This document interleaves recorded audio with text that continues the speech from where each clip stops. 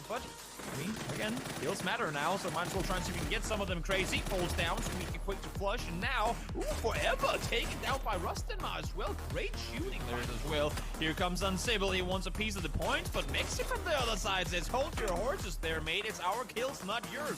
So actually doing a great job right now at forcing STK back. Now, they are still within nade distance. I believe one good nade here could be the end of Oath, but in the meantime, Liquid, they know that if they want to get these points, they have to be fast about it. Down goes one, down goes two. Gen G, they're pushing forward. They know exactly where they have infantry, and they have not had to have a close quarter fight yet, so they can just plummet nades over because they still have them. Here comes one. One falls Gen G. Loki finds two. It's just a 4. It's 3v1 now. Make that Xiao Yang down. Long Scar is all that's left. Trying to peek over the top. Tries to read out. Not gonna happen. PO. Yeah, it's good cover from MCG. They do end up losing a couple to Alo being patient. Akad's gonna find two. That's some help from EJ. Day trade, sit down. On the side of the circle, Peng finds one, shots fired in return. Squeaky finds one, Diggory finds a second. Now it's a 3v2 in favor of Fence. Yeah, this is huge for Ench. Peng stuck down below the hill, seeing if he can get a grenade to connect, but Squeaky comes over the top, gets another knock. It's only one left, just Volibear for TSG. The push is on. Rustinmar around the side, trying to get the angle. Diggory up front. Rustinmar looks like he's gonna bump heads with him in here in just a second. Rustinmar up and through has a pretty good... Ooh. Now they're getting it done through the side seat. Buriram all over the place, and now they're just going to try to pull into MCG. Summer is going to get sprayed down by Noadra, cleaned up on the finish. Lingdu trying to see where the heck Noadra went. He's around the corner, jumps up and over, is going to get the knock. Where is God Meow? We need some help here by guy. Lingdu all alone as well, a 1v1 between God Meow and Lingdu, and that is going to be tank out early. Lingdu seeing if he can get back into the building. Smokes out in front of him. Oh, getting crashed in a ditch, and TSG makes quick work of that. He's trying to sneak up into 4 AM, and this is really nice by VP. They recognize that if they have to leave, they're going to be in a bad spot. So get ahead of 4 AM and get underneath them and really put the pressure onto them. Grenades coming out crazy, takes a whole bunch of damage. There's the knock from Batulins. Godby trying to come onto the side, seeing if he could pull out the miracle 1v4, see if he can live up to that name of Godby. Grenades coming out, but VP is swarming. They are flanking. There's the first one. No, it is going to be They're Batulins. pretty keen on getting back inside the Snaya. Yep, that's going to be the idea. And Roth trying to get some damage, but it's going to be Longsker getting the knock. A little bit of help, and Balefrost down. Patcap pushing forward all alone on the fence line. Very low health. Godmeow's going to see him and finish it to try to send it. I don't know. They just had to have seen that kill feed where Oath was, and they're like, well, maybe we can fit in now. Everybody's busy fighting each other. And Onyx just jumping on in. Everybody's falling apart. Floki runs over Esther. What? Very smart heads-up playing from Zenith and knowing when to run out and doing it at the exact time they had. So look at the spread of kills as well. Everyone playing it so well, and Civil goes, nah, I'm not going down to my comrades from NA. I'm just gonna give it to them. There you Water trenches or whatever these are, these drainage ditches, and they're just driving right through the middle of TSG. Pio sends it right next to Volibear. That vehicle, what in the world? Oath is tearing Gen G apart as well. Shantian does end up going down. Volibear down. And Onyx, the only one left for Gen G. Here comes Ents. They divert away from Buriram, and they decide they're going to make a go at this dip as well. What in the heck is this? Ents losing tons of people. Diggory trying to come in. There's a blind vehicle that just flies on in. Explosions everywhere. Smoke down. And Onyx trying to res Pio. Oh my word, there's a great grenade from Pat Caps. It is just chaos inside of here. again. Gems active with the MK14 clip, trying to get up on the Havel. I didn't even know you could do that. Ooh. Now Janko finds one more. It's going grim. It's being very, very difficult. 2 down. Clip and Mexi alone. It's a 2v2. Mexi on fire. Gets out of there alive. He needs to really stay put here. They've seen him. They know where he is, but he can't seem to find the knock. Well, the flanks on both sides fall apart. Now Mexi is down. That Groza getting their money's worth off of that is AAA. Gems and Jayers have Cliv surrounded. One on his left, one on his right. He's got to be so careful peeking around to that left-hand side. He's exposing himself. He's going to go for that first aid. Jayers reaching around the corner, finds a different distant angle. They're going to get...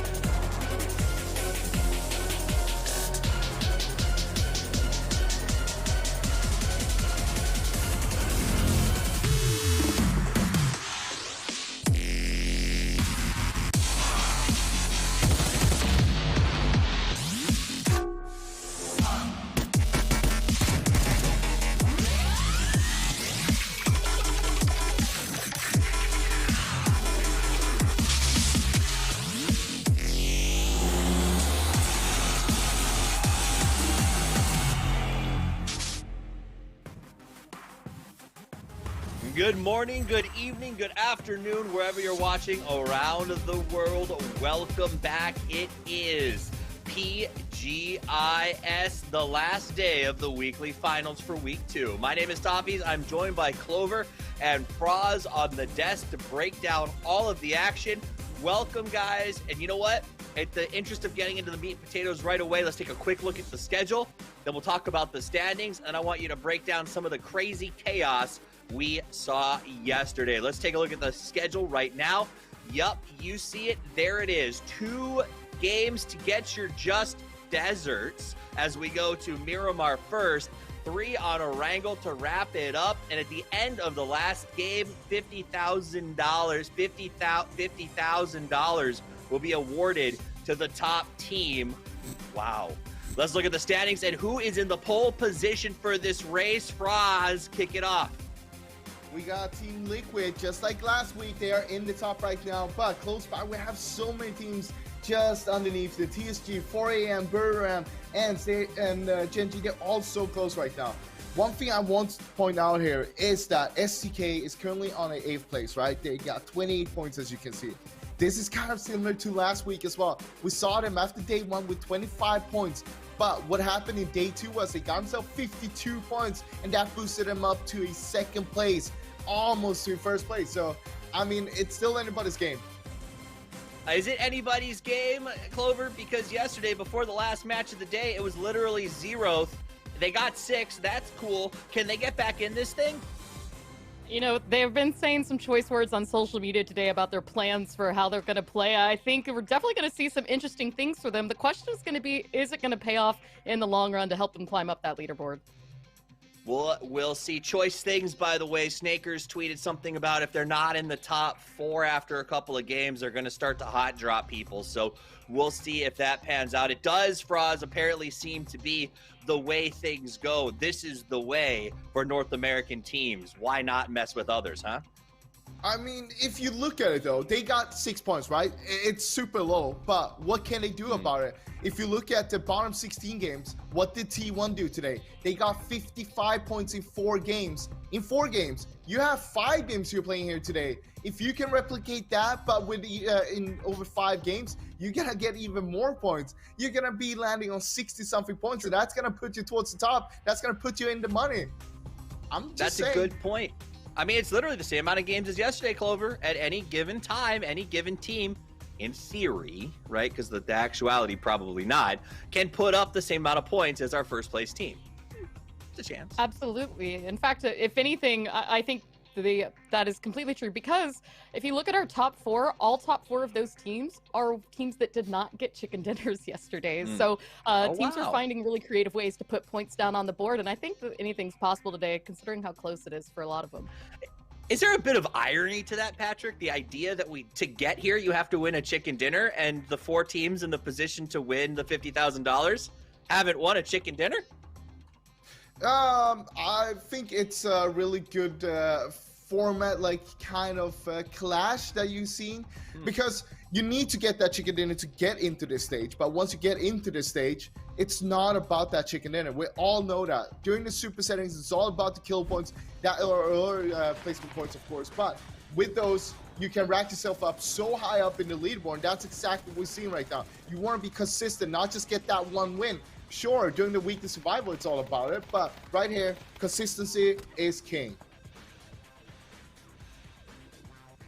Yeah, and we've seen a lot of teams kind of start to show their consistency as well in terms of being able to get themselves in beautiful positions in the late game, being able to hold compounds. We've seen other teams consistently break out kills, which is something we've just kind of talked about isn't rewarded during the weekly survival in order to get here. And so that kind of change is definitely showing itself, whereas some teams are definitely starting to struggle a little bit. They're almost focusing a little too hard on where they need to be in the late game, and that's getting them in a position where they're not able to frag out. We've actually seen a handful of some of these teams that have gotten near the top of the leaderboard on placement points outside of kills, some of which we wouldn't necessarily expect for being heavy fraggers. But that said, you know, we do have 2 different maps today, and that's different strengths and weaknesses for all of the teams. And what we'd like to see is teams like Team Liquid and Triumphant, that is on the top right now. They're 2 teams that normally would play center. They would split out in the center of the circle, and that's how we like to play it.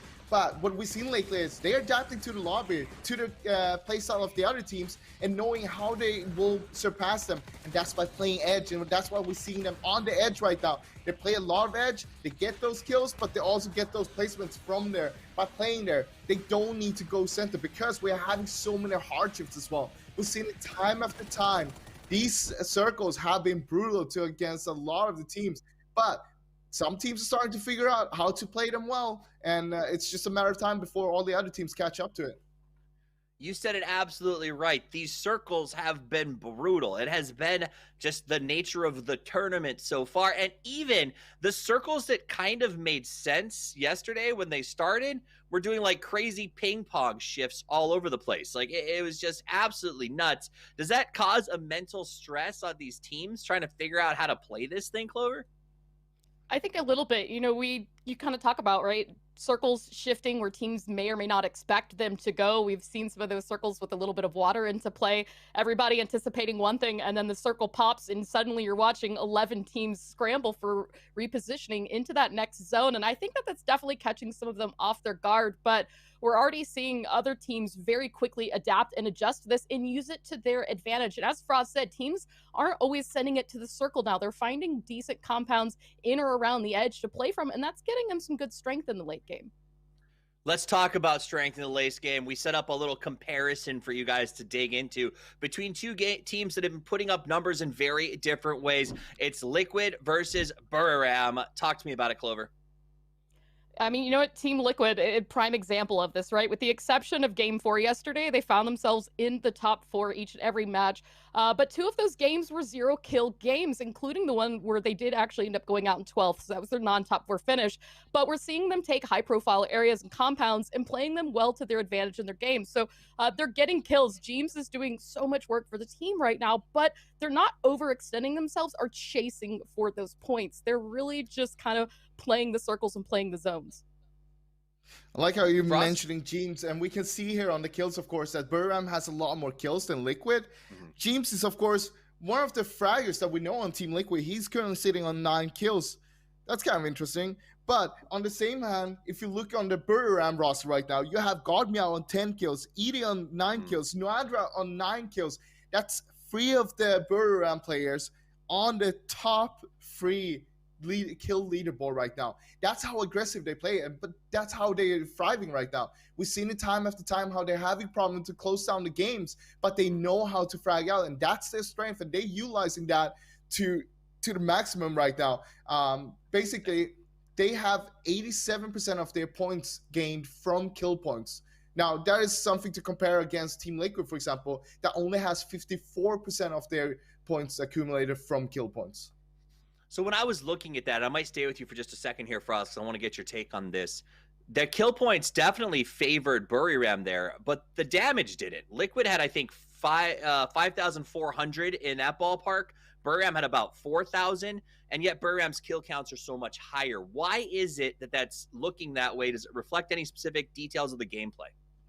Yeah, so normally we would see Buriram go out pretty early on in the game. Maybe 10th place is kind of their average placement, while Team Liquid's average placement is around 4th, 5th place, somewhere around there. And that means that Liquid is living a lot longer into the games, but also they're taking a position where they're more towards the edge. They have more map control. They usually take the high ground to see a lot more as well, to get all that information. But also from there, they're able to see the players. They're able to shoot the enemies, make sure that they fan them away before they get too close to them, because they don't want them to take their positions or close them in. And because of that, we're seeing Team Liquid having fewer kills, but more damage on the count. Fascinating. So they're using that damage as a defensive weapon instead of sort of point solidification all the time.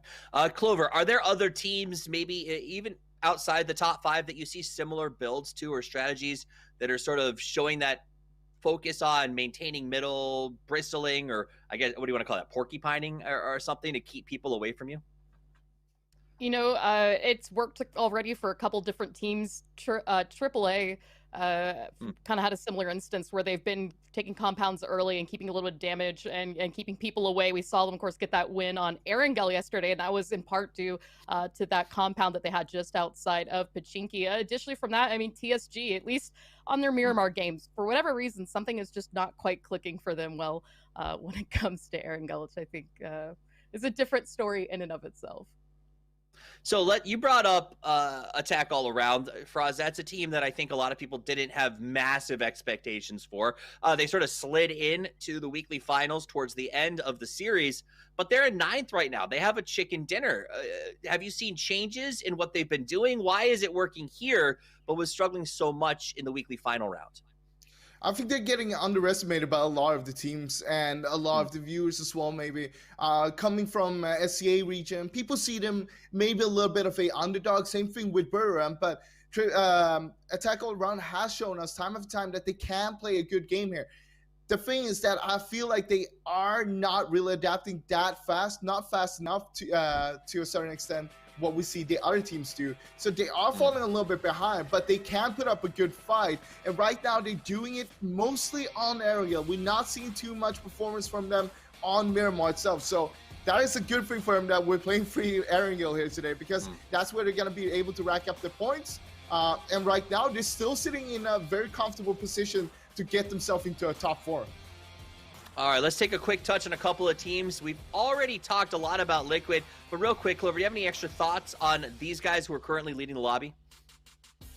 You know, I think that they have been really quick to figure out this format, figure out the other teams, and find a way to make it work. You know, we saw them do really well at the weekly finals, you know, or excuse me, in the weekly matches. They came in second game, and already as well on the finals this weekend, they're, as we talked about, finding themselves in great opportunities. And kind of touching back on what Frost said, really playing compounds to their advantage. You know, they're able to sit either high on a place like we've seen in Miramar, rack up points, rack up kills, and then kind of bring the same thing back to Erangel. I mean, the only real bad game that they had yesterday was a game where a lot of people kind of had it rough because we had those insane circle shifts towards the Yasnaya city, and that was you know, that's the exception to the rule. So Team Liquid, they're looking great on both maps, and I think all 4 players right now are looking fantastic in terms of their contribution in terms of damage and kills for this team. We'll take a look at TSG very briefly. Currently in second place, they've earned almost $8,000 overall. But again, winning here today would be a huge windfall for them with that $50,000 first place. Another team that would also have a huge advantage coming off of this is 4 Angry Men. That's another team that we're going to be keeping an eye on today. Frost, talk to me a little more about 4 AM.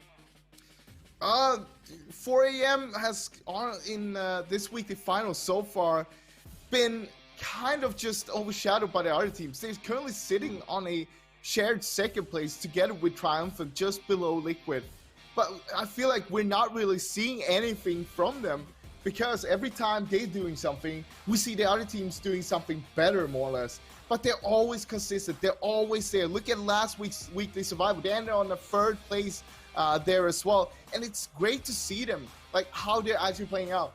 When they don't fight early on with a team like Digital Athletics on Erangel, for example, we see them almost always being super aggressive. They are always taking those fights. They want to be super aggressive, and they don't really care if they go out early. They just want to get those kill points, and that's how they thrive. It's kind of the Chinese play style we're seeing. I enjoyed seeing it looked like God V was giving his team a little bit of a pep talk there as they chugged their yellow juice and got ready, you know, get those electrolytes to go for today. There is something about that. Do you think exhaustion and the nature of this event is starting to weigh on some of these teams? I mean, I'm tired, and I've already had a week off while James and the crew was here last week. So I can't imagine the players dealing with this schedule, and a lot of them are streaming during their downtime. Clover? You know, this is definitely a lot of work. I think we've even seen a lot of the players talk about the fact that this is their full-time job, and I think going into it with that mentality helps a bit. But, you know, finding that balance by the time these games are over and keeping their brains fresh is going to be important for all of them.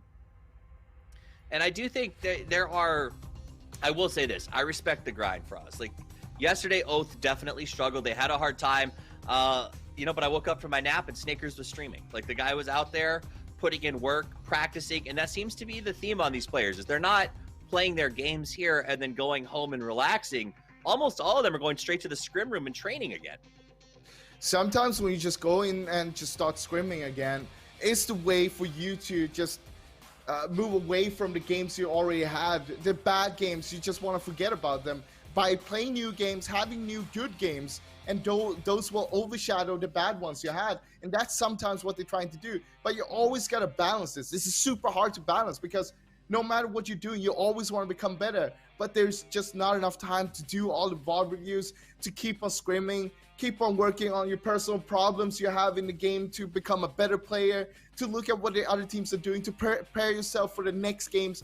All these kind of things overlap each other, and that's why it's so hard to mentally reset yourself coming in here, playing a big tournament like this. But you gotta be careful because this is over 8 weeks, and you also gotta remember they were in quarantine before this. They were playing a lot, so it's not just 8 weeks for them. It's even more. And during all this time, it just starts building more up. If you don't get 32nd place, you don't get time off, and you don't want to be on 32nd place. All right, let's keep talking about some of these teams as we have a little bit of time. We got about 2 minutes till the game starts, guys. Clover, a team, I know that you're familiar with North America, that I think some people are going to be surprised to see them starting today in 7th. And honestly, striking distance of the top 3 is Zenith. Talk to me about what they've been doing right here in this stage. I mean, you know, they've always been, I think, an Erangel forward team, and they played that Erangel match in Yasnaya beautifully. We're definitely seeing, I think, strong communications and teamwork from them. The biggest issues that's been following them is the way that they've been entering the zones in really crowded areas. So I think when we see them take positions earlier on smartly and able to hold that down a little bit better is when we're seeing them come out strong. So if Zenith can kind of watch the edge, watch the compounds, and hold their positions today, there's definitely a chance for them to maybe take home another chicken. Very, very nice. Another team that's really been surprising and a lot of fun to watch is ENT. Give me a quick take. Are they going to step up today, Froz? They need to step up if they want to get that win. Currently sitting 5 points behind Team Liquid. Anything could still happen. Miramar is the strongest map, so they need to perform in these 2 upcoming games here if they want to be contesting for those top 4 spots. Top 4 spots make the big money. You see it on the screen, and they want to put it in their bank accounts.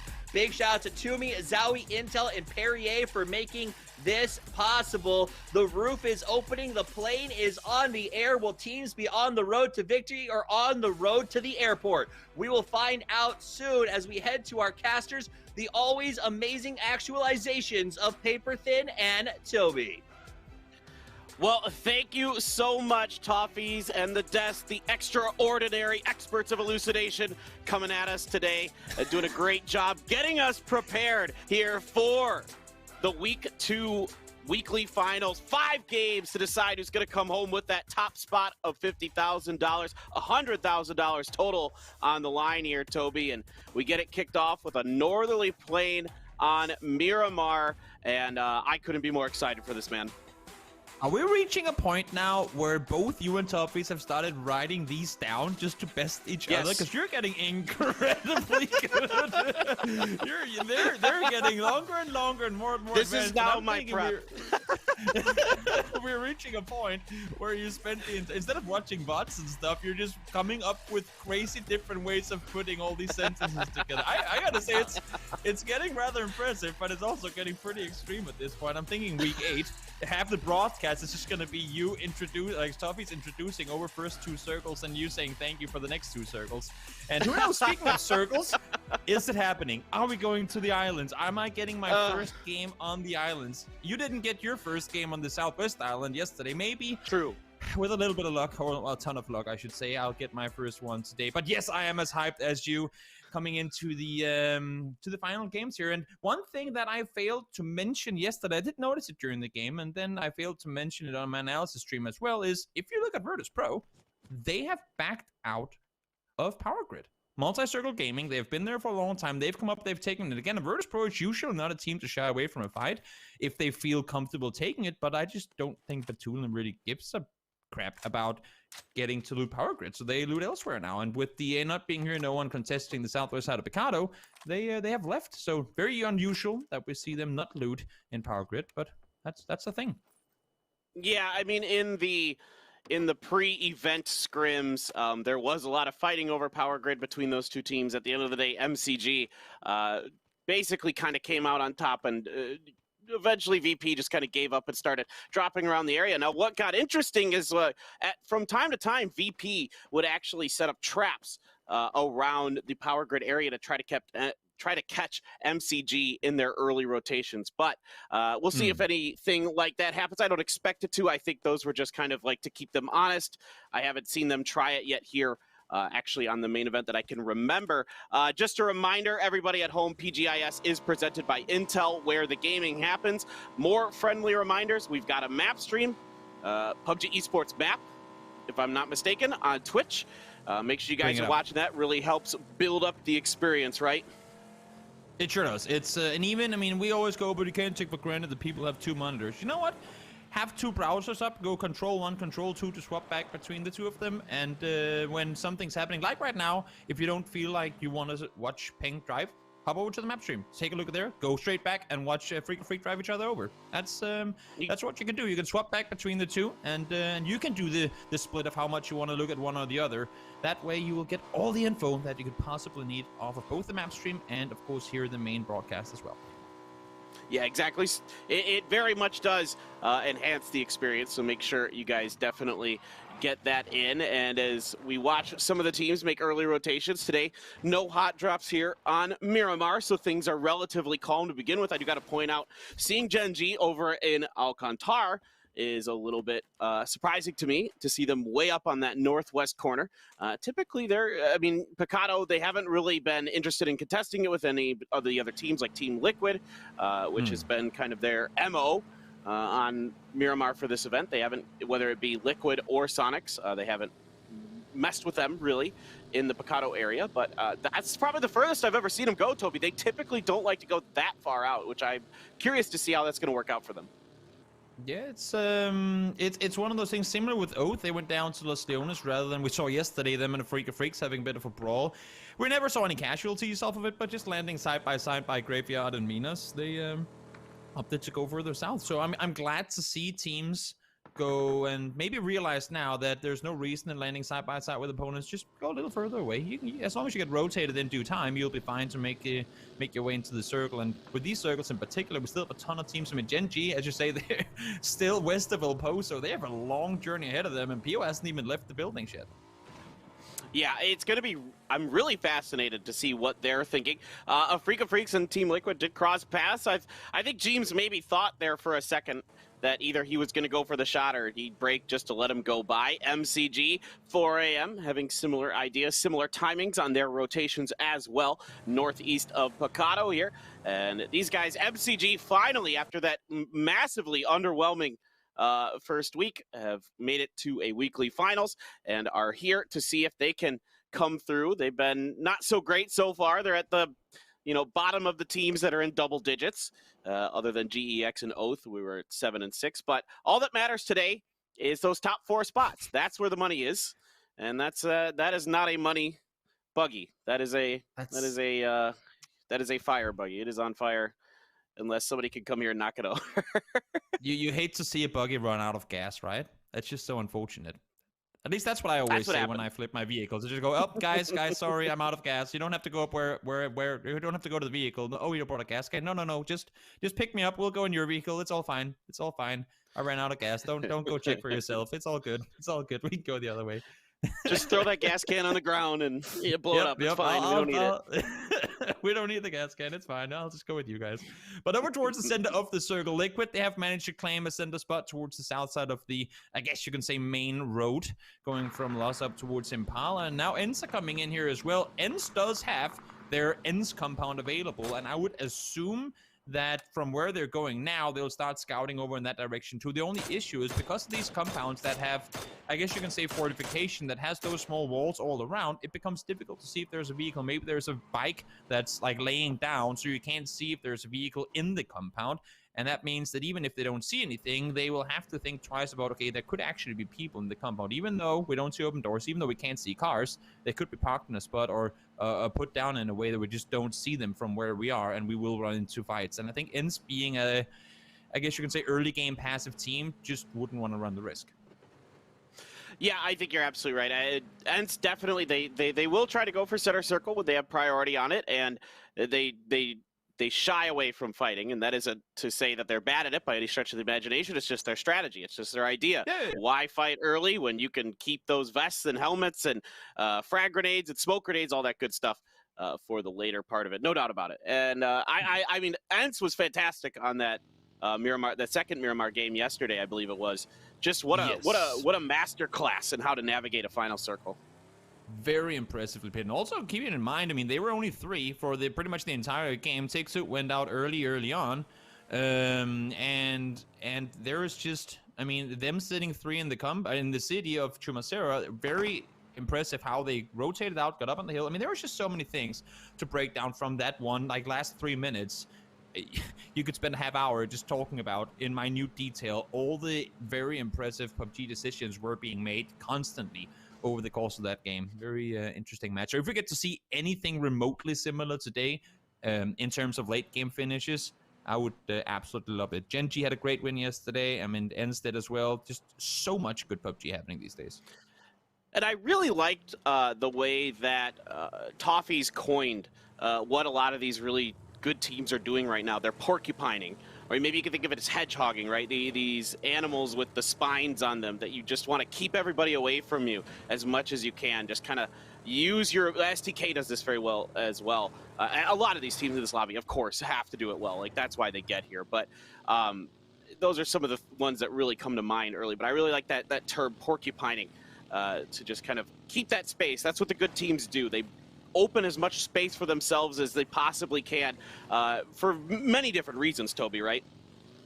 Oh yeah, for sure. And I'm thinking we're reaching a point where the porcupines, they're the ones with the spikes. They're the players that sit in the compound but still shoot out. Same as we saw with Virtus Pro yesterday. They sit in the compound but they go out to take out threats. 4 AM, they sit in the compound but they go up to prevent threats. And then we have the armadillos, which are also rolling up as a ball, but they don't have any spikes. They just kind of turtle down and hope that if we don't shoot you, maybe you won't come to our compound and we'll be fine. And there are also teams that do that, and they unfortunately tend to not success as much. So take a note from me here. Be the porcupine, not the armadillo, when you play PUBG. And also, player unknown, if you're out there, give me an island circle right now. Every time we pray and every time we get disappointed. It's still a pretty bad circle. I mean, we got that. It's a pretty terrible circle. Which is nice. we tried to summon the island circle for you guys, but no cigar here. Game number 1 on the day. Genji just going to wrap around the south side of Los Leones. GEX was in front of them, and I think Genji wisely doesn't want to mess with them anywhere in the blue this early. No point in that for most teams, I think, aren't going to do that. Maybe if you're a Buriram or something who will just fight anywhere, anytime they feel like it. They love to shoot out of vehicles too. Mexi lets loose with a little bit of an M4 spray on the crossing infantry. The team from China having an okay day. Not great, not terrible. That first game, they looked pretty strong. And after that was just kind of quiet from them. We'll see if they can pick it up here today. Zenith with a win yesterday, Toby. And that's exciting for this, young upcoming team. Oh, hold the phone. We've got a fight between Daytrade and Virtus Pro. We got traded 1-for-1. Flash has been flushed, though. The rest of Daytrade, nowhere near. So Flash was out on reconnaissance and gets picked off for it. He tried to get one while driving forward, and not a whole lot comes off. It will go down. But he had to go back to what you were just saying. Zenith, I mean, not just a win, a very, very impressive win that they managed to pull off yesterday. Maybe, I was going to say, Spiro, you might have to... okay, now he should be safe there. I was just thinking that's a little close to the windows, isn't it? But no, he's going to be all right for now. And Oath, I mean, the contrary story, I guess, another young NA team that just failed to really get anything going yesterday at all. I saw some of the pull-ups they were making. They reminded me a bit of how we saw Liquid play the first 2 days of week 1, where they played like they were taking things for granted too much. They're like, okay, this is usually free at this point. Let's just go there. Oh, wait, it wasn't free. Now we died. They were in spots in at least 3 of the 5 games where they could have, at least in my book, they could have spent just 5-10 seconds more saying, okay, is it actually free? Or do we, let's not take for granted that it's free. Let's scout it for a second and see if it's free. And then had they done that for just 10 seconds, they're going, okay, there's a vehicle there. Oh, there's a guy running around. If Hypog is watching this. Oh my God. The crates they of tell us where the circles go. The crates of foretelling If Hypog is watching this, he knows. If Frost is watching this, he knows as well, because Frost is a full believer in this. He knows. There was one point, Toby, when I looked at some heat maps of where circles ended, and there was one in the esports settings. I didn't think it in there. All right, Batulin's now. Pat Caps is ripped in the face, and that is going to be him knocked. Snaker's trying to provide some kind of cover fire, but that is desperate as there's trees in the way. This is just them trying to prove the point I made just before. Again, I don't know how long time Snaker spent looking down towards his compound, but this is a complete repeat of what I saw in 3 of the games when looking back at it yesterday. They had a chance to maybe sit around and scout a little longer, but they sent one down instead of just playing it safe. This is smart play. On the backside of it, Gems realizes he's under threat. Oh no, he can't find the exit! Gems tried to get up, but he couldn't find the exit! Fortunately, Summer is there to do some damage, but I think Leo should have a pretty easy flush here. I think he wanted to drive up, but he forgot where the hole in the wall was. Now let's see, does the crate foretell the circles? Are we going into the water? I honestly don't think there's a way that could happen. But it is inside the circle. The only issue is the circle has to go on land. So I don't think, as much as I would love to see a hard southeast shift, next circle is phase 4. Not likely. And yeah, if that happens, that will be a first ever. And I just don't get your hopes up. Let me put it this way: do not get your hopes up. It's like buying one of those lottery tickets and don't. Yeah, like I said, it can, in theory, end there. There is technically enough space, and I literally saw a heat map and that there was a game on the esports setting that ended there. MCG now doing a bunch of damage. 9 and Bullying getting knocked quickly. Zhao Yang Longsker trying to get up on the hill to cover their teammate Summer with a quick rip. Gonna put Zhao Yang down as well. Only Longsker left. He's taking damage from Ibiza on the back of the hill. Just able to get underneath the horizon with 4 hit points left. Lingdu does fall for MCG, but definitely in that exchange going to be advantage. Multi-circle gaming. Buriram over on the north side with TSG, and they have some work to do. TSG has fantastic position. It's quite easy to defend Buriram's attack from where TSG is situated. And they have to defend it. They could push back into the circle, but they would not want to have Buriram playing right behind them. Nate thrown forward, no damage done now. We see Naratra getting on the bike, maybe turning around, maybe trying to get himself into off-angle position, but I don't know if they know about Shandian's position down towards the water. TSG had some really, really clever late-game situations yesterday as well. Let's see. Oh, Naratra, do he get safe? He is safe for now, gets off the vehicle as well. He has found some cover. Question is whether Shandian will hit that. Nate shouldn't connect. Nah, not gonna happen. Yeah, just a bit short on that one, but Nawadra, this puts him not really any closer to the circle necessarily, and the problem for him is driving along there is a little tricky. There is a path, but a lot of sheer cliff sides as well, so a little bit uneasy now for Buriram, and TSG is not relenting. They're really going to bear down on top of this team, and it makes a lot of sense. You don't want to let them get any further, particularly Buriram. You don't want to give them any breathing space if you can help it, because we've seen what happens with Buriram, and I think TSG maybe wants to get a little revenge. Another good grenade hits Nawadra, but he's going to have enough time to heal. It is only phase 3 blue.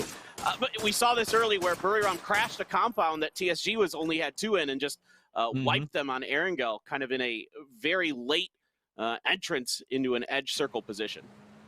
They will try and pull up as best as they can and get themselves a little bit of feed off the splits. And oh my lord, this is working out for them. Got Meow and Konaxi both finds 2, so where TSG thought maybe they were in a good position to hold off, now they're struggling. Peng is not in a position to help. Yamshia is inside the circle. They need to wrap south around. Let's see, is it happening? Are we winning the lottery ticket? And no, we don't. As expected, goes back on land, and there's still a long journey ahead of them. All these players trying to make their way in. Multi-circle gaming, lose one, trying to make their way further inside the circle. They do still have Summer and Tank alive, and now Swift from attack all around is trying to wrap around here. All these teams that came in from the northwest are still having to fight each other. That's why there's still such a cluster happening on the north side of the circle.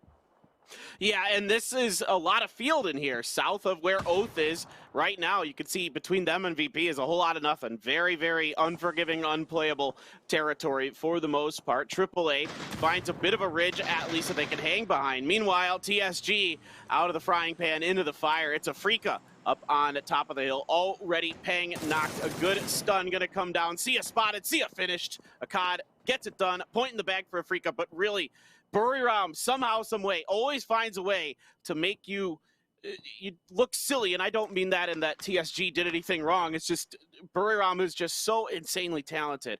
And look at that prize money, $4.8 million so far. All of you at home, you guys are nuts getting those skins, supporting PUBG Esports. You guys are just amazing. Yeah, that is absolutely insane. So much money on the line for this tournament. And today as well, I mean, today we're going to hand out, I guess you can say, $100,000. So a lot on the line for these guys in the last couple of games. STK trying to make their way out of Impala. They've succeeded so far, but they do have Liquid up close. Liquid currently sitting in first place, at least for now. 3 teams tied at 40, just underlining how absurdly close today is going to be. And we'll see if Liquid can hold off against STK here. All right, Luke 12 on the front line for STK. I don't know what that was. That stun, I think, hit Alo more than anybody else there, but that's okay. Grenade on the side. Mexi a little bit hurt, but it's Jeems going to find a cross angle onto Civil. And look at Clib's position right by this tree. Inching closer to STK. Ooh, Mexi just doesn't even pull the trigger there. He's not ready for it. Luke 12 so fast around the corner, but now Clib comes alive, finds Alo in the back. That's surely going to be 2 down here for STK. Luke 12 trying to pre-fire Mexi. He does get that knock, but he sees 2 out the window. He's going to try to catch him. That's 1 for Luke 12. He's going to come in here and flush this out. There's still another one coming down this hill. Jeems as well rushing in. That Molly's not going to do it. Oh, my God. Is he going to do this? Luke 12 is trying to win the 1v4, but now he's on fire, and he's got to hit. He's got to hide in this back box, and there just isn't enough heals in time. Oh, no, and it's his own Molly. Oh, boy. His own Molly took him down. In the meantime, now they trade and Gen G on the other side. 2 down on each team. Quick and swift damage being done on both sides. That's unfortunate with the Molly, by the way, Luke, but happens. Nice effort. We can go back to that match, or that little skirmish, in just a moment. In the meantime, now, 4EM trying to hold up and see if they can do something to third-party this. They have the entire hillside, and they know if we can take down these guys in the southeast, we have more space to play around. They want that space, and they're pushing forward to try and get it. Esther falls down as Zenith now make their approach towards this from the southeast. Yeah, this is a really aggressive push here for Zenith, a third party further outside of the circle with this. 4AM as well, still in the mix up on the top of the hill, and Onyx does find the res onto PO, so I'd say your 2 top fraggers for Gen G up and running. That's pretty nice to have. Buriram is swinging all the way down into this as well, and Onyx finds Xiao Lu, and that's going to be a knock over to 4AM side. PO up on the hill, peeking over, see what's going on. Crazy, time for some smokes, looking at the Murado, thinking about their next move. Circle's going to be making a move as well here very, very shortly, but Zenith's still underneath Gen G. This is pretty steep and unfortunate for Gen G right now. This could have easily come to cost 4AM. It maybe, I mean, in my book, that was a little bit of an overextend. They could just have followed the circle in and played underneath and helped out Gen G, but they opted to push out like straight. Just the angle on the approach wasn't there. Really, now let's see. Anonyx will try to get the rest up to his fellow team member and captain, and seems to me like 4AM has a pretty good indication of exactly where Gen G are positioned here. PO should fall. Does he get the flush? Nope, too slow on that one. Naratra gets to claim it from the bleeding. Shoots a bit of the corpse, and now they spot Anonyx on the other side, but Anonyx able to find the first knock. Will he get the second? He's still peeking and survives. No, not gonna happen. God V able to get him down. Lives with the scare, 3 kills for 4AM, and now with Liquid pushing forward, they need to deal with the 2 remaining players from Multi-Circle Gaming as well. Yeah, Tank gets the opening knock onto Clip, taking a bunch of damage in the side from GEX. So GEX gets a little bit of a hill, little bit of an angle down in this fight. Summer has found a wedge that he can fit himself into and remain safe from that fire. Ibiza's trying to work the circle line. Clib's going to try to crawl forward, see if somehow, some way. I don't think there's any way in heck he's getting far enough in. Yeah, exactly. Second knock as well, so that's just not going to happen. Ibiza now under fire from Leo. There's a little bit of help, and forget it. It is going to be Summer, the last one alive for MCG, but 7 kills, so a win in terms of having a decent point round for MCG, no doubt about it. Canaxi and Kickstart now doing it, and Noadra just finishing the job. Buriram was 7 as well. They just keep trying to make me look bad. Every single time I have my smallest doubts on what Buram are going to be able to bring in a round, they come out and they full on surprised. I was not expecting them first to get past TSG. I thought TSG position was completely perfect, and now they have gotten so much more damage in within this game, finding themselves in the first place overall. Conaxi did go down just before 4 AM, doing a great job at holding off here. They have to run in with the blue though. Get back towards that circle. You cannot get knocked in blue or you will not be resible. Don't overextend, don't get greedy. Play it smart, play it from the inside, and while they didn't get Naratra, they get to keep all 4 alive and now find themselves within the point of placements. Still, it just is so fun to watch Buriram United, how they're able to escape bad situations with just unbelievable plays that they're able to create. EJ knocked by Forever, and 4 AM backs up over the hill. There is still enough of the outside of the warehouse compound there for Afrika to hang out in on the edge of the circle if they so choose. GEX, in the meantime, is swinging towards Summer. I think they know they've got a guy isolated, and maybe they heard and saw the knock and the kill feed and think they might be able to get into Afrika potentially as well. I'm not sure. They just might work the ridge line, but that's going to put them right into Ents territory. Look at how much space 4AM has made for themselves on the southeast side of the circle. There's nothing that Virtus.pro can really do to push down towards them, and because they went as aggressive as they did, they now have all the space in the world to hold out the compound. You can see there's nothing that you can do if you're a Afrika to try and run out. Hikari immediately taken down, and if they're lucky, 4AM, some might pressure them to push even further forward. We'll see when the snake trap is going to explode. In the meantime, Snakers finds Jayers. They're doing the exact same thing up towards the northwest, make more space for themselves, hold them out. Snaker succeeds. Relo able to get the final kill. Svit falls down, and that's going to be attack all around out in 8th. Yeah, this is pretty interesting now for Oath. They've got some room to maneuver. They've kind of opened enough breathing space across the field line that they could maybe get in and get out of that extremely dangerous territory. Afrika now looking in their back. Summer finds a Groza. Ents working the edge, seeing if they can maybe clear Oath out. Raylo up ahead as he is the play caller, and Scout, it's actually going to be Spyro from the back who's going to get the knock onto him. So Oath trying to make the cross. It is going to be the finish for Spyro as well. Rustenmar going to be knocked by Snakers though. So now they need to regroup and try to see about getting a res for their teammate. And it's getting a little quiet, but the circle isn't going to allow this to go for much longer, with it being well, I say that, and now Snakers gets some good damage, but we don't have much longer for Ents and Oath before they have to make a move here. Nah, you'd have to think that fight is just moments away from happening. Summer, in the meantime, got taken down by Forever. Just say, oh, by the way, Afrika, there's a snake in your compound. I built with him, don't worry, but now you have to come towards us as well. GEX trying to make the force over towards Ents. I like this idea. They know Ents were busy trying to shoot towards Oath, and now they might get to catch them off guard. Leo, though, will be the first one to fall. Mao Yi is low on HP, no vest at all, but look at Rustenmar. Same situation for him. Low HP, no vest, no helmet either, but does manage to live at least for now. GEX eliminated. In the meantime, Oath want to try and see if they can make a play, but it's not going to happen. Snakers falls to the explosion. Now Balefrost on the other side will have to try and see if he can do something, but he's a solo player, and I just don't see how he can really impact against the 4-man Ents here. Yeah, it's time to prone and see if you could get away with some luck. And 4 AM has brought it down on top of Afrika, and they are going to finish the job. 9 kills for 4 AM. Afrika out in 5th. Bale getting pressured by Diggory and Ents. Now a knock from Hiruzen's going to help. That's Rustenmar. That's one. Grenades exploding all around. Finally, Diggory gets there, but Rustenmar is going to fall to Balefrost as well. A 4th place finish for Oath. So not a bad start at all to the day for the Oath boys. See if they can continue to find some success and regroup from what was not a good start to the weekly finals yesterday. Smokes out. But Ents really getting beat up in these last couple fights, and a good grenade gets Diggory extremely weak, going for that first aid kit in the smoke. Trying to see if he can stay alive, maybe get himself a 2nd place here, but you gotta give credit to VP, you gotta give credit to 4 AM.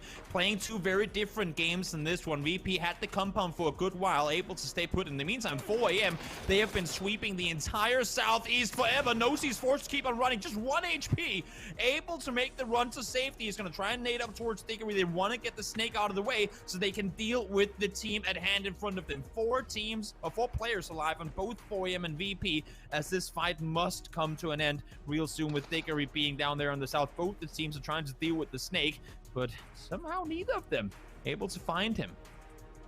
Yeah, fours are wild here. 4 a.m., VP, and Diggory. Diggory just trying to dig himself in and last this one out. Maybe get a little lucky with 4 a.m. and VP needing to fight each other, but the circle is going to force him to move as well. And you can see Godby keen on that, knows full well, and it doesn't matter. Spyro's there to pick up the point. They're hungry. This is going to be fun. A 4v4 to finish this one out between two of our top teams. 4 a.m. on top of the leaderboard. They haven't won a game yet. VP did win a game yesterday, but they find themselves in the middle of the pack.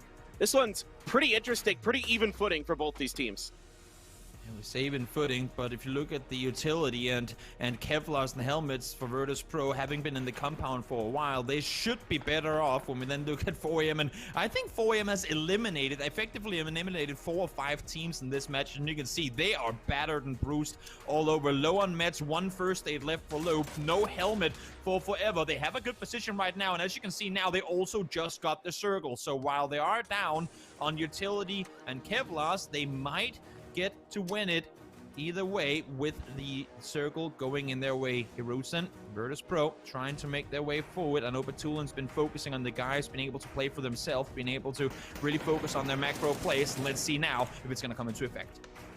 Yeah, some decent damage done to Crazy here. I was kind of curious if VP was going to try some vehicles. Didn't opt for it. That grenade, if it's a frag, just goes too far. I thought that might clip Crazy a bit, but Forever going to get a knock onto Lou. Now Forever steps up, gets 2. That is VP. Very bruised and battered. Make it 3 now as it's just Hiruzen left for Virtus Pro. Tries to outdo Crazy. He's going to get that one. They're up and over. It's going to be 4 a.m. getting the first win on the day and really establishing a dominant lead here in the Week 2 weekly finals.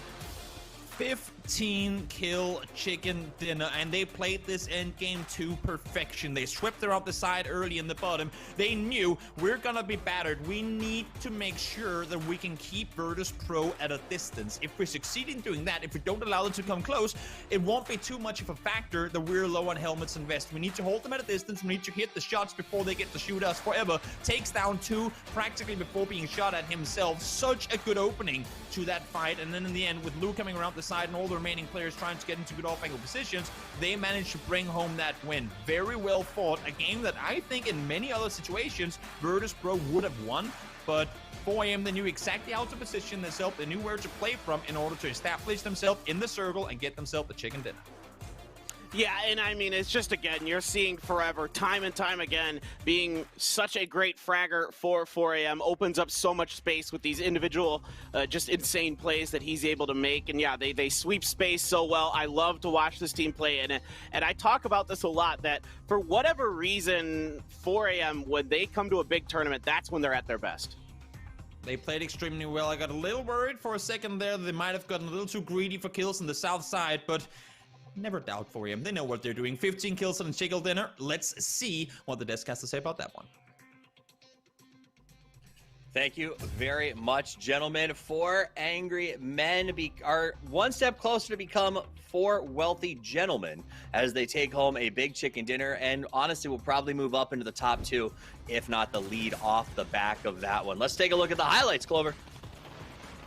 You know, a beautiful Miramar. I know we've been talking about the circles so much this event, but we got to give a little bit of attention to the fact that I think our hearts were hoping, maybe, just maybe, that this time it was going to go water. It didn't, though, but that also pushed a lot of teams up into the coastline. We saw some really interesting, aggressive plays really early on, especially from Buriram, who once again found themselves a good opportunity to frag out. And, of course, this push from shoot to kill on to Team Liquid. This is such a great play by Luke, but unfortunately betrayed by his own Molly.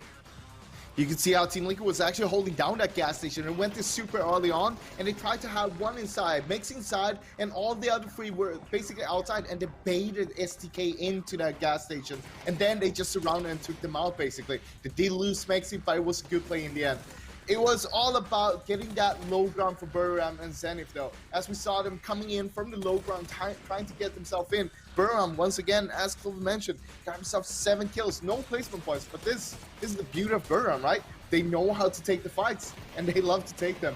Another team that likes to take the fights that we've been talking about and that we saw won the game, 4am, 15 kill win, and it was all, they just wanted to take every fight. They fought about, I think, against 7 different teams during this game. That is half the lobby. They're basically just fighting.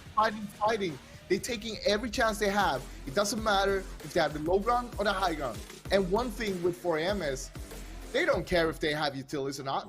They're all about the shootings. You could see towards the end there how many utilities they still had because they were just using the guns more or less and positioning. 25 total points for them as they come in with a masterful 15-kill game. Their closest competitor in the top 3 only had 5. What a statement to make. But something that is blaringly obvious as I look at this, Clover, is Virtus Pro second place again. A heartbreaking trend that we're starting to see from them. But at the same time, you know, even as Frost said, or I guess even Toby as well, they put themselves in a really good position at the end game, and it kind of could have gone either way. A big problem for VP at the end, though, was that their armor was absolutely trashed. Absolutely. Let's take a look at the kills and the damage here. Froz, walk me through this. I know it's going to be the 4 AM show. Well, I'll tell you this, who didn't have broken armors and vests, and that was 4 AM. Despite having 15 kills, taking so many fights, they were not getting knocked, they were not getting shot that much because they were playing it smart, and they were very aggressive, just taking them out straight away. That's why, look at this right now. You only see Forever up here. While you see, of course, they had so many on top kill leaderboard, not that many on damage because they don't need the damage. They're finishing them off straight away. Make sure that they're super effective on the damage to kill ratio. But great to see Snake is, of course, being on top there with the damage. 777 damage, only 1 kill. But that was, we saw him being out there on the field, right? It's a great comeback. Great to see Snakers being aggressive and getting that comfortable, getting their confidence back after having a rough day yesterday. 700 plus damage is a lot of work to put in for 1 kill, Clover, but at the end of the day, I guess it's a 20% increase by himself over the total kill output for the team so far. So kudos to them. Let's talk a little more about the Circle. The Circle was violent to start with. It shifted. I don't know. I mean, again, should we just expect this for the rest of the tournament? You know, the problem with water circles and what makes them so violent is the fact that what is playable is cut almost in half, especially when we have it touch water for the first 3 phases. That really cuts down on the areas that teams can not only play from, but rotate and position themselves through. And it's why we saw so much fighting very early on. And, you know, we kind of talk about that high ground, low ground play for a lot of these teams and the way that they try to get themselves in the zone as safe as possible. You talk about Oath and what they could or couldn't accomplish fragging out that game, and it's kind of stuck a little bit in terms of where they were able to come in from that zone. Yeah, and then the shifts kind of continued, Froz. It was shocking how it kind of kept congealing down on that island. We saw the crate come out. Toby said that you believe that crates predict the circles, so maybe the circle would be going there on 4th, but none of the teams seemed to react that way. Why is it that none of the teams thought, hey, this could be a circle at the end? Because that's our thing, that's not how it works. No. So how it works is basically you have circle 4 and 8 that will go for the land ratio. So they would try to go away from water as much as possible if they can't take all away. And also with the new changes to circle settings, what we're seeing is that circle 1 is a little bit smaller, but you have a bigger wait. So a bigger time before it closes down to circle 2. What that means is teams that like to play edge, they have a little bit more time to actually get into the circle, while the teams who like to dive center, they're going to be hurtling down on nothing. No one's going to crash them, not that early most of the times. Fascinating. So let's talk a little more about Liquid, Clover. Last week in the weekly final, they came into day 2 in 1st place. This game, they go out in 11th. Are we going to see a trend establishing itself here? I don't know. I mean, they did have a, you know, that one match they went out in 12th yesterday, so you can't entirely count it out. As I said, that was a really weird circle for a lot of those teams to play with, but you know, with what they had with that gas station position, they really played it to their advantage and were still able to walk away with some points that match. Froz, 4 Angry Men, they come out on top. Massive game, undeniable. Probably going to move to the top of the leaderboards here when we get a chance to take a look at that. And actually, let's when that comes up, I'm sure they're going to be a great spot. But let me ask you this. I feel like we haven't talked tons about them. Have they been a little bit overshadowed by other teams, maybe even from their region? And do you think that changes after this? It happens. I mean, 4AM is super consistent. They're always towards the top there. They're always going to be there. But what's happening is that a lot of the times we see some other team overperforming a little bit, but this time it was all about 4 a.m. and it's all about, I think one of the key things is that we see Xiaolu being on the backside all the time. They do these kind of 3-1 splits with Xiaolu is on the back holding and the other goes to attack, or we see them taking these 2-2 splits and just fighting 2 versus 4 time after time after time, but they come on top because they're so good at it. Well, it is time for the second game powered by Intel. Let's see if 4 a.m. can do it again as we prepare to head over to the wonderfully whimsical wordplay of Paper Thin and Toby. Thank you much, Toffees, Clover, and Froz. The clever crafters of Chronicles over there doing a fantastic job breaking down that dominant performance by 4 a.m. to start this. And once 4 a.m. seems to get firing, they don't know how to stop. Them and Buriram just fight, and they're just going to say, we are just going to try to be better. But we just want to do that. That's all we know. And it works because, like you pointed out, Toby, Buriram's getting it done by kills. Yeah, it's I cannot recall having seen a tournament where a team has 40 kills and 5 placement points. That just doesn't go hand in hand over the course of the amount of games they've played. Usually when you get that many kills, it's also because you've gotten to stay alive for quite a while longer, or at least long enough to get into placement points more often. They have 3 games in placement points, and that's 2 tax. Orange might want to think twice about staying up on that roof. But no, seems to me like VP will be fine. But I think it's insane. And also to go back on another thing, these circles are just not being nice to players today. To go back to your thing before we discuss this nifty circle towards the north, that you were saying just before 4 a.m. and them feeling hungry, because I completely agree with you. They do hit those furious moments where they go full berserk mode. They can only see red and they just chase down every opportunity for a kill they can. And while I like that, I think it's a great way to play to some extent. You also need, and I hate to have to say that, but you also need someone on your team, or just a team mentality of, we also have to be able to press the pause button. We don't have to just sprint for kills all the time, because we have seen it before. 4 a.m. they come out, they get an absurd win like they did just now, 15 kill chicken dinner, that's all great. But now they're feeling it, right? Now they're hungry. Now they want to get kills, and that's when they start getting too greedy. There were moments, even in the last game that they ended up winning, where I was thinking, okay, it worked out for you, great game, but maybe the smarter play would have been going on the inside of the circle and hold out the other teams. They were feeling it, they were sprinting for it, they got the kills, good for them, but I think another approach could have been to try and hold them out from inside the circle. The end result would probably have been the same, but they would have been safer in doing so. And I think if they keep doing that now, we're just talking of past experience, they could end up paying the price for being too aggressive. Yeah, it does happen to them, no doubt about it, where I've seen them at times just get so aggressive that they'll just send it at compounds just because they want it. They just say, we want this compound right now in this circle. We don't care who's there. We don't care how many people they have there.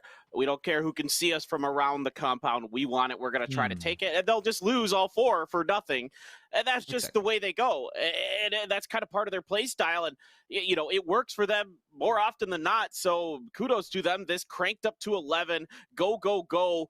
Never take your foot off the gas pedal mentality that they picked up over this last year.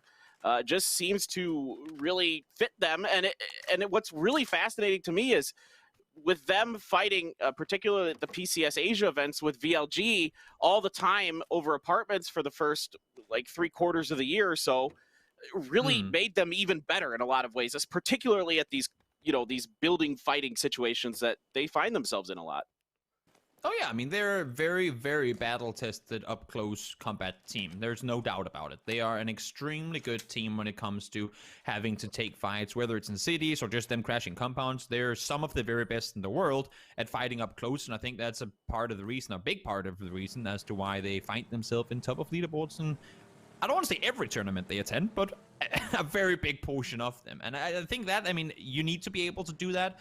But as you were saying as well, we've just seen it before where they, after a great win, fall short because of some over-aggressive decision they make. I'm just thinking, imagine a 4 a.m. that can reset after those games and then bring back the Fury later on in the games. How much more scary that would be. Yeah, no doubt about it, dude. That they would be just monstrous, absolutely monstrous. Luke 12 going to be alrighty there.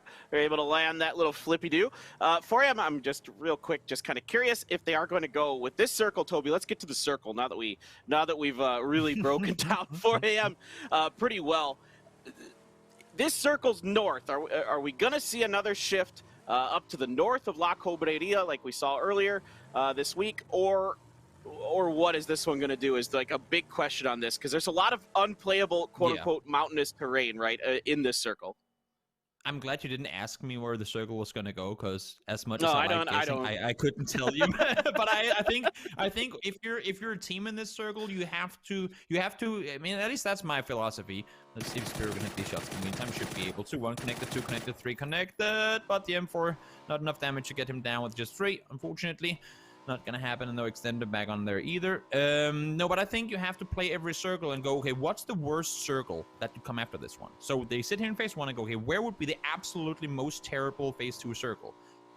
And then they have to play that circle, you know? And then like you prep for all the circles, but you have to go, okay, we have to be ready for the terrible scenario if it goes down towards the southwest and we're up on those hills. You want to go to a spot where you can scout in the direction of the circle you do not want to end up seeing, because everything else you would be prepared for, usually anyway. So I think southwest is where most teams will try and position themselves. Yeah, I think that makes a lot of sense. Definitely what I was thinking as well was southwest is kind of more likely at this point, but I do find it interesting. Some of these rotations coming out. Zenith already north of La Cobreria. MCG as well. 4 a.m. is going to take the same double warehouse. You can see it right here, the exact same one they took on the last circle that ended up here. So, you know, Afrika in very similar positions. You know, wait a minute. Shinboy does get that knock onto a COD. Iron Sight M4. Wait. Hello. Are they staying? Okay, so they get the knock and they go, okay, we can do this. We can do this. I feel comfortable about this. Roth, you can see on the minimap in the right-hand corner coming full speed forward on the buggy, now flying down to try and help. They did get the first knock. Shinboy has not had a chance to get healed up, but Kickstart continues where his teammate just left off. Able to do tons of damage now. Shin does fall down, so Zenith in some trouble. Roth is trying to find an angle from where he can get to help better. He realizes that's not a good enough angle. Now he has to come down and try and help up close. EJ, Malit, and now multi-circle gaming. Oh, that's a lot of damage coming into Roth running. Oh, no, he jumps out and gets taken down because of it. And they must have hurt that vehicle. Issue now for Punich is that EP and Liquid have just pulled up on the other side. Those are both the eyes in the sky. Those were the guys, the saving grace that were trying to grant you info. Now the remaining 2 players from Zenith are playing in the dark. They've lost 2, the communication players, and now they're just playing up close in this compound 2v4 against, make that 2v3 against the Freak of Freaks, with Liquid trying to third party on the other side. Yeah, I like the confidence here from Zenith, to be honest. Just you got to work on the setups and how you want to approach this fight to make sure you aren't losing people on the wings. EJ going to wait out here with the AK. I thought that was a member of Zenith there for a second, just yeeting themselves out the window with a grenade. I'm like, what in the world? Yeah, I'm like, all right, you could do that, dude. Like, you could just run out with a grenade in your hand. That's a strategy, I suppose. No, indeed, it was an Afrika member looking to get grenades up into the top story, where Shinboy and Kickstart remain, catching a little bit of damage with that grenade. Is going to be Kickstart up. Oh boy, up the stairs. He jumps over him. What a move there. Oh my word. I don't know who that was. If that was a COD or Hikari, but EJ's the one that's going to be getting the knock. Roth ends up falling, of course, because he did knock himself.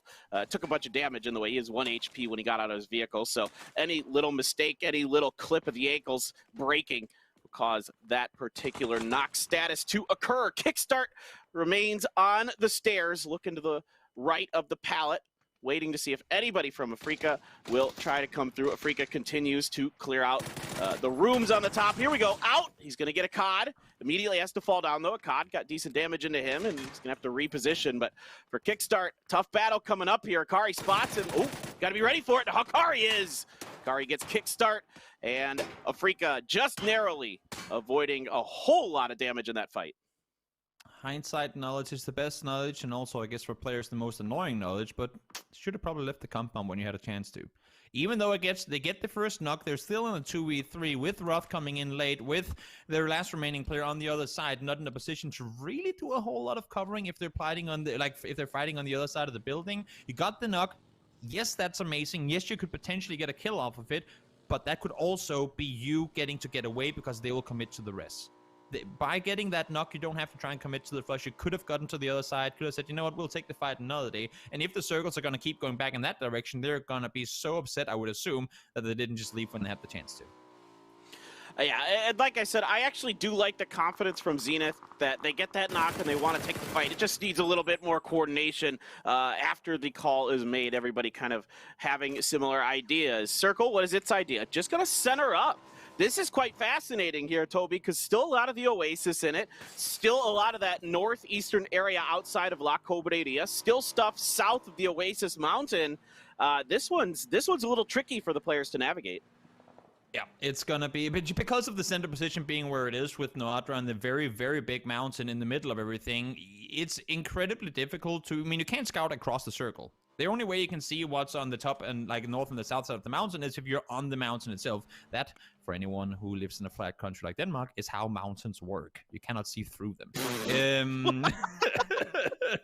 I would just you know, just so everyone's on the same page here. Just me trying to make a point sound smart, but it's really just extremely logic. But what I'm trying to say with it is, it's going to be incredibly difficult to scout anything. Alo will fall. Does the fall damage take him down completely? Yeah, enough that he will die in the end of it. And I want to see Burram go up on the hill, because the hill is going to be your transition point to everything. As long as you bring a bike up there so you can just fly off because you don't get fall damage when you're on a bike, I would just want to see Burram commit to it, because we don't know now where it's going to shift. The thing is, next circle is going to guarantee us circles from now where they're going to go. Globally Esport, in the meantime, trying to hold off here. Full-on push coming in and up. Flash just ran himself over? Oopsies. Oopsies. Well, I don't know. Whose Molly was that? What was that? Whose Molly was that? Bad. No. How do you... We do that.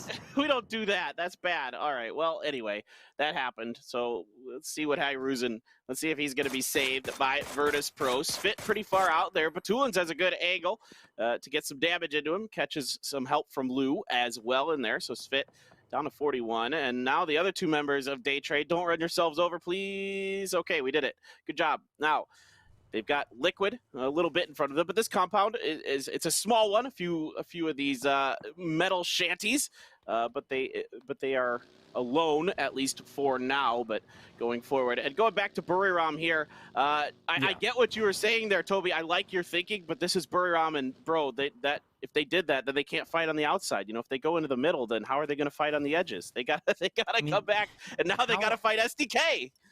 How do they avoid getting placement points? They have to pull up on everything early game. That's just how it is. That's the way to making casters and analysts confused when you see the stats after the game. They gotta get all their kills before there's only 8 teams alive. Does Uncivil know? Is he aware? He has no clue.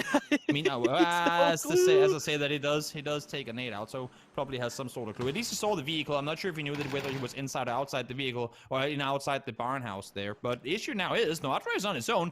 Buriram, they were late to commit to the decision. I mean, he pulled up, 30 seconds, a minute ago, and now they're approaching the compound. Now they're coming in, and SDK have a decision to make. Do we want to fight this, or do we not? You're out of ammo. Maybe he isn't. Maybe it's just a glitch. It is. Noatra finds Luke, tries to vault out. He has one on the other side, though, but Uncivil is being contained by Edie. Great teamwork being put to use here by Buriram. Yeah, Noadra buying a ton of time. He is going to get knocked by Uncivil, but Edie's going to get the knock onto Uncivil. Godmeout finishes Luke off up to Purdy Curdy. An excellent thrower with those frags and other utilities.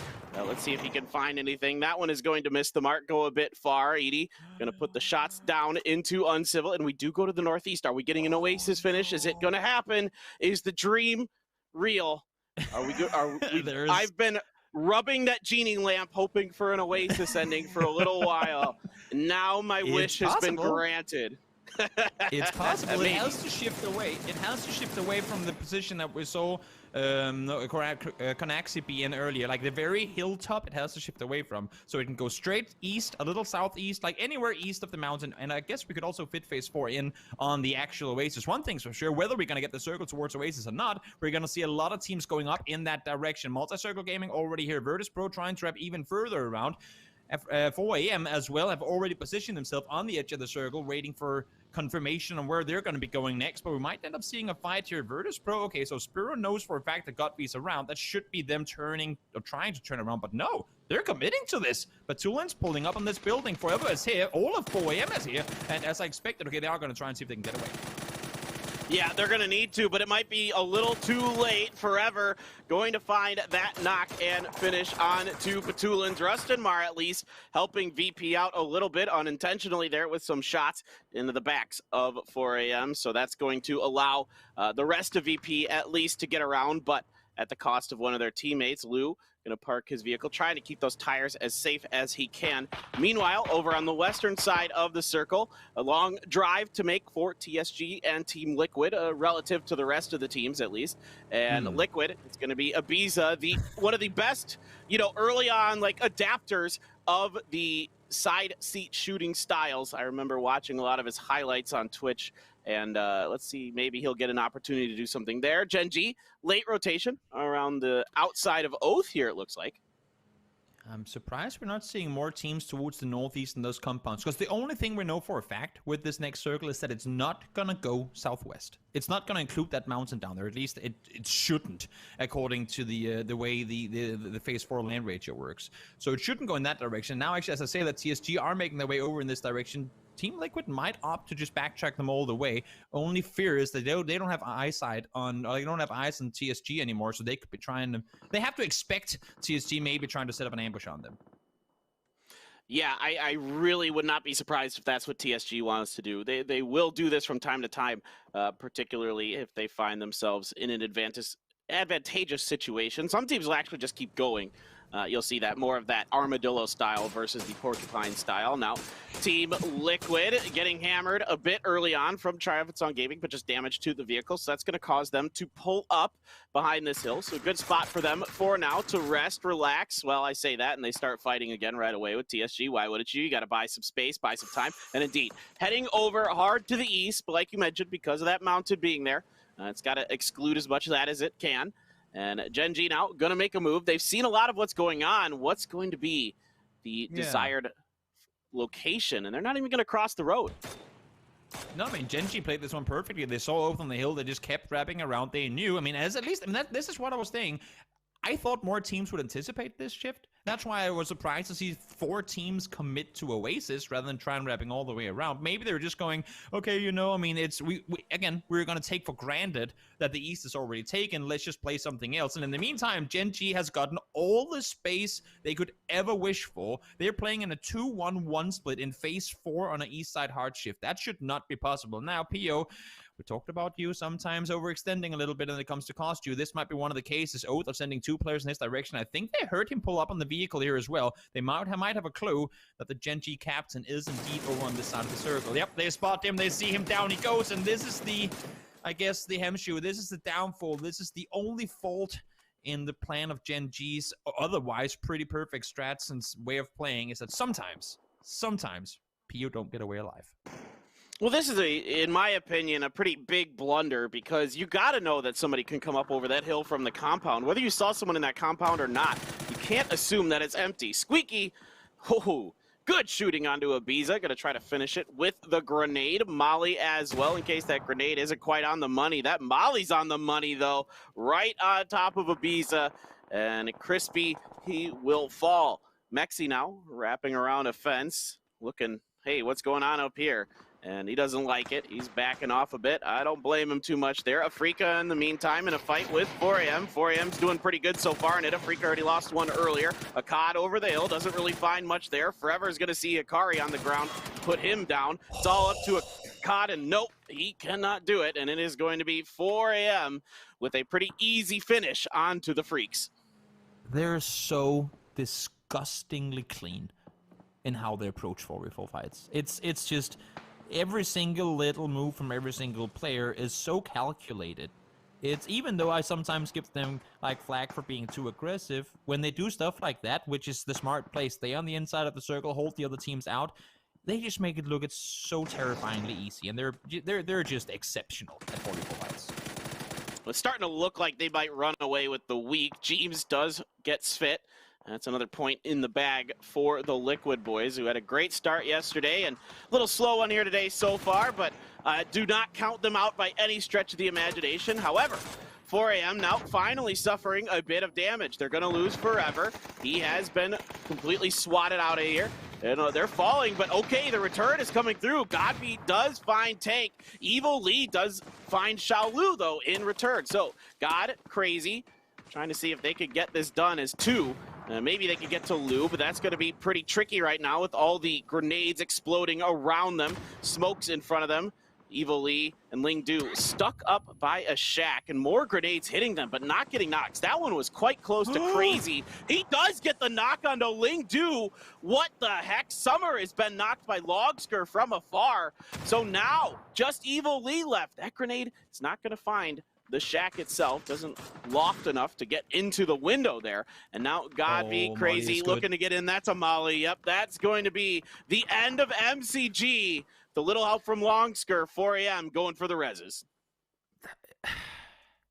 They're just absurd at this point. I mean, yes, okay, so infantry does help a little bit by getting a knock on Summer on the backside, but just the way they go about this, they never give up on the knock. They keep re-smoking to try and make him safe on the south side. Not only that, but now they get all 3 up alive. I mean, yes, they lose 1, but that's 2 4v4s where they lose 1 player. I mean, they're not immortal, of course. They're just really terrifyingly good when it comes to these fights. And from one fight straight to another, Burram tried to cross over, and Balefrost from the other side wants to do damage. Konaxi tried to cross north, but he is making a pay forward. Let's see if he can stay put. No, oh, Balefrost, okay, that's solid. Gets Konaxi down as well. A lot of damage coming in for the Oath squad, and Matra, fortunately, can see the vehicle of his long-lost teammate just stroll on by into the blue. Down he goes.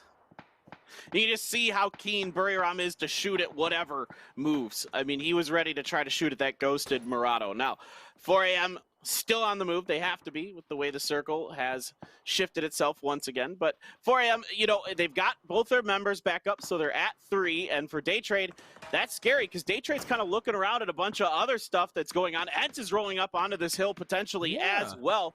Let's see if a battle breaks out between these Titans in our lobby. Rustin and Diggory going to find some shots onto Xiaolu a little bit, not catching much. Crazy gets knocked by Tixu. Good cover fire here by Tixu for Ents. Good job stepping up as 2 over the hill. There's another one for Tixu, having a heck of a play there, but it's once again infantry from behind helping 4AM out, and it's going to be Ents wiped out by infantry. How? Stop it, infantry. You don't need to help 4AM. They're already ahead. They're already in first. Ents, you have so much utility available, and they did nothing to isolate. Yesterday I complimented Ents so much for kind of reading the situation before going into a fight. We can only make this push if we make sure to isolate the vision from behind. This time around, they all had smokes, they all had nades, they all had everything. They don't use any of it in the push uphill. Had they thrown smokes early, pushed forward, and then made sure that the infantry couldn't see anything, they would have gotten that wipe on 4AM. I don't want to say easily, but it would have happened. I'm rather convinced of it.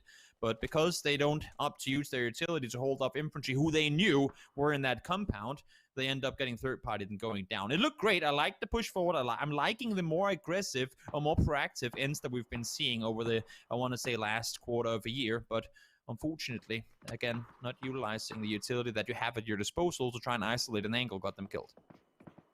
Well, it's kind of interesting for infantry. They're just allowing 4AM to kind of just dig up other teams from the ground and give them great firing lines into it. Loki was knocked for Genji, but it's like when you're trying to get gophers out of the ground and you stick a hose in there, turn the water on, and wait for them to come out, and then smack them with a baseball bat or something.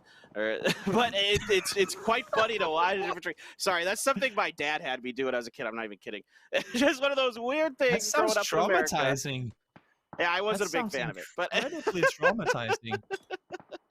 Well, you can't have those gophers in your garden, man. They tear up the plants. I guess not. Yeah. They're pests. All right. Ooh, what a grenade from Godby. Hits Poochills on the side. You'll see one more. Nurin's prone. Just a little bit too far on that. Puts plenty of damage in. Nurin's, though, pops up. Finishes Godby off. Gets some shots at the Xiaolu. Xiaolu steps back just in time to avoid getting knocked himself. Here come the mollies now. Don't know if those are going to quite connect. Indeed, they do not. They're a bit short. Xiaolu watching his flanks wisely, potentially. You never know. There's really only one place that Luke can go from here. Oh, as I say that, he might actually be able to float prone on that vehicle and see Longsker. Can he find one there? Nope, not gonna happen. Still have a few shots, still a few opportunities to try and see if he can get that kill. This almost became an Eminem song. Not quite the case. Let's see. GX peeking over the top at the same time. They're just enjoying the fact that Infantry's doing all the damage for them. 10 kills Infantry. We talked about them on Mirror, but just Chinese teams on Miramar in general. They keep confirming our points of them being terrifying. Last game, it was 4 AM. In all fairness, this game, it has been 4 AM for a big part of it too, but Infantry really stepping up to the plate here in the late game. Yeah, I mean, Infantry is all over the place. They've got such good sight lines from the compound, establishing that compound for themselves, letting other teams kind of open up some space, and then they do some damage. Gen G needs to open up space as the circle moved away. Phase 6 is here. Triumphant Song Gaming down in 7th on the back. Esther pushing forward with that AK, gets some damage. No knock though. Relo up over it fast. Doesn't get enough to knock Enonix. Esther on the side, though, does get one. A grenade good enough for PACCAPS. Esther turns on a dime and gets Relo knocked. PACCAPS now going to see if he can get a grenade to finish the job, either on Enonix or Esther, and it's perfect. Wow. Well placed by PACCAPS. Goodbye, Gen G. Throw. Great throw in there. Unfortunately for Lou, finally he can take the fight down to Norrens. Now he knows the other guys on the southeast side are preoccupied with other business, so he's going, well, if I want to have a chance of pushing forward, I need to deal with this solo who took down my teammate just a second ago. Norrens is still here, but now the fear becomes, wait, okay, so we can see Oath got the res up. Now I don't know if I can push down on this anymore. He has to really play it smart and also not get third party. You can see Xiao Yang immediately falling back. I want to see how many kills Infantry have gotten this game on people that were actually looking at them too. Their third-party positioning has been perfect, and as I said, Lou, you had your time frame, you had your gap to push down aggressively. We wanted to see you aggress, and one time you didn't. That allowed for Oath to get the rest, come up, get the kill on you as well. Now, once again, Infantry trying to third-party from afar. They've played this rich for a long time, and now they've pushed forward. They've taken control, very similar to the win we saw from Gen G yesterday in the very first game. When they pushed out, they took control while other teams were doing other stuff. They maintained and took more control of the circle. They're doing the exact same thing now. They have Longsker in the middle of everything. Such a scary player up close, and he's going to try and see if he can hold off GX here. Yeah, great analogy. It is very reminiscent of Gen G's win yesterday in our first Miramar game. Nurens was able to survive the 4 AM onslaught. The last one to come into contact with them until Xiaolu was taken out. Relo, though, sees him up there. Pops some shots, doesn't get any damage. Nuren's looking over the fence line. There's a lot of smoke in the way, so stun gonna come out. Maybe he'll catch somebody over peeking when a stun hits him in the face. No, that does not happen. Longsker's a bit out in the open there. Yeah, sometimes the over-aggressiveness of Infantry can bite them in the butt, and it's going to be Longsker going down.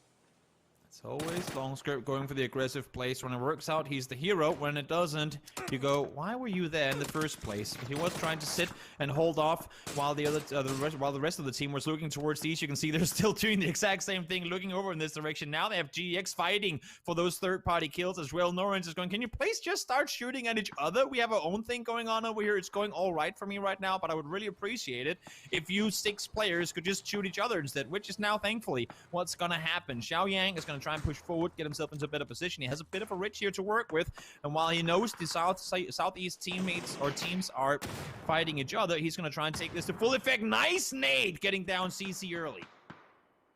Yeah, a lot of frags and other utilities still available for Infantry because, like we've been mentioning, they have been kind of just sitting in a compound, third-party fights from afar, which is a ideal way to take advantage of the terrain and the situation you find yourself in. It's going to be the finish on to CC. 9 tries to get around the corner, not really able to connect with much there. Maoye gets a bit, but not much himself. So more damage from up on high. Leo with a very nice AK spray, but a great counter grenade from 9 finds the knock onto Leo. All up to Maoye. Grenades exploding behind him. He's able to dodge them for now. Can he pull off the heroics to get into the tree? No, he cannot. Infantry takes game number 2, and it's China coming through. Having casted as much PUBG as I have, we've reached a point where it's the really small things in the game that tend to impress me. What we saw right there is he's about to peek over, but Xiao Yang on the top, no, Bol Yang on the top goes, don't push, I'm reloading. We saw him reloading. He immediately falls back. As soon as he's scoping again, he push forwards, they get the kill together. Just those small things. Had he gotten the knock while he was reloading, it would have been one-on-one. Bol Yang would have been outside the circle. It would have been a very difficult game for him to win. Just the very small things, very small comms things that win you games like these. Such a great effort and such a great win by Infantry. Were they contested for the most of it? No. Were they one of the teams to commit East early? Yes, they were. They expected the circle to go out there. I wondered why not more teams did it. And when they sat there, they knew where to hold practically everyone coming into the circle from. Such a great game from Infantry. Yeah, I love that you touched on their ability to work together as a team. Their tactics, their in-fight teamwork is some of the best in the business. I mean, we saw this if you watch that 24-kill win they had in PCS2, that historic game that they were able to put together. It was a lot of that back and forth that we just saw there, where one member needs to reload, the other one's stepping up. They're putting cross angles together at the same time. They're just a pleasure to watch. Back-to-back 15-kill Chinese victories here on the second day of the Week 2 finals. Let's see what the desk has to say about that one. Thank you very much, gentlemen. Infantry lives up to their namesake as they march forward as an unstoppable force. 15 kills is an absolutely amazing match, Froz. Yeah, once again, a Chinese team being on the top there. Infantry, they went there in circle 1. They already knew. They wanted to double down on this. They wanted to have this spot for themselves, and they were playing really well. We saw him time after time taking control over the whole area, more or less. Whenever a team got close to them, they were just saying, hey, you get out of here. This is our spot. This is where we're going to win the game from. If you're going to be in our way, we're just going to take you out. They did lose Longsker towards the end there, which was kind of crucial because Longsker, we know, is one of the heavy fraggers, but luckily, 9 was stepping up in this game. Yeah, you know, with Global Esports stepping up as well, we've seen what can happen when they get themselves a really nice position and can play from that protectively. And Global actually had so many different teams coming at them from every direction, but they were able to hold their own against powerhouses like Oath. And, you know, I want to give a quick shout out to Oath because they did put down quite a bit of kills this match. They really held that push coming in from Buriram. You know, it kind of did to Buriram what Buriram did to shoot to kill earlier this game. And it's plays like that are really going to help them climb a bit, but you know, my fear is wondering, is that going to be enough for some of these teams right now who are starting to try and fall a little bit out of that top 4 position and the ones that are still chasing it? Looking though, like Buriram, again, like as you mentioned, they were doing this crash on SDK in Circle 2. That is not something you expect that someone would crash you there. And basically, SDK was probably the worst team for them to crash in a way because SDK is one of the few teams who would actually play all 4 pretty close together that early on in the game. Most other teams, they would be split up. They would have 2 splits, 3-1 or 1-1-1-1. So crashing those teams, it would be easier to get the kills, right? But crashing into SDK was a hard thing. We saw Noadra getting that knock on Pericurry, and straight away he went for it. He crashed their compound. He was holding him out for a long time, drawing all the attention so the others on his team could come in and help him out. Let's take a look at the match results. Infantry comes up with a big 25 points, and that should move them up the boards. The problem is 4 Angry Men got 5th place there, Clover, and will add 9 points to their total, which if you were watching the in-game leaderboard is already significant. Yeah, we really saw 4 Angry Men put in a lot of work. I know we're talking about Infantry and that dominant position, but 4 Angry Men were really holding out the West, and that allotted an additional 9 points, which at this point, as we're getting kind of close, you've got to be careful, but it's the work that Infantry put in this match. You know, we saw them third-partying team after team, flushing team after team. I think at one point somebody even yelled, stop helping other teams. You don't need to help 4 AM as they got the elimination onto MCG, VP, and ENCE. They had a great start, and that is, I think, while we're talking about Infantry, I mean, if you look at this damage, they're up at the top position. The problem is they came in today, Froz, I think, in 11th place with only 26 points, which is back, right? It's all about winning that $50,000 first place. Is this enough, do you think, to get them into that top 4 and make them a potential to take home the big prize? I mean, considering how close it was when we came in today on the leaderboard itself, them getting that 25 points in this game, that's going to be huge. We saw them in the game before this, how they got out a 13th place with 0 kills, meaning 0 points. But them getting 25 points in this one is huge. That's going to put them up there, even though it might be hard to chase down 4 AM right now. There's still 3 more games to go, and if they can keep on playing like they're doing here, it's not impossible. The only thing is that yesterday, what we saw from them is not great performance on Erangel, so I would be a little bit worried. But I still think they could make the top 4 from this match performance, boosting them up there. While I'm tempted to talk about Paper Thin and his Gopher water hose baseball bat pest management system, let's instead talk about the leaderboard. Let's throw that up so we can look at exactly how the teams are doing overall. Is 4AM still in charge, or has a team like Infantry closed the gap? Well, it's a little bit of each. Infantry moves up 11 places. That's double digits, baby, as they get to 51 points. 4 Angry Men at 74, and Team Liquid, who started today in first place, Clover, is no longer in the money.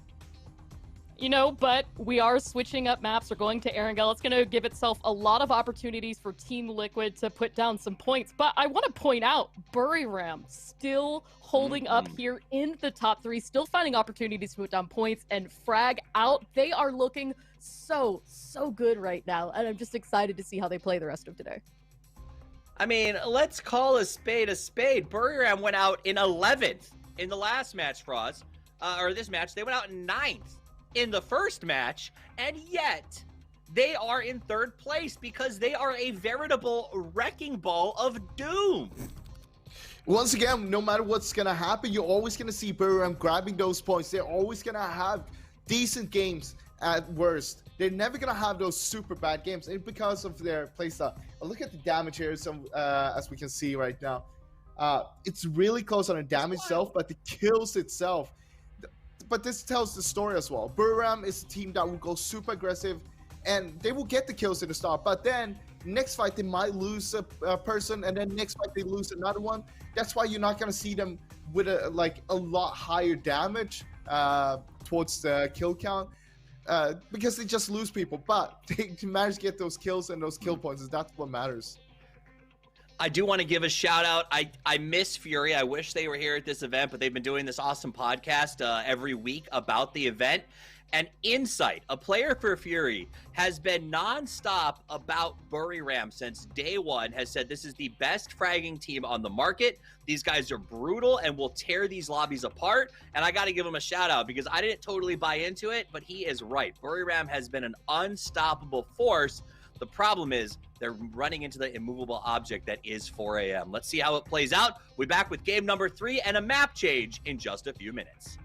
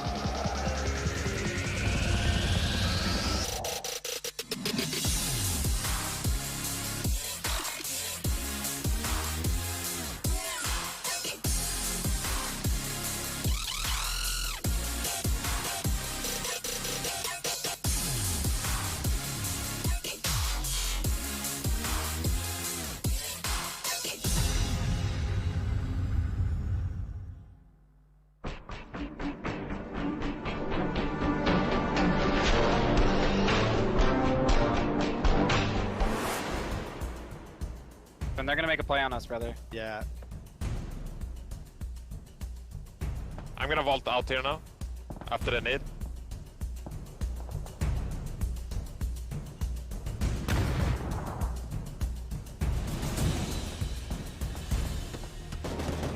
He's knocked Nice. on, Where? knocked on your office, literally hugging. They're gonna need me. Fresh smoke on me, actually. There's one here, close to the corner, close to the corner.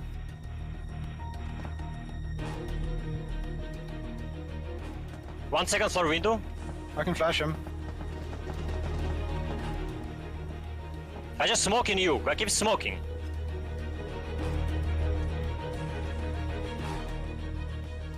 Can you cover upstairs pry? I can run. Kind of, yeah, I can. Knock one. Nice, nice. I'm gonna nade the second floor.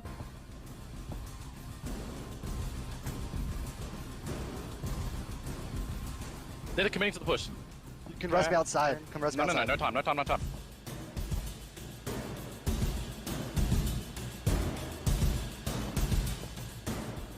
Two left, one run out. Not Yeah. him. I'm upstairs right now, brother. You can jump out. Wanna push up?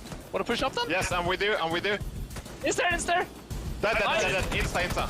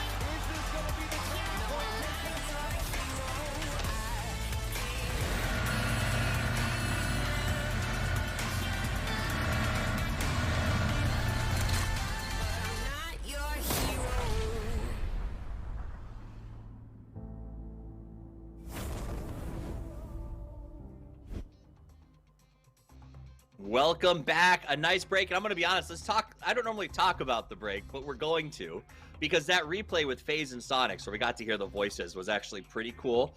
Thank you to the content team for making that. But Fraz, you pointed something out. That Tiggleton sneak around was so slow and so methodic, and it almost worked. But FaZe did something that I think we can take to our casual game, right? How did they beat the sneak?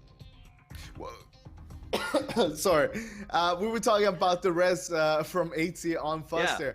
That they were not going against the wall, because normally you would stay against the wall, but you saw how AT was going out a little bit with the Fuster and resting outside of the wall, because what we saw there, of course, was that Tig was sweeping around the corner, going along the wall. That's how you're going to guide yourself, that's where you're going to be looking for the knock itself. But because they weren't right there, they missed him and they got the rest off. And if Tig would have gone and found them instead, that whole fight would have turned the other way around, most likely.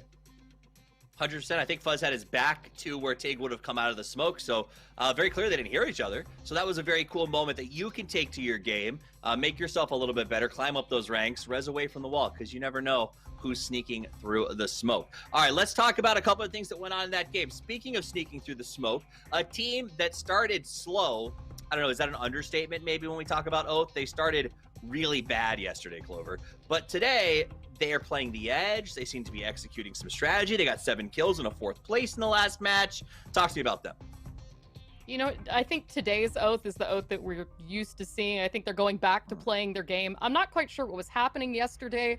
You know, obviously they had 4 0-point games, and it was really devastating to see. But as we saw, they were able to put down quite a bit of points today. Now the question, of course, is what are they going to do on Erangel? A map that I think is probably their best bet to really play catch-up today, but they've got a long way to go if they want to get into the top 4. As you said, playing the edge, it's really working to their advantage. It's what I want to see from Wimore today. GEX, Fraz, they got 2nd place in that game, 6 kills. We don't talk about them a lot. What stood out to you in that match? Was it they just sort of predicted the circle, or did they make some plays to make sure that they set themselves up in a good spot, and will this continue?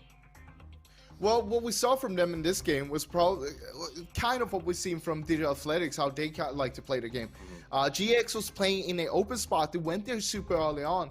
But the thing is that they went to a spot that not a lot of other teams likes to play. It's kind of a secondary spot. And because of that, it's not going to be super contested.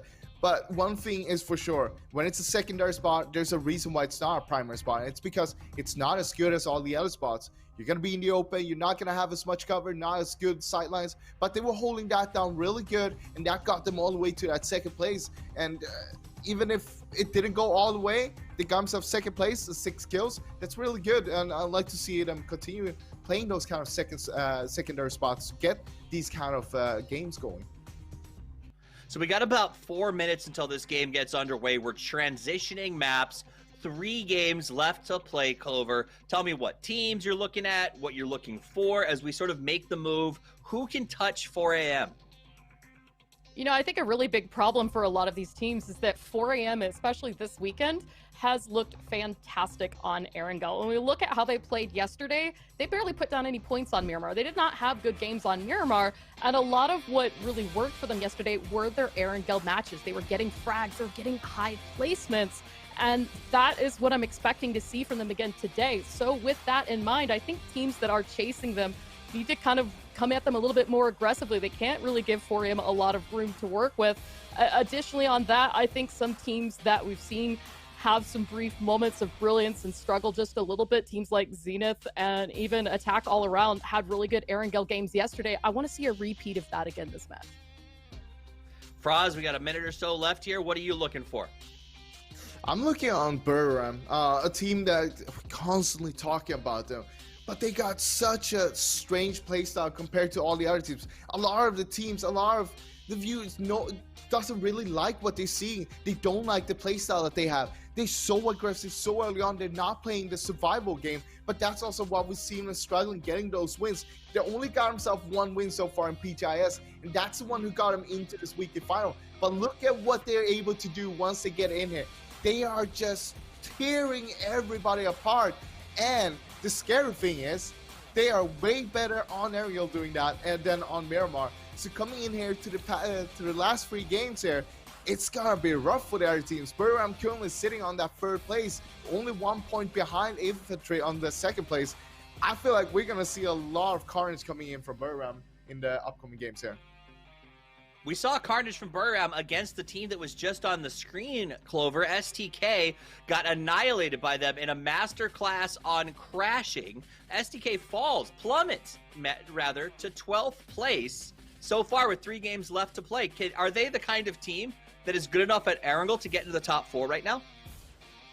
I think so. I think if they can play the circles right, and if they can keep their heads down just a little bit in the early game, if it doesn't go in their favor, we've seen Shoot to Kill, especially up in the late game on Erangel, play absolutely fantastic. But you bring up a good point with Buram and those plays. This is the 2nd time we'd seen that from them today, sending Naradra early onto a compound to scout ahead, and then sending the rest of the team afterwards into slaughter. And this seems to be a big threat that they're bringing to every team. So I think everybody's got to kind of watch their back against Buram.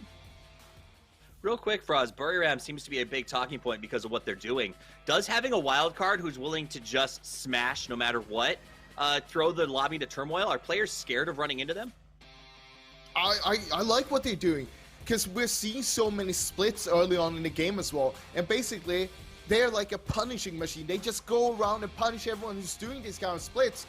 You got one guy by himself in this compound? Well, you know what? We're going to crash you. We're going to kill him. We're going to grab that point. And then we're going to go for the next one on your team. And they just keep on doing that all the time. And nobody knows where they are on the map. So you never know when they're coming for you. You never know who's coming for you, but everyone is coming for the 4 angry men as they take pole position in the race as we transition to Erangel for our final 3 matches of the weekend, powered by Intel. Let's head over to the dynamic disquisition of Paper Thin and Toby. Thank you so much, Des, the reliable reporters of recounting, doing a fantastic job as always. As yes, indeed, it is time for Erangel. It is time to see, with 3 games to go, if anyone can catch 4 AM, who looks on fire today. Even though that second game wasn't a win, it was still a very effective round for them, Toby. Oh yeah, every time you get a chance to put 5 points on the board, you're gonna be satisfied with it, I would say. In most situations, of course, if you throw a clear win, you won't be satisfied with just 5 points, but when things are going against you and you still manage to wrap up 5 points, you should count yourself pretty satisfied with it. I'm looking towards a Freak of Freaks. I'm looking towards TSG and thinking, are we actually seeing the stupidity of the early game fighting again? It seems to me like we might not see them fight each other, but a Freak of Freaks have kicked Buriram out of Milta and now forced Buriram to go to the east, which, in all fairness, makes pretty good sense because Milta Power was free yesterday. No one went there. And now Buriram can go towards the east instead. And I don't think they're going to be missing anything inside of Milta that they can't find themselves in Milta Power instead. Yeah, so I asked some of the Korean coaches and analysts, what in the world? Oh my God, these circles are just insanity. Absolute insanity. Well, now that we've gotten that visual shock out of the way, so I was talking to particularly Cheese, he's the analyst for Danawa, one of the teams here in Korea, about what, at least from the mindset of the Afrika Freaks, does he think they're thinking, or if he had at least heard from them. And he said he hadn't heard from them directly, and he and I kind of shot some ideas back and forth, just like you and I have been, Toby. And what he kind of thinks is that for TSG, that compound that they were fighting with Afrika over is really important to not only getting a vehicle, but also making their rotation center circle, save for Afrika coming out of Milta. So if TSG can control it, then they can lock Afrika out of coming through that farm area to go center circle and force them into a longer, less desired rotation. So for both of the teams, that's at least according to him what he thinks. Again, he hasn't talked to anybody directly. What he was thinking the reason would be that they're so keen on fighting over that compound, even bringing it not only from the scrims but into the games here today, or yesterday, I should say. Yeah, it's I get that thought. It makes sense to me, but at the same time, I just feel like they're with where they're sitting right now. For example, there's so many more desirable spots to go to. Sure, I mean, if you're banking on every game potentially being a military game, like we are seeing now, then wanting to take control of the crossroads down south of Milta makes perfect sense. But in 9 out of 10 other situations where it's not a military game, then it just doesn't seem worth the risk of dying early to hard commit for a compound that really won't grant you more than one vehicle. I mean, if it's a question of them trying to get guaranteed cars, I could name you 10 different compounds that are being unlooted, like that are not looted, where there's a hot spawn. So just go there instead, maybe. Yeah, and I mean, again, I think vehicles are kind of like tertiary in the thought process flow chart.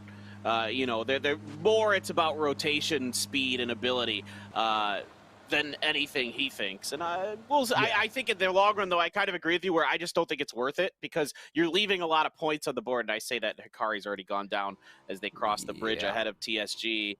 But Afrika does get over first. But I mean, you're losing time, you're losing people, and I think you're just losing points essentially.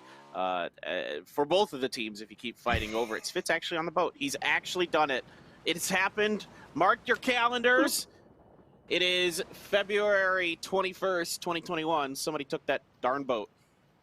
And the other guys missed the ferry. Feels bad, man. The rest of attack all around missed the ferry. But as much as we've made jokes about this and the boat, like the ferries being added to rank, this is a pretty smart rotation. He's going to get on the other side. There's going to be no one shooting at him. That is a pretty safe play. And I just gotta kind of question mark a little Afrika Freaks rotation. They know after both playing yesterday and seeing what happened today, they know for a fact, Uncivil's actually checking the ferries out. But this one, unfortunately for him, doesn't have anyone on it. I like the idea, though, because people could be taking the ferries in these military circles. I'm loving the fact that he's at least looking for people on those ferries. No, but why would Afrika go past that area that they fought for yesterday? They know they just dropped on again without scouting it, without doing anything to make sure they weren't around. That's just, I mean, at least, okay, so they are driving underneath, trying to get up on the other side, but still, why? I don't know. It seems odd to me that they risk it. Yeah, I think both of them were just like, they have that like internal clock counting down where they want to get ahead of the other faster. You can see that there's a bolt there for Shandian, and he's not typically a bolter. There's basically no players in this tournament that are dedicated bolters. So if they're picking a bolt, it's typically because of a little bit of a shortage of loot. And now we've got two other teams that, okay, 4AM, we know they love to side seat swap.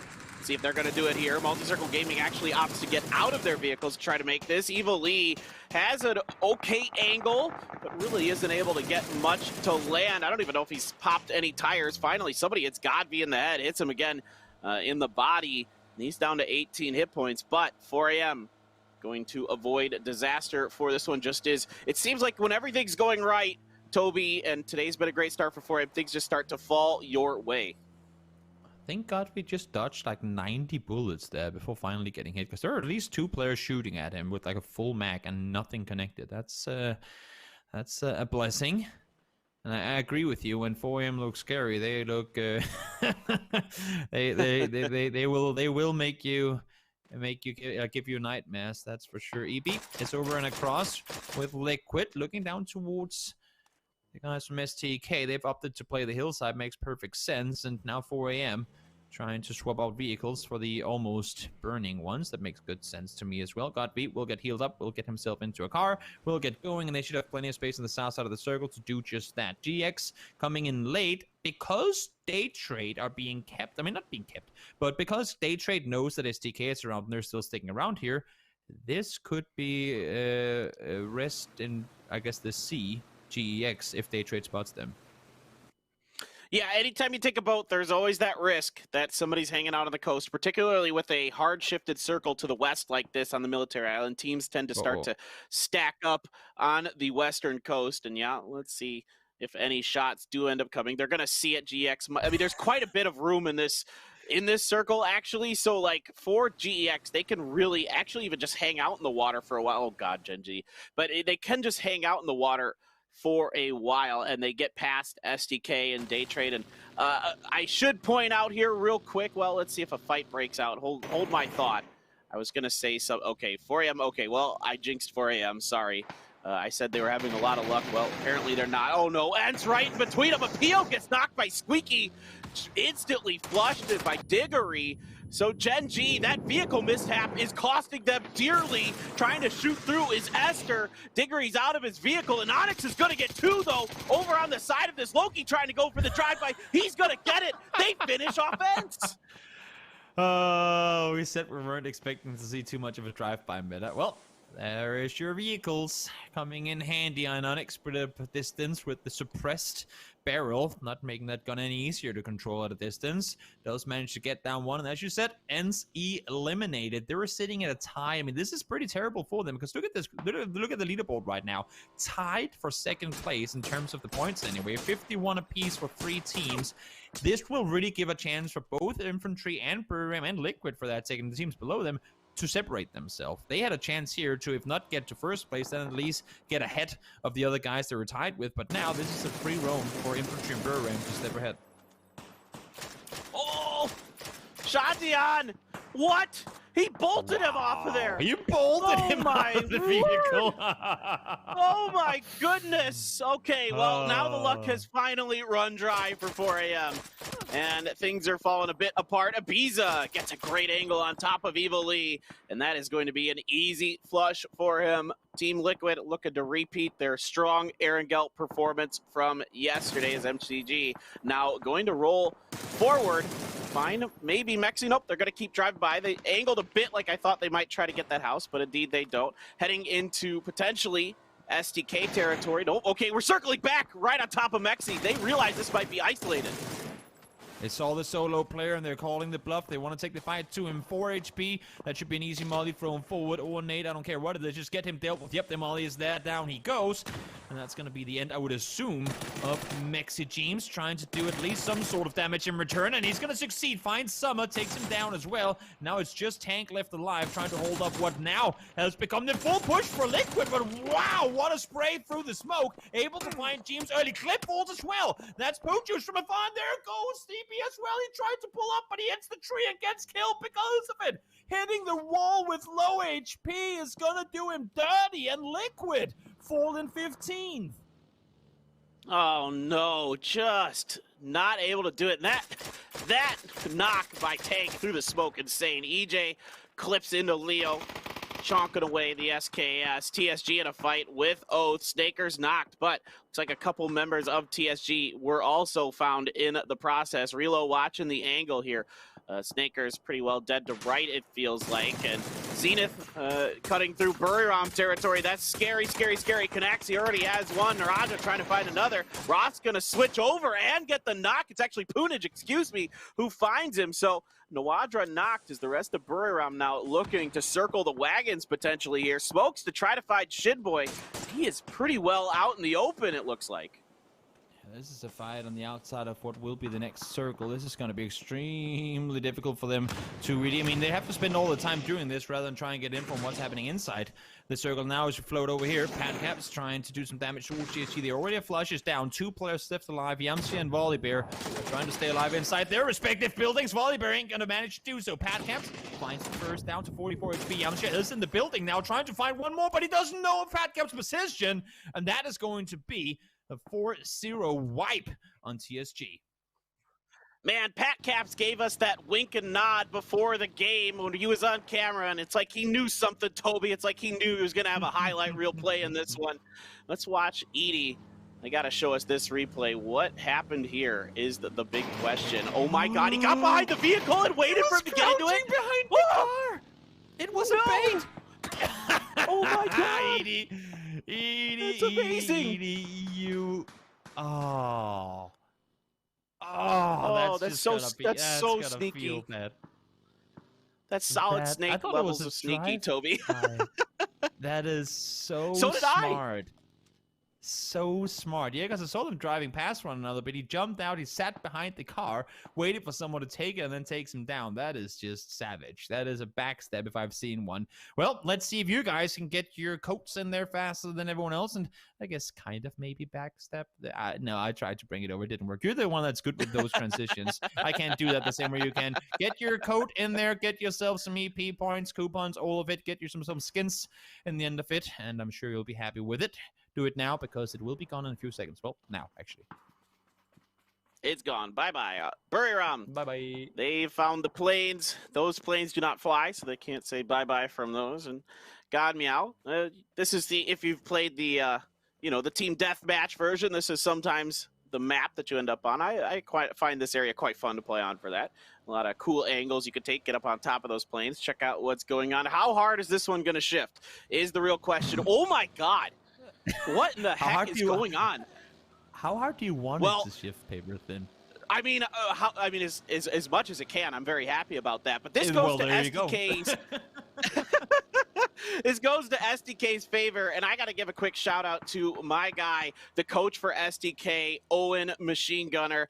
It is his birthday today. Happy birthday, Machine Gunner, dude, you're the greatest. Love you, buddy, and hope you guys can find a win here maybe today to get your birthday present. Purdy Curdy said he was going to try to bring you one. So again, happy birthday to Gunner, the coach for SDK. Now back to the game. Zenith, Clown Car in it, and coming up next to SDK, AAA with Oath here. Oath slamming on in. Yeah, going full speed forward, trying to take control, but it's only Snakers left alive. They did not succeed here the same way as they did against TSG. But now let's see if I'm true to that word. It is still 1v2. It is still doable. Snakers, those are the whereabouts of Janko, trying to do damage over the side here as well. Jayers want to jump out, but he's quickly regretting that decision. Fortunate for him, it didn't quite go out. And of course, the third party comes into effect. Glue finds one, and maybe he's going to try and push forward as well. Jair spraying through the bush, does manage to get the headshot in there. Lou falls down, should be flushed in just a second as well. Nope, down a little more, but I don't think, yeah, we can see Forever was running up in this direction, but opted to back off again. Not a whole lot he can do to really help his fallen teammate there. Edie and Kranaxi are on the other side. Two of the Buram players, the remaining God Meow is trying to come over to help as well, but a little late to the party, so I don't assume they'll be doing anything to try and push forward before they're all there. Kanaxi stole the kill on a Xiaolu. Oh, Buriram, you never cease to amaze me with your ability to just find kills everywhere, anywhere, in creative, interesting plays like we saw earlier with Edie. Now they're just going to scoop one up after the hard work of attack all around. Prize pool continues to grow, as this circle will do the opposite. It's going to shrink here relatively soon. GEX just outside of the circle currently. Well, the next circle, I should say. They still have a bit of time before they're pushed forward by the blue zone. Gen G was able to hang out on the other side of the bridge for quite some time before being forced over, more or less just by recognizing there was open space. You know, they scouted it out, and now they're coming over, and quite a bit of territory for them to work with. Oh, this is some high DPI. I mean, got me all that that scope is flying around all over the place, almost giving me motion sickness. But I mean, going back to Gen G, I've seen them do this on so many occasions now that I think it's just become a core part of their strategies. If we have a chance to go to the quiet side of the circle, we will. They're oftentimes, if not always, the team that stays on the north side of military circles longer. They're always the team that sits on the west coast when we have those Yasnaya endings. They're the team that sits, like, that remains on the west side. What if the circle goes here? This circle, pretty predictable, would go down towards the southeast. I think that's why we see Zenith commit to the shack with the amount of players they had. They knew that we're going to get at least the next circle. Now let's see GEX with the pull-up on tank. He's a solo player for now. Damage done. He was able to hold out the majority of Team Liquid. Can he hold out all four here as well from GEX? Yeah, grenade isn't going to connect on anybody. There's one. He spins around the corner. Can't find any more. Pretty decent attempt, but there's just too much GEX for him to handle. And standing out in the open is Gems, and that's another point for 4AM. 3 kills forever. Has 2 of them. Now going to make a desperate run alone. Trying to get to the next circle. Edie torn asunder. Esther finds the back end. Finishes him off. More Buriram still yet to come, potentially. There's still 2 left, waiting and trying to see if they can find an angle up. But again, look at what they have to work with. It's not a lot. There's a few trees, not even many rocks for them. Issue for them is they have to push up this hill. They cannot really run forward with attack all around, still being on the other side of the road. They need to make the cross up to Gen G to try and stay alive.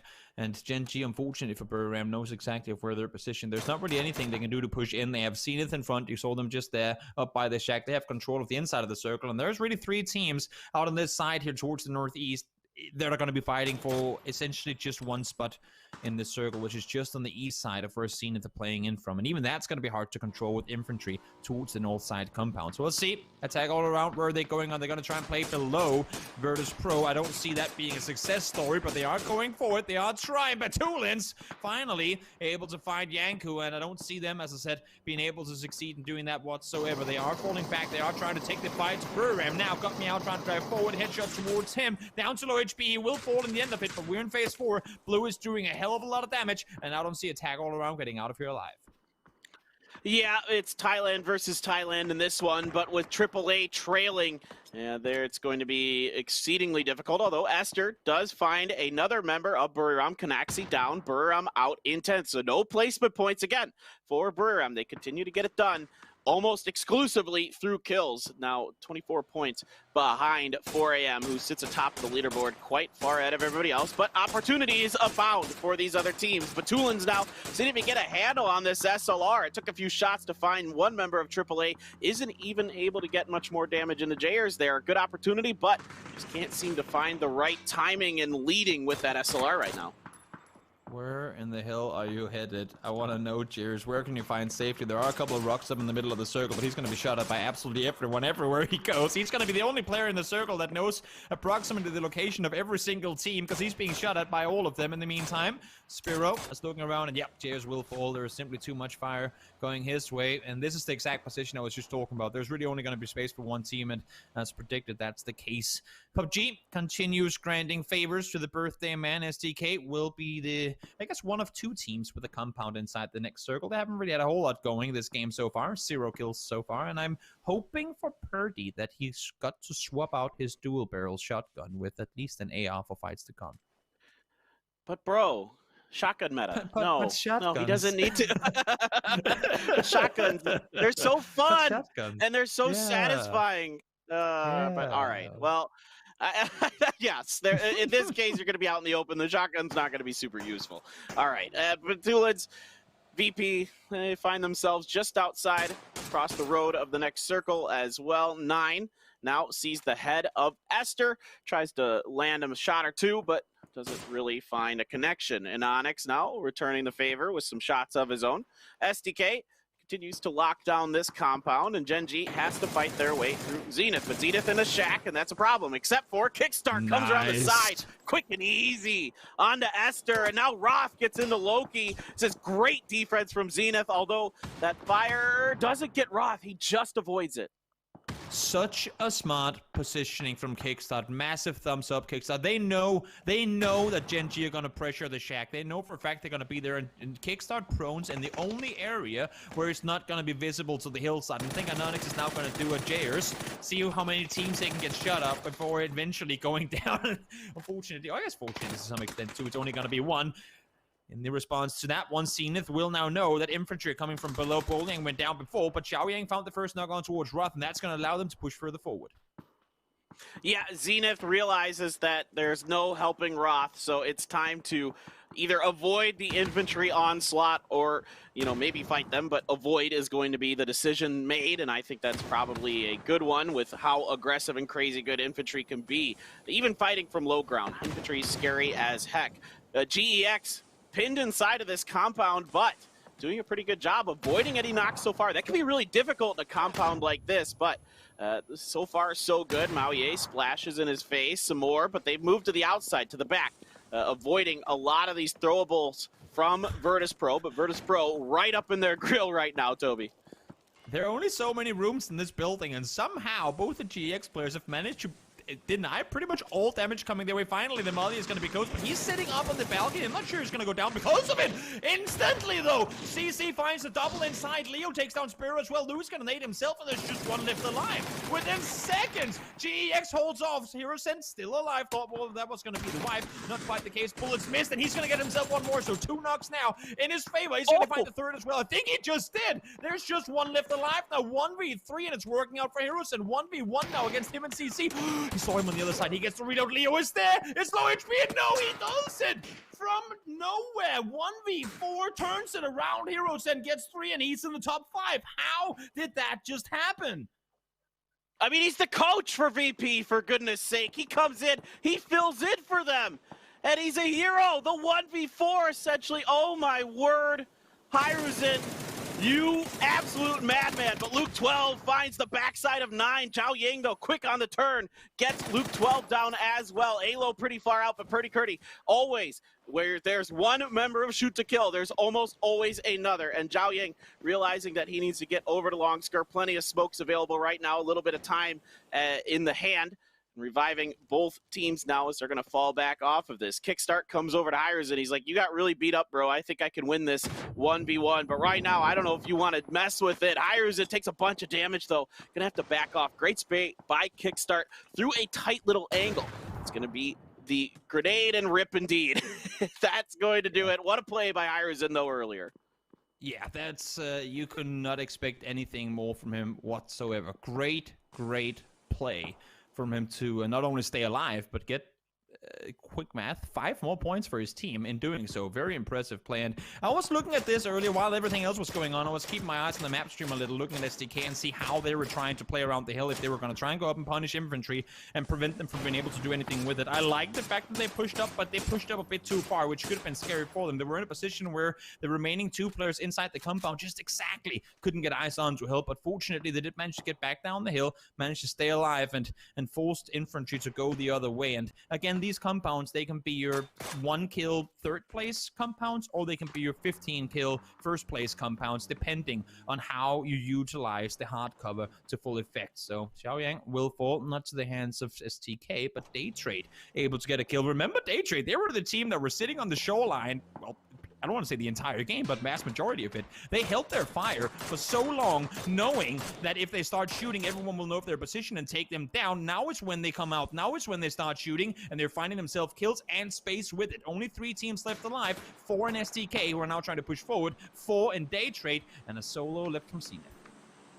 Yeah, even Daytrade's here, and by the way, it's only phase 6. We are not even into phase 7 yet because of how wide open. I mean, this particular circle is just basically one kind of rolling hill, just from west to east there, and you can see it from Uncivil's perspective. There isn't a lot going on inside of it. There's a plateau on the top where Daytrade is. There's the hill bottom where SDK is in the compound, and there's Kickstart just kind of hanging out on the side, seeing if he can maybe be a thorn in the side of one of these teams, and it's going to be Daytrade that takes a little bit of damage. SDK out early, establishing their ground in the center of this circle and looking to barricade Daytrade, potentially if this phase 8 circle, if it even comes to that, comes their way.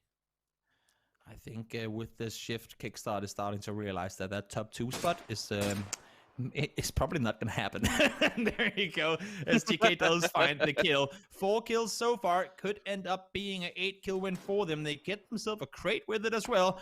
The birthday boy sure is getting a lot of things going their way. The arm in the late game, will it be put to use? At least he's swapping to it. Or did he? Yes, it did. Yes. Uncivil with the arm in hand. We'll see if it's going to be put to use. He is still in the position from where he wants to stay for a little while longer. He has the opportunity to go up on the roof here and catch maybe a Daytrade player overextending and peeking down towards the compound. They don't have to right now. They got the circle going their way. They can just wait for them to come up the hill, but don't play on your back foot. We saw them almost lose a game to Buram doing this exact thing. Don't give SDK too much space getting up this hill.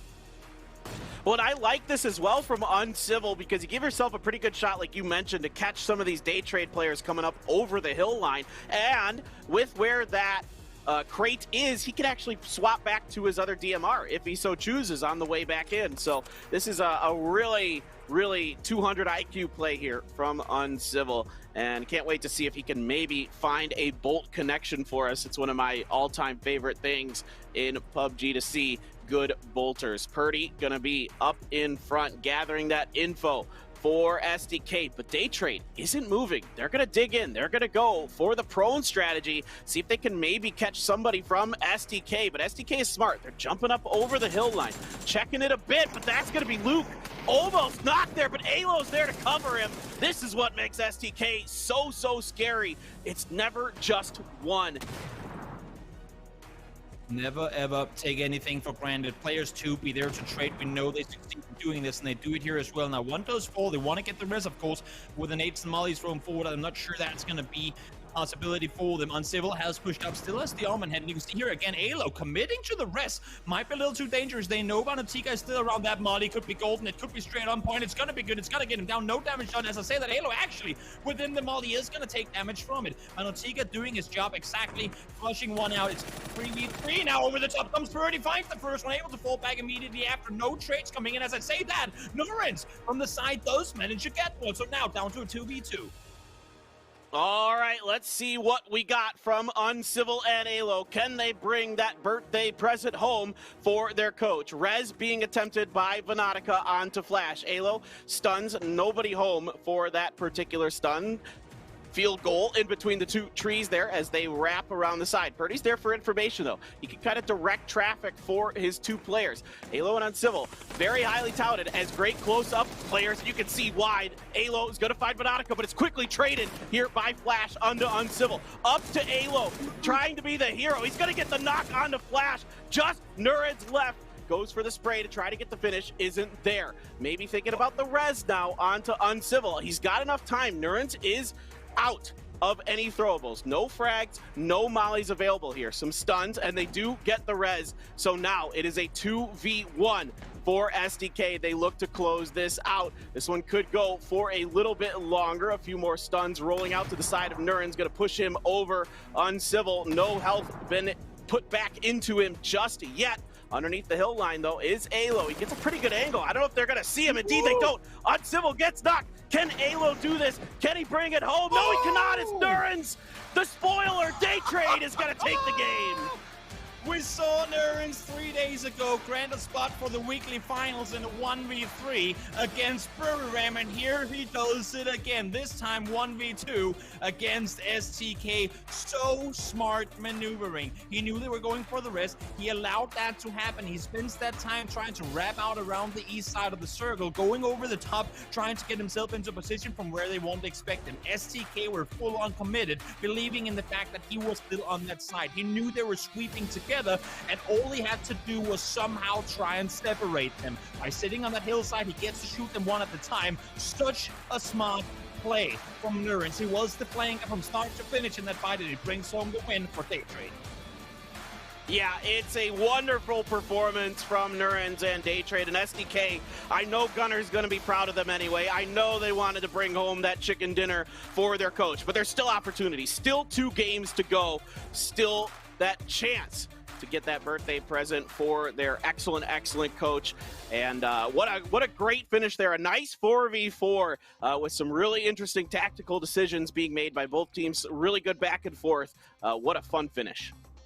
This was just a great game overall for Buriram. I mean, for Day Trade. They came to the island early. They stayed on the shoreline for so long, just saying we don't want to shoot at anyone. We'll just chill here. We don't need to do anything. And then to be able to bring home the win late in the game, very well done. But let's hop back to the desk now and see exactly what they thought of that game. Thank you very much, guys. Nurens firing on all cylinders as he wins a very difficult 1v2 against a full health STK. He gave him the time for the res frost, he gave him the time for the heals, and he still took them to task. Heartbreaking for STK, but what a diamond-handed play by Day Trade. Well, it was a trade-off for them there. It basically, they were saying, okay, if I go for this, I can push them out straight away, but they know that I'm going to be pushing. If I let them get the rest, I have the time to move around, and they don't know which way I'm going to move around from. So basically, he could choose where he wanted to come in from, where he wanted to strike. And we saw that even if Unciv actually got the heal off after the rest itself, he was still able to just caught him on guard, off guard, get him down, and then even get the one-on-one in the end as well. Really well played. I gotta say, like, STK as well, we saw how they were, for once, fanning out. They were not playing all in the same compound from the start because they knew they wanted to have the control early on, make sure no one was going to be on the ridges close to them.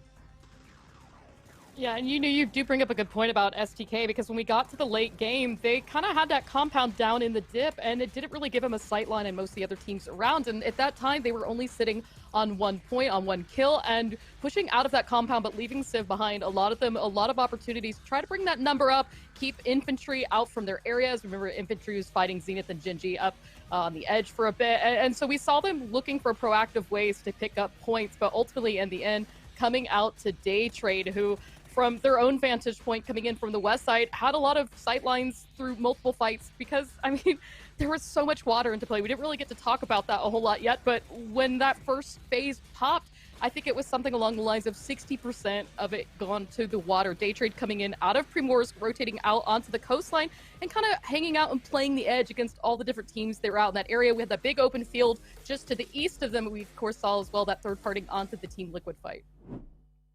Yeah, I mean, you mentioned it. We'll take a look at the circle in just a minute. Match results coming in. Looking at those points, 19 total points for Day Trade. Shoot to kill, though, Fraz. If they had won that, that would have been a massive swing and maybe actually put them back in contention for the top 4. It's still going to put them still towards the top 4. Maybe not all the way, but they're going to be close enough to be able to grab it in the upcoming games. But that goes to Day Trade as well. Them being able to play this well.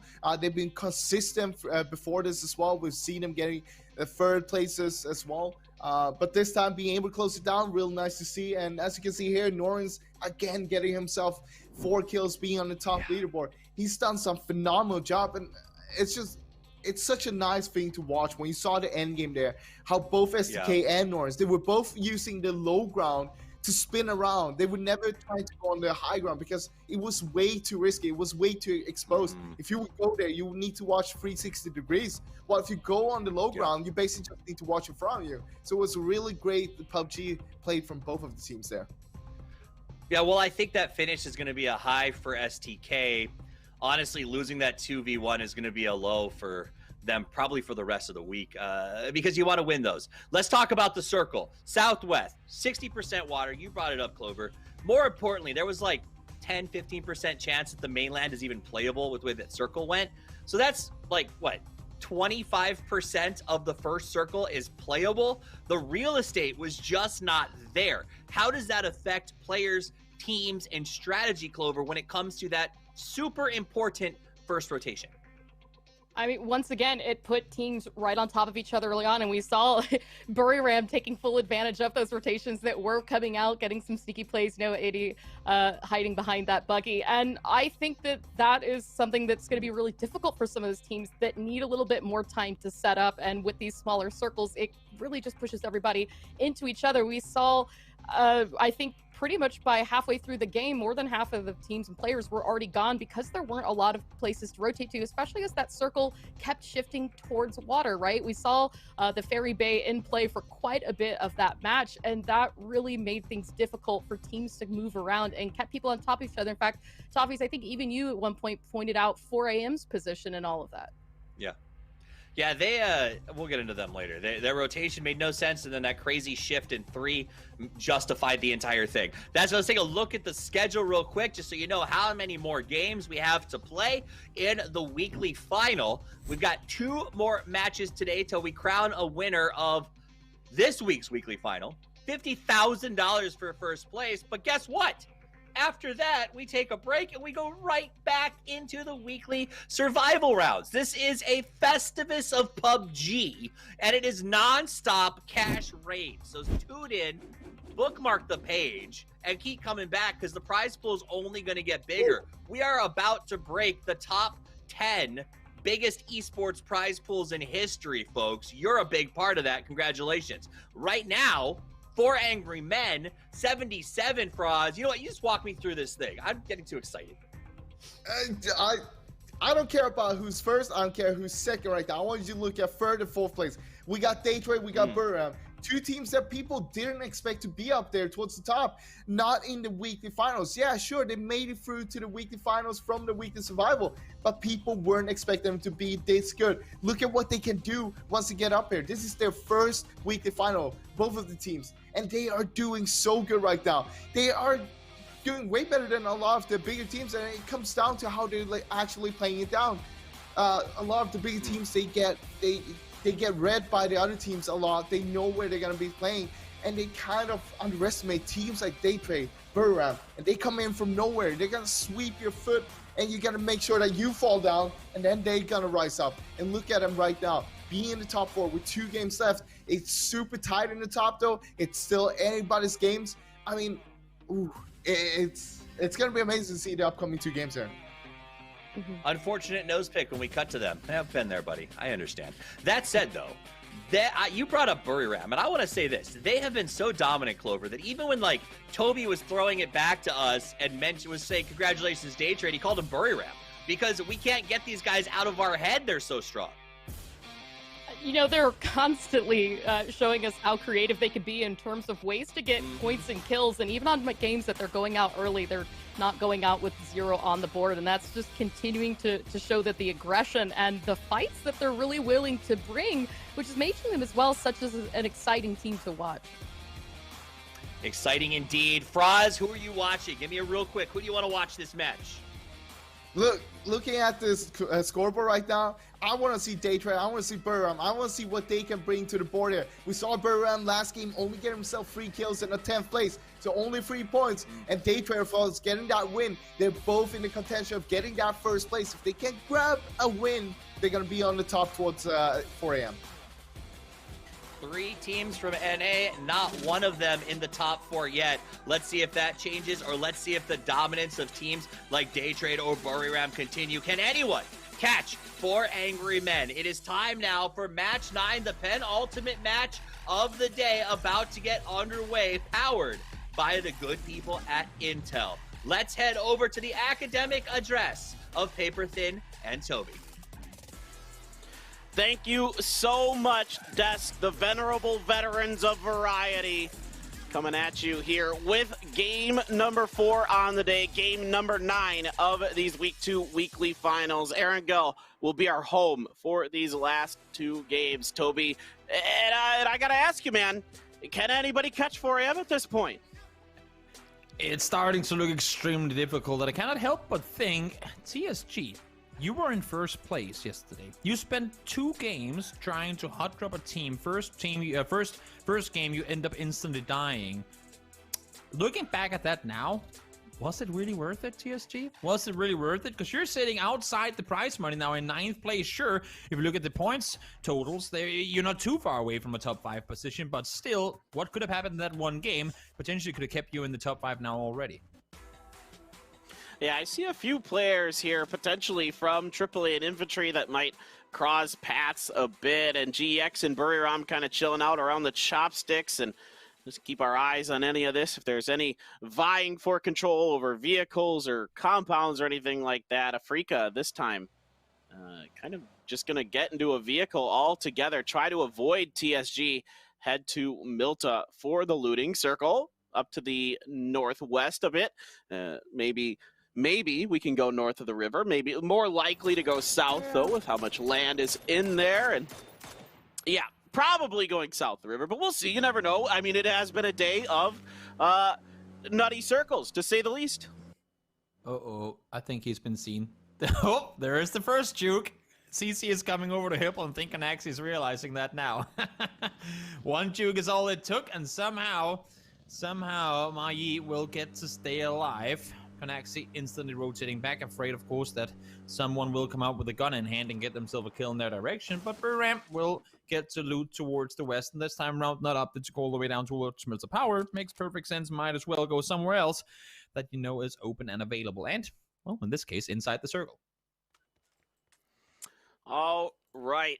4AM uncontested in the school and apps in this particular tournament. And those of you that were watching PCS Asia last year knew it was kind of becoming a running meme and then eventually a running frustration for me watching 4AM and VLG fight.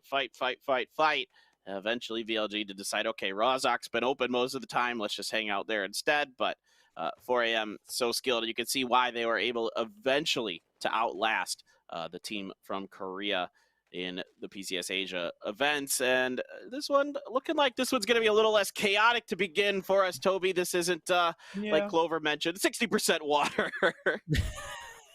Not this time around, fortunately. Would be pretty awful to see the same every single time. Now, I mean, this game does throw some other curveballs at us, though. It's going to be difficult in the sense that, of course, we aren't guaranteed which side of the river it's going to go to. But if we just exclude the whole river fact, it's still forcing teams into an area where we're pretty sure not to be headed to any city. So that's one factor. You don't have that safety, that backhand, that mulligan, that, okay, if everything goes wrong, at least we can go to the city. And also what we do have available is very few compounds. It's a lot of forest play. It's a lot of hill and field play, pretty much no matter where we're headed with this circle. And for the teams that get there early and do their gambling right, get the circle go in their direction, they're going to be really happy. As for everyone else, they will, within a circle or two, have to fight for spots, because no matter where this one is headed, there's going to be so much open terrain.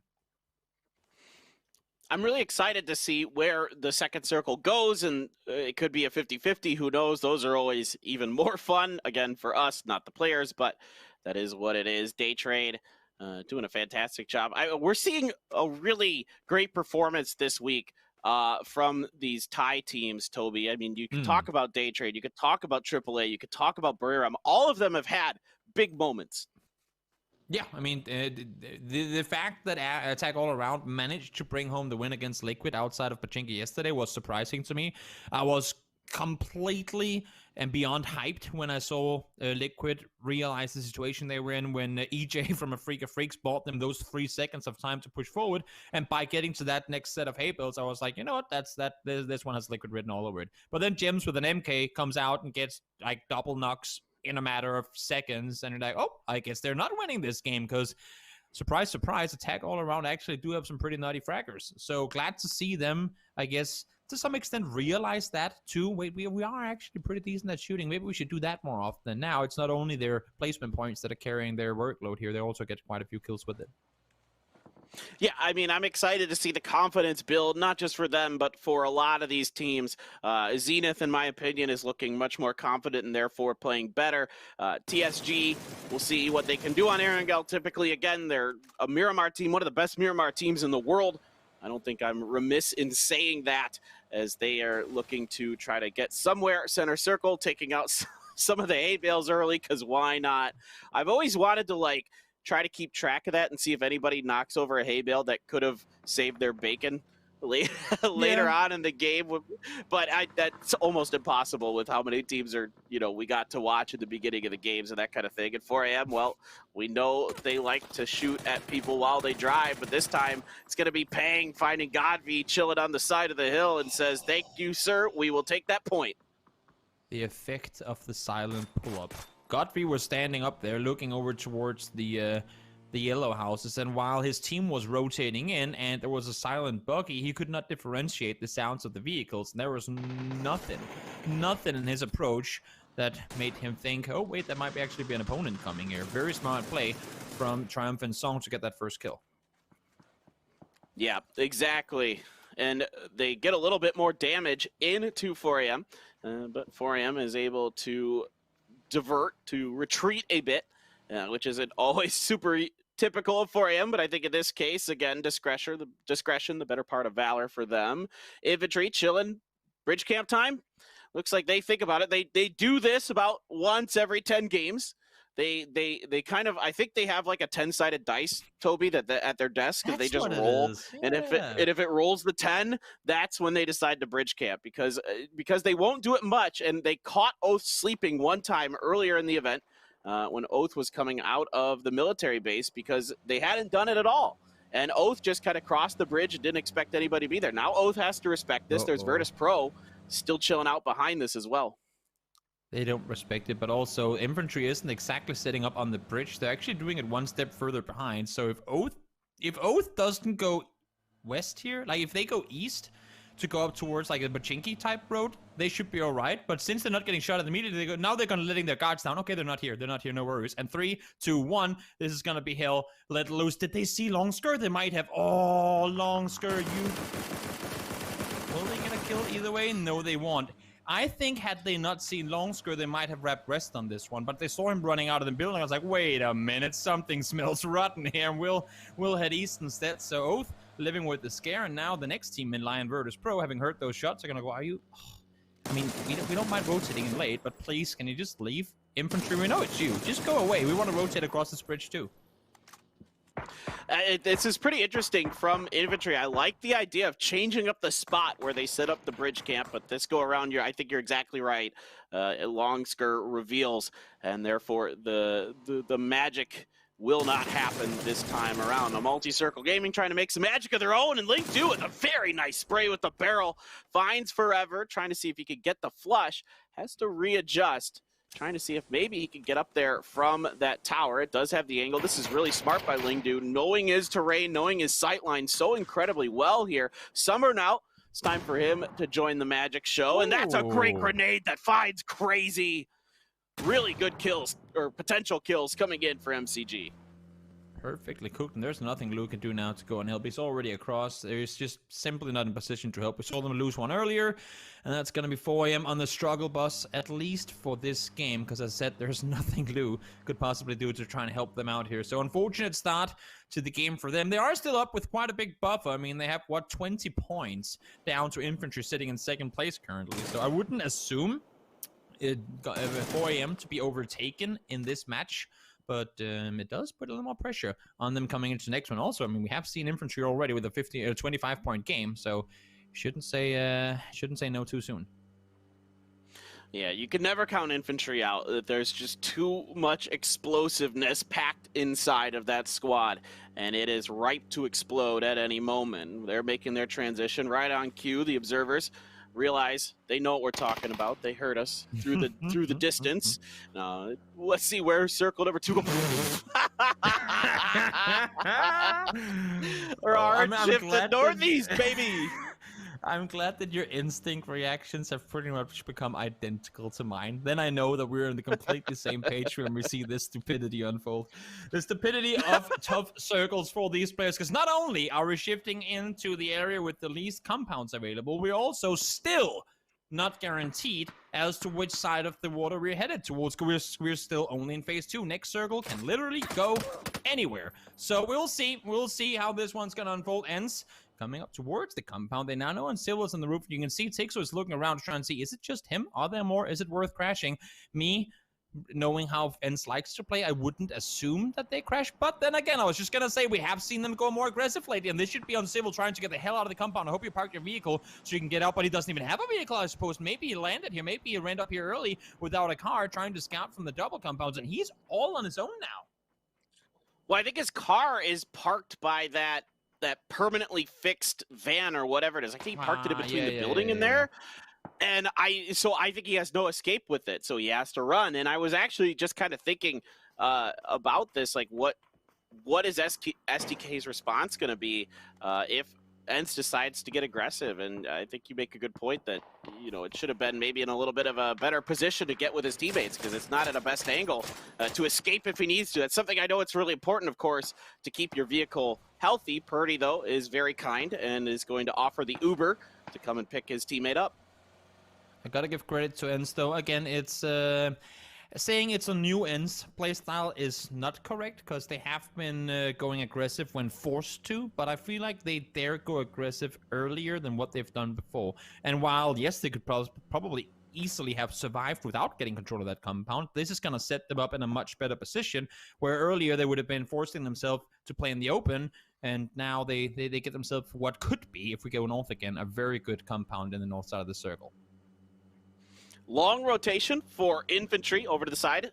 Code over there. It's a pretty long one, but fill it in. AASNLA 4EJEXT. And Jayers waiting for Virtus Pro. Is he all alone here? Is there nobody else from AAA? When I look at the map, indeed, there is nobody else from AAA. Parallel parking's hard. I understand.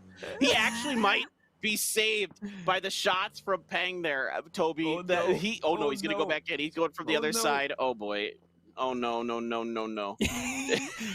Hiruzen really wants to get killed. That's the fact right now. This is the ultimate bait on Jayers. We're testing his patience to extents that I've never seen before, but Jayers is not moving. He's holding his fire, and he is not committing to anything. The only thing is, to me, Hiruzen must have seen that US inside the warehouse already.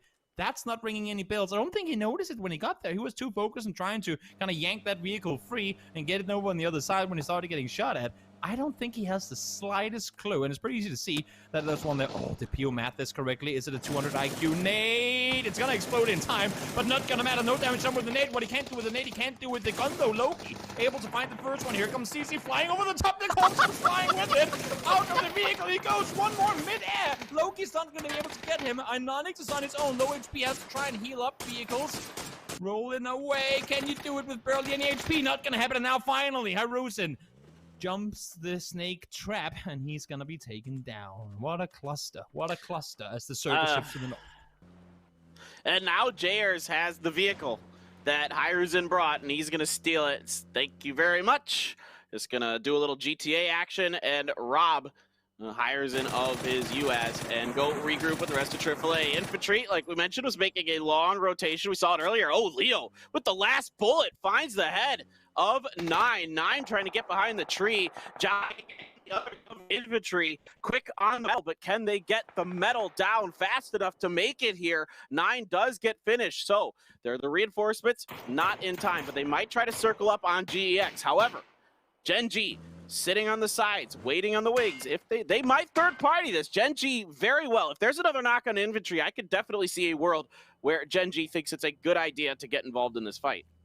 Blue is closing in, though, so maybe just stay on the edge and anticipate the push from infantry in this direction. We'll see if they opt to go aggressive or if they just wait on the edge of Blue, trying to get him out. Xiao Yang, nice uphill positioning, able to not only get cover for his teammates, but get the kill as well. And as much as we wanted to see Gen G maybe do something before, they're now going to have their own issues because Zenith just put up on the hill. Yeah, this fight needs to happen quickly for Gen G because infantry will be coming on their backside. Jeems sees gems, Jeems kills gems, and that's another point for Team Liquid. Still very much in the hunt, no doubt about it. Still 2 games to go, guys. And if you're a Team Liquid fan, don't worry, there's still hope. No way, no how. All right, kickstart, driving down the hill is Gen G now. They're just going to try to set it. Gen G really likes these kind of shoot and covers. They send a vehicle down, but an Onyx and an Aster are both going to pay the price this time around. Pio tries to find the backside of kickstart and uncharacteristically whiffing with that SLR. This, to me, is a perfect example of now teams having too much faith in the drive-by. They knew exactly where they were. They knew they were going to have the advantage, but Gen G is like, yoo-hoo, drive-by meta, we can just drive by and kill them, and it doesn't always work the way you want it to. When they get the upper hand, when they get to shoot first, I would assume that it is still easier to shoot from afar. And here you can see Ryan Ruth taken down despite having a Groza. Loki able to connect some good shots there. Kickstart pushing over the top. It's going to be taken down by Texu. No! Loki had the perfect position to take down Kickstart, but it's not going to happen. Pio will come around the side, will get the punish in the end, but ends pushing out of the compound, doing damage once again. The passive ends is gone, the proactive ends is here, and they're here to kill. Now infantry on the west side, they might have something to say about this rest opportunity coming in for Pio. Yep. Exactly. I mean, I don't expect infantry to let Gen G get out of their grasps if they can so help it. The grenade does finish Anonix after that hard work by Pio to try to get him back up and running, and now he's taking damage from another angle. Pio will go down to Longsker, and Gen G, just too much fighting going on there on the western side of the circle. The battle with AAA and Team Liquid still kind of happening. Clib takes a little bit of damage. Jeeves again with a nice spray here, but Svit sneakily coming up the stairs. Doesn't fool Jeeves. Somebody sees it, he comes out, gets the knock. Really well done by Team Liquid. Good communication or just good ears one way or another. That is Liquid playing very, very well there. Yep, James did all the damage towards AAA, but at what cost? They lose 2 players in return on the west side over towards where Mexi is. You could see, while they were kind of trying to help out EP, or help out James, sorry, they ended up being exposed to Virtus Pro on the other side, and they lose 2 players. So James might have got himself a handful of kills, but at the loss of 2 teammates. Mexi is looking over the top, trying to keep Virtus Pro at bay, but VP ain't in a hurry to leave. They go, Mexi, we have the circle. You don't. You have to move before us. Is that a nade? Oh, nope. No, that's a flash. Would be blind for a good while there. Right at the feet there. But it is okay. Pack Caps already knocked, so now we can try for the res. Balefrost driving, looking for a new angle potentially. Pack Caps relaying the information as best as he can to what's going on, but there's a lot of smoke up there obscuring the vision. Afrika quiet so far this one with just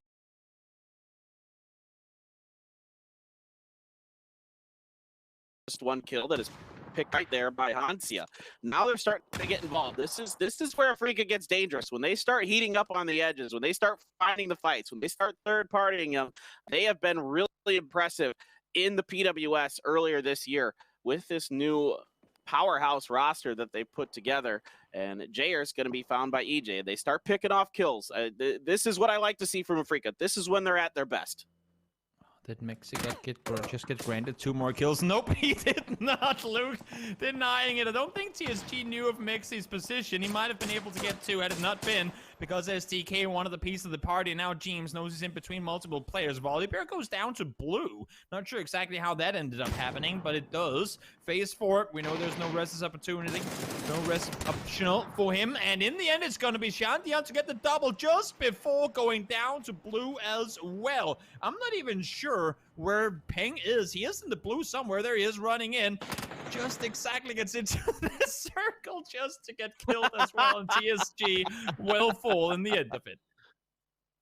Yeah, it's a good attempt by TSG, but just too many teams over there on the east hanging around those dirt roads. Centering up onto Shaolu, the only one left for 4 a.m. now. A lot of teams up on the north, and Spyro finding another good knock onto Tank for MCG, but MCG should be resable, I believe. We'll see how aggressive they want to get. Meanwhile, SDK looking for third-party opportunities. Here come those throwables.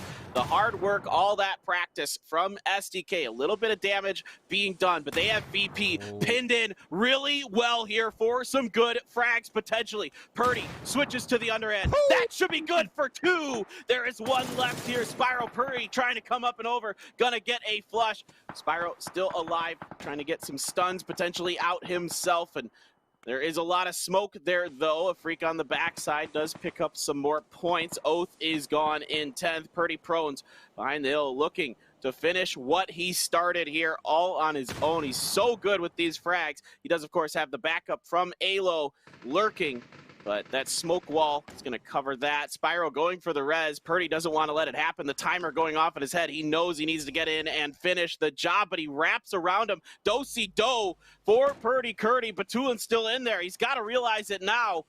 Oh boy, Toby, he's prone. I don't know if he can survive this. Coming up and over, and it's going to be him trading. Batulins finishes it. So Purdy just outguesses himself a bit. Why? I mean, oh, that's so unfortunate. I like what he was trying to do, but when you're 4 alive, and you know there's at least 1 left alive, I mean, at least 1, could be 2, potentially left alive in that situation, it becomes so damn dangerous. Unfortunately, will fall because of it. He does manage to get 1 kill off of it, but not more will go his way. Unfortunate, will go down. Ents in the meantime holding off Burram. They find 2 kills. Tixer's gonna go down as well in the meantime. On the south side, we see other teams fighting it off. That's infantry trying to push around. I'm not sure why we're... Okay, never mind. Ents just annihilated Burram. They tried to push the compound, didn't work out for them. They'll be regretting not pushing the compound with 1 4am player, but of course, that's not knowledge that they had in the situation. Now, infantry, full speed forward, comes in and takes down Daytrade. There could be an interesting fight between Afrika and Infantry brewing. We'll see if either one wants to kind of take it. There is a bit of a ridge line in the way, obscuring them from each other for now, and we're getting a shot of Xiaolu, who is, again, as we mentioned, just chilling in the middle. He is got all the time in the world, and for some reason, no one's tried to crash this. It is a bit weird. The sight lines into this compound to get the information, a little bit wonky to get. So for him, he's found himself a nice little home.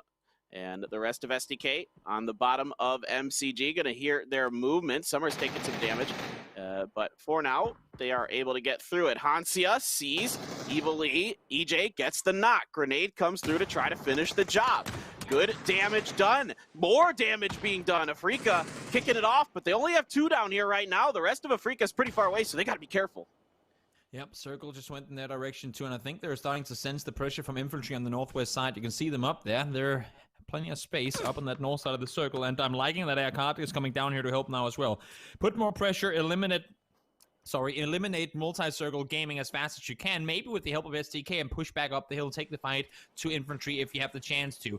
SDK, they're not shying away from this opportunity either, though. There goes Tank Nate straight to the face. He's going to go down instantly. Yeah, another follow-up grenade from Luke. Looks pretty good. Doesn't get the flush, but does a whole bunch of damage. And with Afrika lurking on the ridge line, this could be MCG getting torn to shreds between a couple different teams. Lingdu still behind the rock, and I believe there's 1 more left. Indeed, it's Summer. Does get his heels off. Gonna go loot his fallen comrade's corpse. Akkad. Ooh, again, some rare whiffs there from Akkad. He had a pretty good opportunity to get some good shots. Bullying just avoids being knocked by that fire. Summer does get Alo over there. Well, let's focus on this fight between Ents and Infantry as it kicks off with Longsker getting a double headshot. Turds isn't able to find Rustenmar. Well done there by Rustenmar. Great play. He knew he had to deal with him fast because they have Xiaoyang kind of pinned down the hill. He knew that he had a few seconds more where he's isolated. Now Yang ran himself over, question mark. There, we'll just leave that one as it is. I think the vehicle got exploded. Like the nade came in and that exploded the vehicle, so it popped, like moved a little to the side because of the explosion. He got hit by the car. That's my only bet, because anything else would be strange. Now, Squeaky does go down. Should be a safe rest. I'm not assuming to see infantry push forward, knowing they've just lost 2 players. And nope, they do not indeed. They stay down on the south side. And again, Lou, I mean, this is where the aggression, this is where the greedy playstyle from 4am really comes into effect. One of the main reasons in my book that Lou hasn't been pushed yet is he's been shooting at everything. Had it been any other solo player, he'd just be proning, but he's been active, holding people off. Now, let's see Longsker finds the knock and the flush onto Rustenmar, so they didn't want to push, but Ents wants to take the fight to them regardless. Longsker barely any helmet left, doesn't have a vest either. together, trying to stay alive, but it's not going to be easy against the 3 from Ents. Yeah, Logsker heating up a bit, and I don't mean that literally with the molly there. I mean figuratively with his shooting. He's getting some really nice ones going. Zhao Yang throwing stuns, trying to buy time to recoup, reorganize, and see if they can take this odd man fight they have in front of them. Stuns now bouncing up to Diggory. They do hit the teammate there, and it's Hikari from Afrika who comes on the side of this. Like I said, they love the third party. They're not going to overcommit. They're not going to push super hard typically. They're going to wait for their opportunities, try to find their points. Zhao Yang doing his best, but oh my word, Tiksu just able to hold it together there with a little bit of help from Afrika again, and Afrika does win in the long run with that big fight up on the north. Again, Lou only able to stay alive in here for so long. If we had like a camera only on him, it would be looking at a one-man ant farm just sprinting around inside, and take that suppressor off your gun because they will see you outside. I think Purdy has as I say that, has no clue where he is. That's on Civil, sorry. Excuse me, trying to take one down. It does save the first one. Second one goes down as well. Now, oh my lord, would they wish they were 4 alive, but not the case. They will be down. How does the Freaks respond to this? They know it's the last team left alive. If they've counted defeat, they see 2 knocks. They know there's 7 alive there for themselves. Do the math of Freaks. Position yourself. Push forward. There's 1 alive in the compound. That's separating you from getting that win. Couple mollies in the hand there for Akkad. He could try to land those inside. EJ completely out of anything for utility. Some smokes rolling around inside of Afrika's bags as well. We are going to get both reses for shoot to kill, and immediately they want to smoke up. They want to buy all the time that they possibly can. There's a lot of time left in this game. They don't need to rush this for Afrika. They can put this on lockdown. Hikari gets the first shot into Luke. Luke knows he's there now, but Hikari's hold that angle. He's going to hard peek that over to Akkad. Again, plenty of smokes, and he's the only one left with throwables that we've seen so far for Afrika. But Toby, this one actually feels like it's going to go a little while. I'm loving how Akkad is playing this. He is, I mean, right now, the play is Hikari, EJ, you have eyes on the compound. You have to be our eye in the sky. I'm not going to do anything until you tell me that they're pushing towards the west or out towards the east. I'm going to be playing a spoiler. I'm going to be hiding. I'm not going to be doing anything. For all they know, there will only be 2 guys above on the top of this hillside. Hansia is doing the exact same thing over towards the west, sitting by a tree, just playing it safe. They cannot risk opening up a gate or an opportunity for them to get out of the compound alive. They just have to sit tight, have to wait for SDK to make an aggressive move. And if so, really, really hope and rely on Akkad and Hansia to make those hits. Yeah, so for STK here, I feel like it's all about just kind of being patient, seeing what this next circle does. You have no reason to move, and then if you do have to leave the compound, you got to isolate somebody somewhere somehow. There aren't a lot of smokes and other things left for them, a few frags here and there, but they do remain in this compound in phase 8. But because of this, it's going to be out in the open where this one's going to finish. What does Hansia do? I mean, sorry, what does Akkad do now? Does he try and wrap south around? I would love to see him try and do that. The only issue becomes he will not be able to get a rest should he get knocked down there. If they see him early, if they take him down too early, there's nothing he's going to be able to do. Did he just see him from above? They might have seen him behind. Nope, I don't think he has an idea. Not yet. Now smokes are going to be thrown soon. But if Luke plays this once, well, still hasn't seen him, still doesn't have eyes on. Now Akkad shoots, but doesn't get the shots connected. This is a chance now for Luke to really isolate him. Already got the meds off. He has to try and hold this angle. Has to try and hold off, and you can see that's exactly what they're doing. Uncivil and SDK are going to put a lot of pressure onto Akkad, trying to isolate him, trying to take him down and make this a 3v3. Nate, a little shot, but second one does find him. This should not be a rest opportunity for a Freak of Freaks. They will have to play this as 3. Great isolation, great play from shoot to kill to take full control over on that side of the circle. And I think, honestly, even though there's a smoke wall right now, EJ, you cannot full commit to this. You cannot leave them with 2 alive on the hill.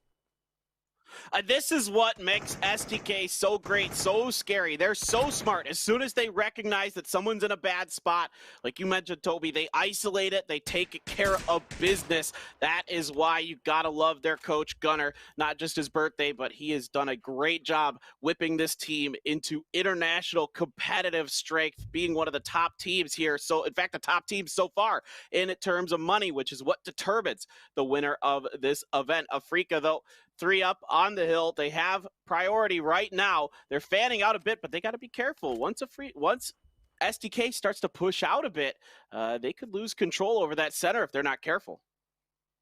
Alo is almost as much on the dot as she could be at this point. Issue is he can't really see anything from that position. He still has to peek a little further over the hill. Luke is still inside the building, and they will be able to sit tight for now. And now where Akkad was the flank before to make a contain play and hold them from flanking out towards the east, that role now goes over to EJ. They're still playing a wide split with kind of a 1-1-1 pearls on a string type formation up the hill. They know they're going to have to make their way up at some point, and I think what a Freak of Freak's going to do is to sit tight and wait for the circle to at least have forced the building out so they won't have any hard cover. Yeah, I think that's a really good point. Hansia gets a little bit of damage. The blue clips him in the back. Alo throws some grenades, or it might have been one of his teammates. But there still are actually quite a few smokes left for shoot to kill now.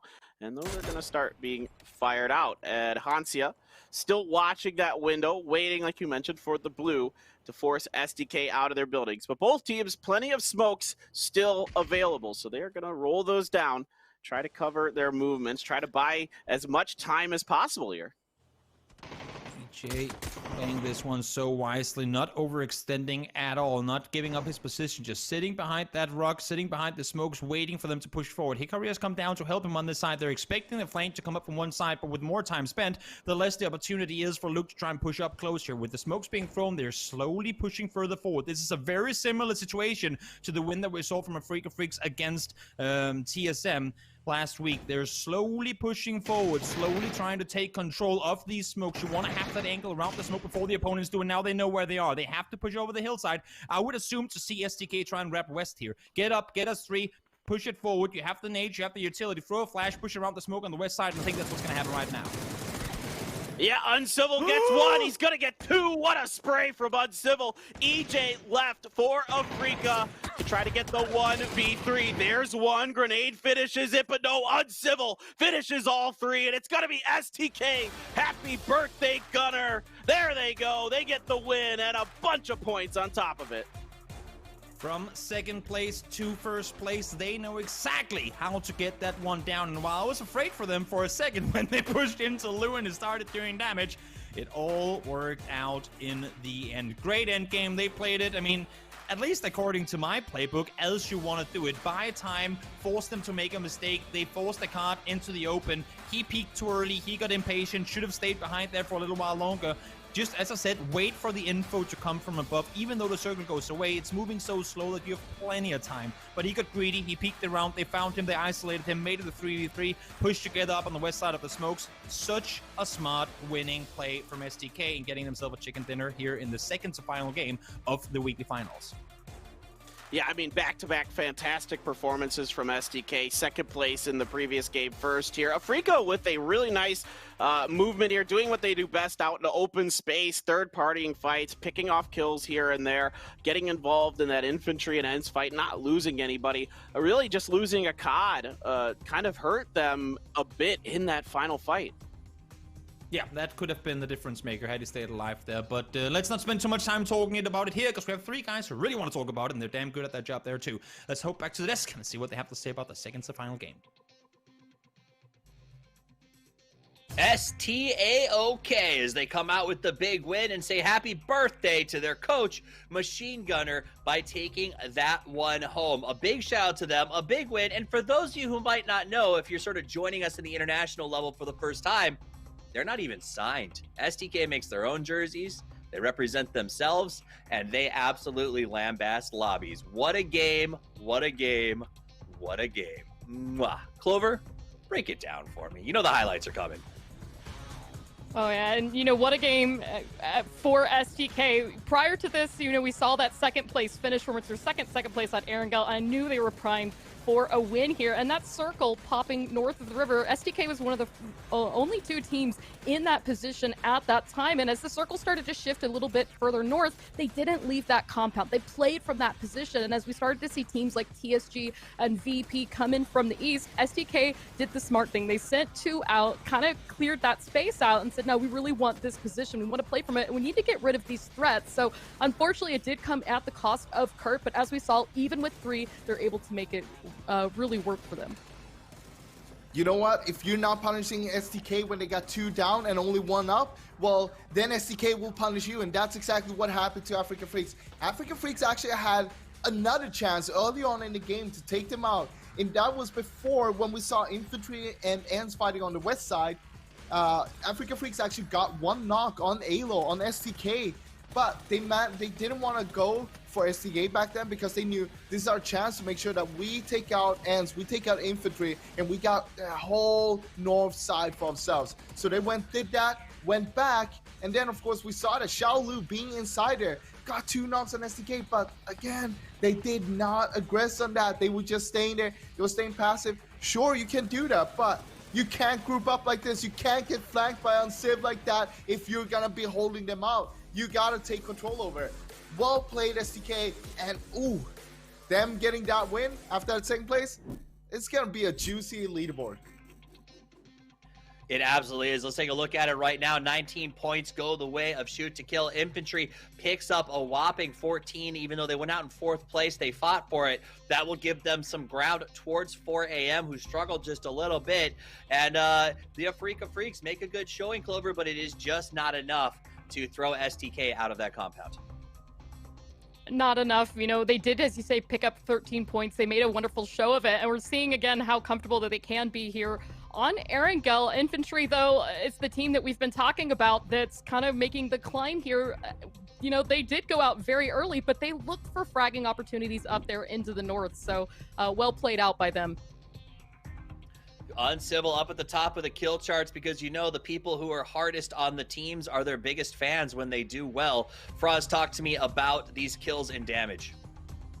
I like what we're seeing here with Infantry. We know they were a team that was chasing 4 AM, being 20 points behind in this game. They needed to get a lot of kills. They needed to get a good placement. And what did they do? They went out, they chased for those kills. They got themselves 10 of those. And as you can see there, Zhao Yang got 5, Longskirt got 4. We're not surprised about that. We were looking for a little bit more on Bolyang and 9, of course, but they didn't get really there. But then 4th place, 10 kills. They're going to be trying to reach for 4 AM. 4 AM, though, having Xiaolu, again, being able, being 1 man up from the first circle. There was 61 people alive. His 3 teammates was dead. He managed to clutch a 3rd place for 4 AM. That is going to be huge for standings for them. I mean, it was smart, right? It was 4 AM, then 3 AM, then 1 AM, and then threat level midnight. He just hunkers down, Clover, and smartly didn't play the armadillo as Toby sort of coined it, instead plays the porcupine and took shots at STK, took shots at Africa Freaks, let everyone think maybe there's more than just one person here, but I don't think STK was buying it. That was a beautiful compound that was available for so many teams. If people had realized that Lou was by himself, I don't think he would have held that compound as long as he did, because we saw how wonderful the location that was through the mid to late game. And as you say, Shoot to Kill finally stopped buying it, sent it there at the end, had that great position to play out of. And even when they lost 2 and they only had 1 still standing up, they had that opportunity to get the res because Africa Freaks didn't really have the angle or and didn't really take the push. If they did, I think things could have turned out much differently for Africa at the end. Well, with 1 match left to play, let's take a look at the standings, see where everyone is right now as we get ready to head into that final match. $50,000 on the line right now. 4 Angry Men at 82 points. Infantry very close. Patrick, I asked you 2 games ago, STK was in 12th place. Do they have a hope of ending in the top 4? We were both a little skeptical, let's be honest. I weren't super skeptical because this is kind of what happened last weekend. Last week's final, this is exactly what we saw. Day 1, they had 25 points. And what did they do? Day 2, they got themselves 50 points. And this is what happened this weekend as well so far. We're seeing STK, they had 28 points. And now they've gotten up to 64. And we still have 1 game left. And they're in the money for now. But if you look at it, how close it is right now, it is a little bit scary, not just for the ones in the top 4 there, but also for the ones that is close there. With 1 more game, what are you going to do? What's your strategy? Are you going to go aggressive, or are you going to try to survive and get those placement points? On the opposite side of that, Clover, Team Liquid started today in 1st place. I don't know if this is an Omega lull, an Omega sad. Like, what do we say here with the fact that yet again, second week in a row, are they going to miss the money? It's starting to look that way. When we look at their worst game yesterday, that one they went out early at no kills, I thought that was the exception, not the rule to their playstyle. Unfortunately, it seems like it's becoming the rule today, and they just need to shake it off and come out with one good game, because a 20-25 point game, that could be enough to put them right back in the money. You hate to see it, but we're going to the last game. Maybe they come back. Maybe they win with 16 kills. Who knows? It's PUBG. Don't go anywhere. We're going to find out who gets that $50,000 and the bragging rights in just a few minutes.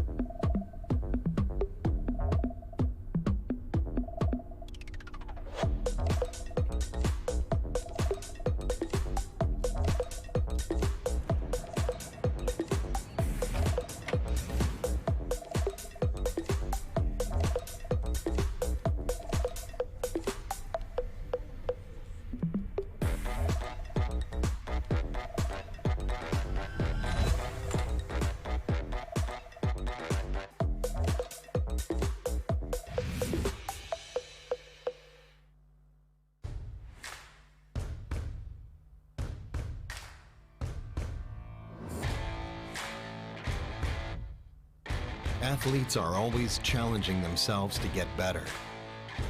You've seen this in all sports. Esports is no exception.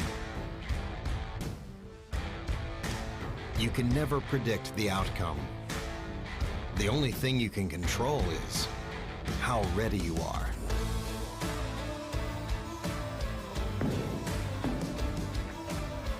Over and over, players adapt, trying to improve, fighting hard for every percent gained. Give everything you've got to the challenge and show your finest.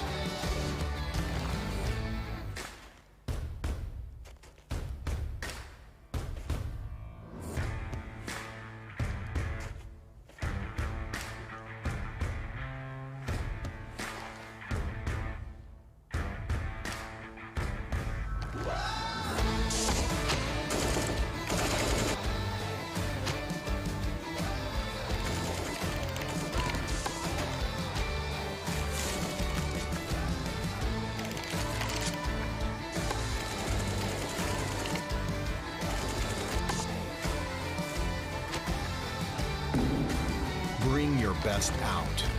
Strive for perfection. It's our goal, too.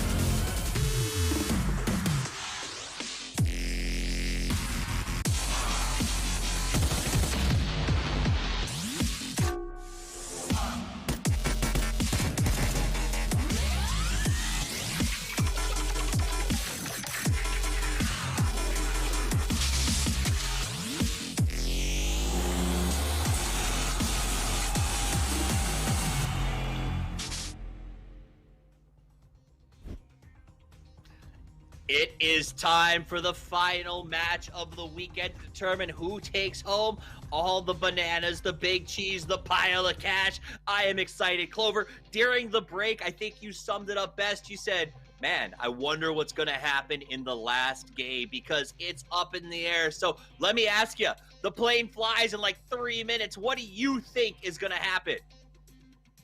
You know, there are a lot of teams that we have seen in the past play very aggressive on that first phase, hot drop each other. Two that come to mind right now are Afrika and TSG, who are chasing that top 4 spot, right now tied for points. We've seen them fight over Milta. I think there's a potential we could see them take each other out, play for it. Additionally, though, all of these teams need to start worrying about the top 4 because even if they have a good 20, 25 point game, they still need to make sure that one of those teams doesn't have it. Roz, I know you got an opinion on this. 1 game left to play, 4 angry men in pole position, but a lot of folks knocking on that door. Where's it going to go? What are you watching? Look at 4AM right now. I don't think they're going to be contested and not going to be hot dropped by anyone because it's way too close between all the other teams towards the prize pool money right now. You have Infantry on 71 points in second place, and then on third place, STK with 64. And then you have down to VP on 9th place on 50. That is super close between 3rd and 9th place, meaning that none of these teams, they can do anything about the top teams right now. They need to focus on themselves. If they start hot dropping, they might lose out a person. That means that they're going to be out of the money more or less. You want to make sure that you get into the money. A team like STK, we've seen them do a hot drop before, but I highly doubt it. It is make or break it, so they could go all in and basically just go for 4AM, try to take them out and get the momentum going from there. We just have to see what's going to happen on that one.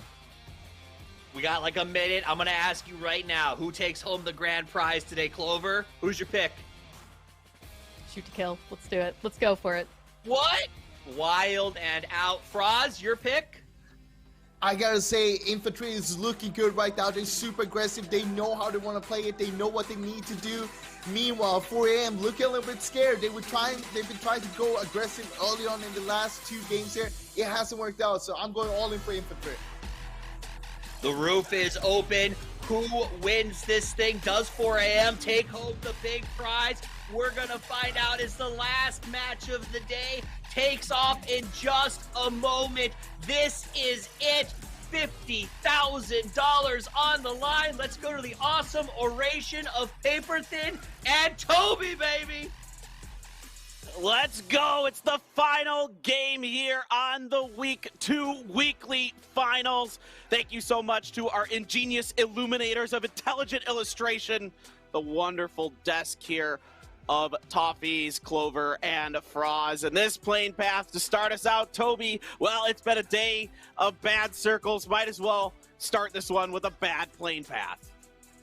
I was just gonna say, in most other situations, this wouldn't have been all that bad, but because we know we have so many teams in this particular lobby that likes looting on the eastern side of the circle, this is gonna make for some troublesome rotations coming in early. We're looking at 4AM, they should not have any issues, but looking up towards the north, there are teams that are gonna be fighting for vehicles. STK and Multi-Circle Gaming might be contesting for vehicles, and I'm looking at Oath. Oath is set, or at least Snaker said, we're gonna hot drop. Who should we hot drop? Are they gonna live up to their word, or are they not? I'm seeing Oath right now landing next to Infantry. I'm not sure exactly what's going on with that, but that might be a fight happening as Infantry now are starting to disengage from our last place team that currently, yeah, they hot dropped them to some extent, I guess you can say. Oh, Infantry weren't in for it, and they will have plenty of space to loot as well.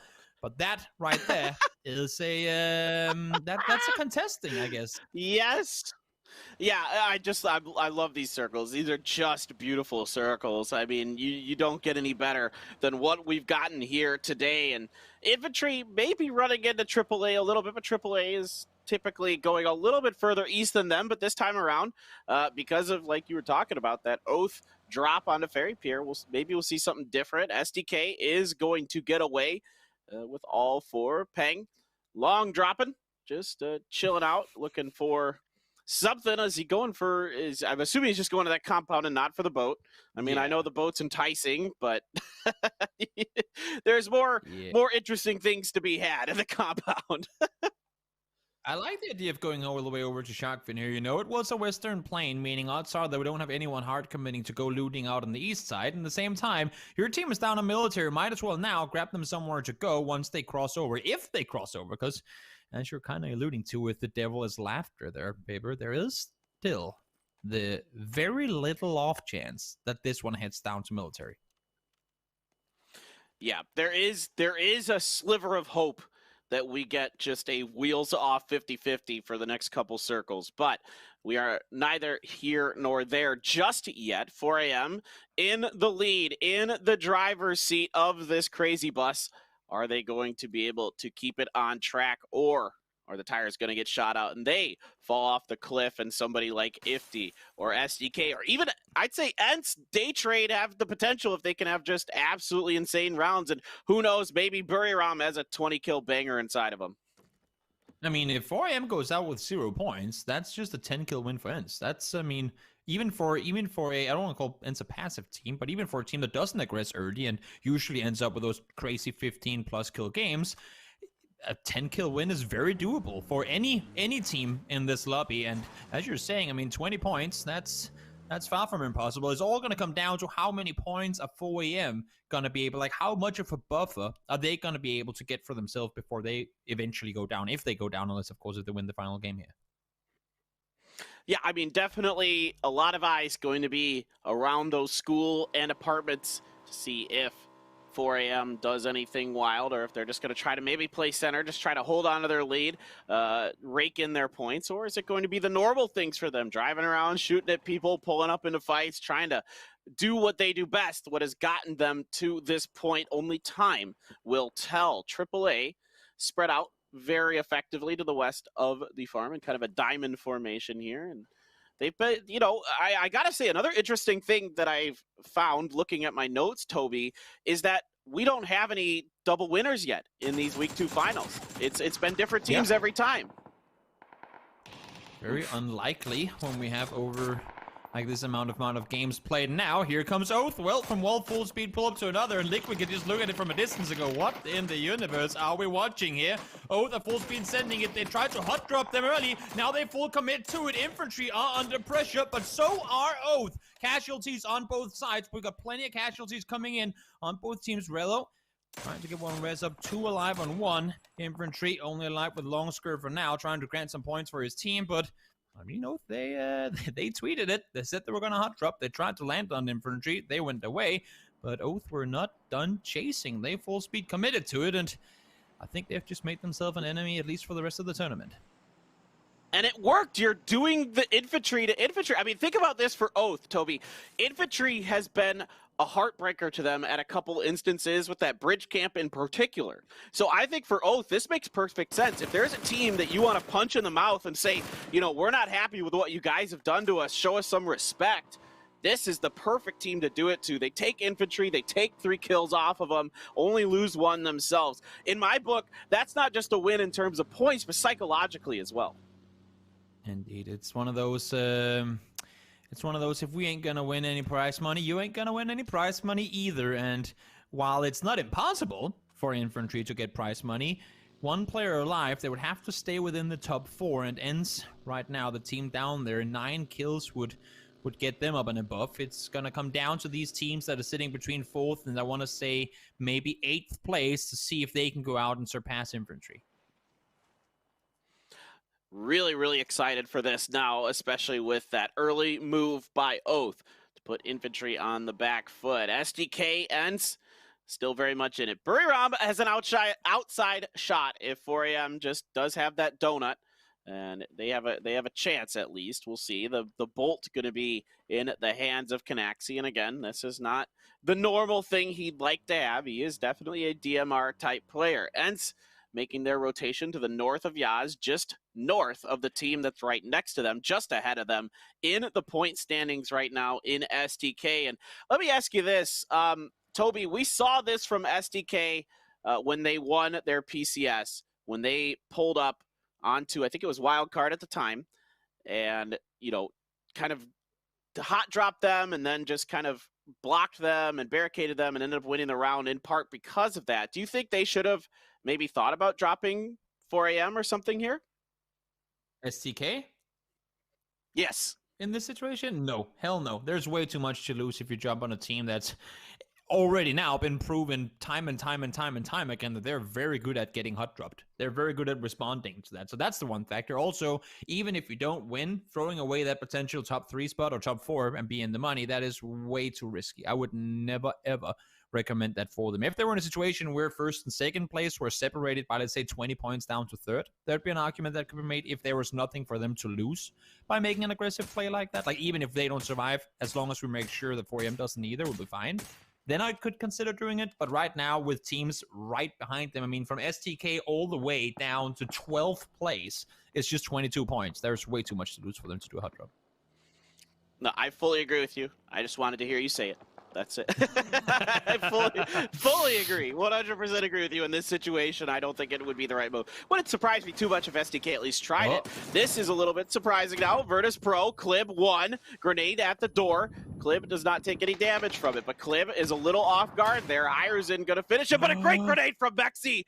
Finds 2. Batulid. Lou is out. Batulid's on the ground. Grenade follow-up coming in. Not able to finish the job. Ibby hustling to get over to his teammates. See if they can stop this push. Jeeves gets Spiral now, and it is just Hiruzen left. We saw heroics from him against GEX earlier. Is there going to be anything from him in this situation? Liquid throwing stuns in the door. Hiruzen goes upstairs quite wisely, puts a molly there as well, making it difficult for them to come up. Could potentially see a lot of throwables coming up in these windows from Team Liquid to try to really isolate Hiruzen's position. Listen to those footsteps. Really try to figure out exactly where he is. Right now, we're seeing the polar opposite of weekly survival. This is the weekly rampage. This is teams realizing if we don't get top 4, we don't get nothing. We need to get kills. We need to start hunting. We're too far down the leaderboard to try and rely on placement points alone. We need kill points. Virtus Pro realized that if they want to have a shot at it, might as well try and make themselves the winning play instead of waiting for other teams to come towards them. They go chase it. They want the points. They want the kills, but unfortunately not worked out their way. Rosen is on his own. He did have a 1v4. He did have a 1v4 against GX, but are you able to pull off a 1v3 against Liquid? I don't see it happening. Yeah, Liquid, a tough nut to crack, no doubt about it. And you can see they're being very patient, very disciplined, not overextending themselves, not really catching much damage from Hiruzen just yet. Circle number 2. Where will you go? Oh, okay. Not too bad here. A little bit west. This isn't as crazy as it could have been. You could hear just a shred of disappointment in my voice, I know. But at the end of the day, it is a little bit nice for the player. Not bad for the players, at least. Yeah, it's I mean, Oath are in the best position in the circle right now. And I'm kind of with them just throwing it all away and hot dropping infantry just before. I'm waiting for them to leave that compound, leave the absolute best compound in this circle for a win, just to try and fight other teams for the sake of it. If they want to be the Rampage team, the Joker team that just goes out and does crazy stuff, keep doing it. Why stop there? Why stop with infantry when you can fight 4AM, when you can fight SDK? Might as well just keep going, keep doing what you feel like you want to do in this game. I feel like I'm the emperor in the Roman Colosseum. I'm like, entertain me, or you get the thumbs down, Oath. No, I think for now we'll see what they want to do. See what they want to do. Zenith right underneath 4AM sightlines. Oh, Summer. Oh no, something wonky happened over there. But anyway, now they are driving through Team Liquid territory, and Jeeves gets Poonage. Zenith still driving, still trying to find a home, and it is Summer going to be taken out there. PO Genji next to MCG, just to their south in the sushi houses and other things right on the edge of the Pachiki Fields. Yeah, we'll see Zenith. They're in between multiple players here. 4AM are trying to get eyes on from above. They didn't manage to find any kills so far, but again, keep in mind, every single time we see 4AM in the kill feed, and there we go, nice shooting from God V. Every single time we see them rack up points, we talked about sighs of relief before. This might be a sigh of distress. Oh no, that's one more point we need to catch up to our current first place team. All right, Hiruzen throws a stun up and over, but it does not catch Ibby enough to make a difference. He is ready. He is there. And Virtus Pro goes for it. They needed to. I really like the attempt, but they just run into Team Liquid, who only loses 2 in there. Up towards a Freak of Freaks, who's running into the backside of 4AM. Big moment here in this game, potentially coming up, but 4AM really playing much more passive than we're used to seeing here, Toby, so far. Crazy trying to escape Afrika's grasp. Does he realize they're there, but he hears it, he gets the info across, and he gets the first knock as well. That is huge. It's going to buy enough time for the remaining 4am players to make their way over and help him in this position. Afrika Freaks, well, if they can take down the Giant here, there might be a lot more points for them to grab in the end of it. Hikari is trying to crawl back to his teammates, probably saying, safe rest, but it is far from safe because all of 4am are here. Yeah, grenades are ringing out on the outside of Crazy's position. Xiaolu taking a wide flank over to the north, but Hansia is there to hold that down. We'll see if Hansia is able to keep that on lock. It is a COD. Going to be Johnny on the spot, rezzing Hikari. He is up. He is functioning. Let's see if he can get some heals into his body. There's a code as well. Speaking of functioning, you can function that into your game. Get yourself some sweet EP. EJ now. Hiding behind a rock, Forever lurking, but I think EJ might hear this. Forever is making a bit of noise, and indeed, EJ's ready for it, and eventually gets the handle, twists over to the other side, finds some damage into Godby. Godby gonna let loose with a grenade in return. Let's see if he can connect, get some decent damage, and here's Xiaolu. Will this flank pay off? Let's see. Oh my lord, the circle goes further down towards the field. Look at where En's are if you have a second to do so, while Lou gets himself a knock on a kill onto Hansia. En's just rotated from shelter over military to the west, and it has completely paid off for them. They have a really good position now to grant themselves something. This could be a play that's going to grant them more money in the end of it. We'll have to keep track of where Ens will find themselves during the mid and late stage of this game as we hop back to Afrika Freaks and 4am. The fight that started, that never ended. One loss on both sides so far. Forever has gone down, and so has Hansia, and seems to me like 4am ain't shying away from this one. Nope, I think once Crazy got that opening knock, that's where, you know, these guys are sharks. Once the blood is in the water, they are fully on the hunt, and they're just waiting, buying time, knowing that Afrika has to come to them. Xiaolu finds the rock, gonna chill out over there. Godby's gonna take the opportunity to slam an energy drink. Hikari takes a whole bunch of damage there, only a couple health left, so he's gonna have to wait up, go for those first aid kits, and it's still a fighting retreat for 4am. Now here's the blue, helping them out with that damage. Hitting the headshot is Godby into EJ. So EJ quickly has to go for the heals just in time with that first aid kit. Only phase 3 blue. Yeah, 4am has to sprint back to their vehicles. They are parked further over on the other side, and of course this means that having spent so much time up in the side of the circle, they're going to be insanely late to the next shift. TSG pulling up on the last remaining infantry player. He's going to be able to do this 1v3, could potentially be 1v4 should all of them get here. Yamashia is still a little late on the rotation. There he is with them, all three there. Attack all around. We'll try and help him a little bit as one volley already fell down. Yeah, and TSG is, they've got Longsker lurking. I don't know how well they are aware of it. Seems like they're pretty aware of something going on. They're on high alert inside of a building, so that to me signals that they know something is amiss. And there's Longsker through the window, gets damaged, but no knock immediately. Wants to see if he can find that grenade. Can he get it through the bars? He does, and the grenade does not get in far enough to find a TSG member. That one's back by the tub. There it is. It finally explodes. I was waiting for it. No cook on that one at all. So IMC does get knocked by JQ from that AAA angle from afar, and still hampering that fight is the team from Thailand. There's the knock from Longsker across the window. My word, this guy is just absolutely nuts. Doing his very best to keep the team alive, but the knocks ain't gonna be enough. Try and see if you can get some flashes on it too. It's just Ping left alive. Maybe attack all around will do the helping for you. That nade is gonna be close, but he sees it, hears it, and he's gonna be able to back off because of it. He can get one more. That's 3 more points for the team. Did he hear him just vaulting in? I'm not sure if he did. That door is gonna be gone now. Flash thrown forward, not hit by a second one. Not gonna do a whole lot either. And there he is around the side. Does find him. Longsker able to get the double. Stays alive for now. I'm not sure it's gonna be for much longer than this, but got 2 more points for the team that could make the difference of whether they will stay in the money or not. Yeah, that's exactly it. Every moment he's alive, every kill he gets is just more insurance that they do not fall out of the money. Oath still in that compound. It's still there. They are still favored, and Afrika rolls up in between them and Daytrade. Puchil is going to be the first one up for Daytrade to have any potential to shoot at the Freaks, and Longsker indeed still has quite a few first aid kits, a lot of dead bodies around him for him to loot. Grenades now from Oath are there, and they're finding the mark. A double for Pat Caps. what an angle they're able to take with that. The high rise landing right on top of Afrika. Here comes the nothing to lose oath.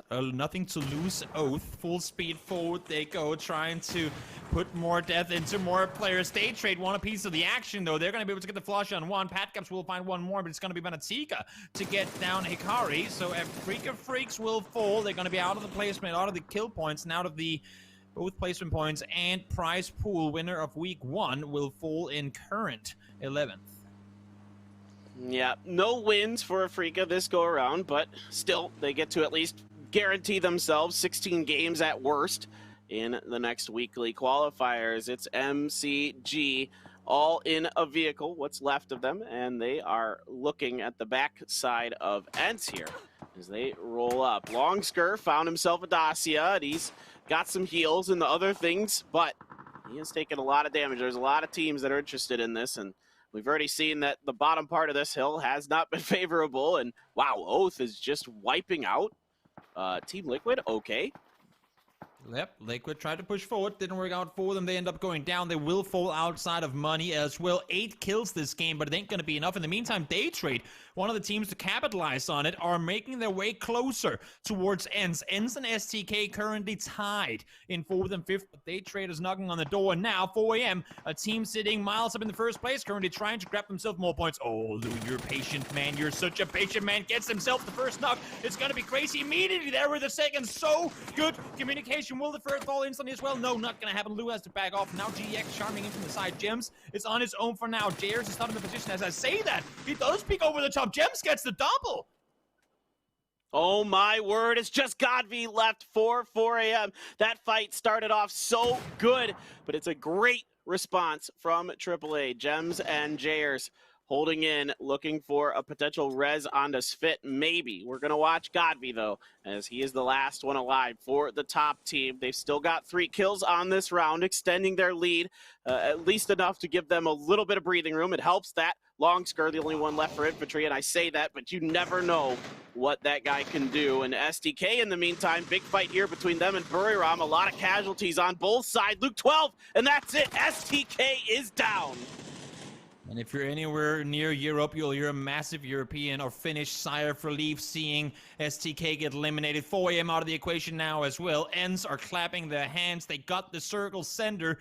This rotation, I really hope that we hear the desk break down that rotation from Ents, because it could very well end up granting them, if not a guaranteed top 2, then a potential win at it as well. It's going to be interesting to see how many kills Ents are going to be able to find, because the placement points won't be enough for them to find their way into the top 1 spot. Buriram is shredded, just 1 member left for them, and Eds has a fantastic position. No one really around them right now. Everybody's been fighting on the edges, fighting for these kills that they want to try to put in the bag to get themselves into that wonderful money. Oh, excellent timing on that graphic. Mwah. Just chef's kiss. Right as I'm talking about money, it comes up. 4.8 million coming into today for the total prize so far. That's just so far, folks. And you can continue to support these players. If you like what you're seeing, get some of those sweet skins in game. And also, we should mention, if you missed some of the earlier games, hold the phone, see if Edie does something. No, he's going to die. If you missed some of the earlier games, Buriram going down in 7th there, you can find him on the YouTube channel. PUBG Esports on YouTube will have all the VODs that you could ever so wish to watch. So many teams fighting for the top. We talked about them pretty much the entire top half trying to make their way into the top, but look at this. It's the bottom 3 teams that are currently out here doing damage. Oath with 8 already. GX trying to find more kills as well as they run over towards Gen G. And you can see Ents here. They're just constantly looking around for opportunities to fight, but no one's exposing themselves to them. As I say that, Patcaps does find Squeaky. He's going to get knocked. I'm not sure there's going to be a rest with it. And Norin Stroud trying to back off as well. Does not want to go down here. Able to stay alive. Multi-circle gaming. Not able to confirm it on him. Does stay put for now, but he needs all the help he can from his 2 teammates on the hill. MCG is hustling. They're trying to get in there. Try to take Daytrade out. Nurins falls behind the building. Going to hang out one of the red-colored blues or yellows, whatever you want to call it. They're all different colors, all shades of the rainbow on those. Tank inside, holding an angle. Evil Lee and him going to start throwing some utility and some throwables. Potentially, it looks like there is Longsker not too far away from this fight off your screen, trying to prone this one out, see if he can find the magic to get the win, to take his team above 4 a.m. and take that 50,000 home. Grenades on top. Finally, Oath reaches out of their compound, and they might just try to end ENCE's hopes with this one. Toby, the fight breaks out. It's a 1-for-1 to start. Tiksu has to back up, taking some damage as well. Grenades flying out both ways, neither really connecting with much there. See what ENCE could do.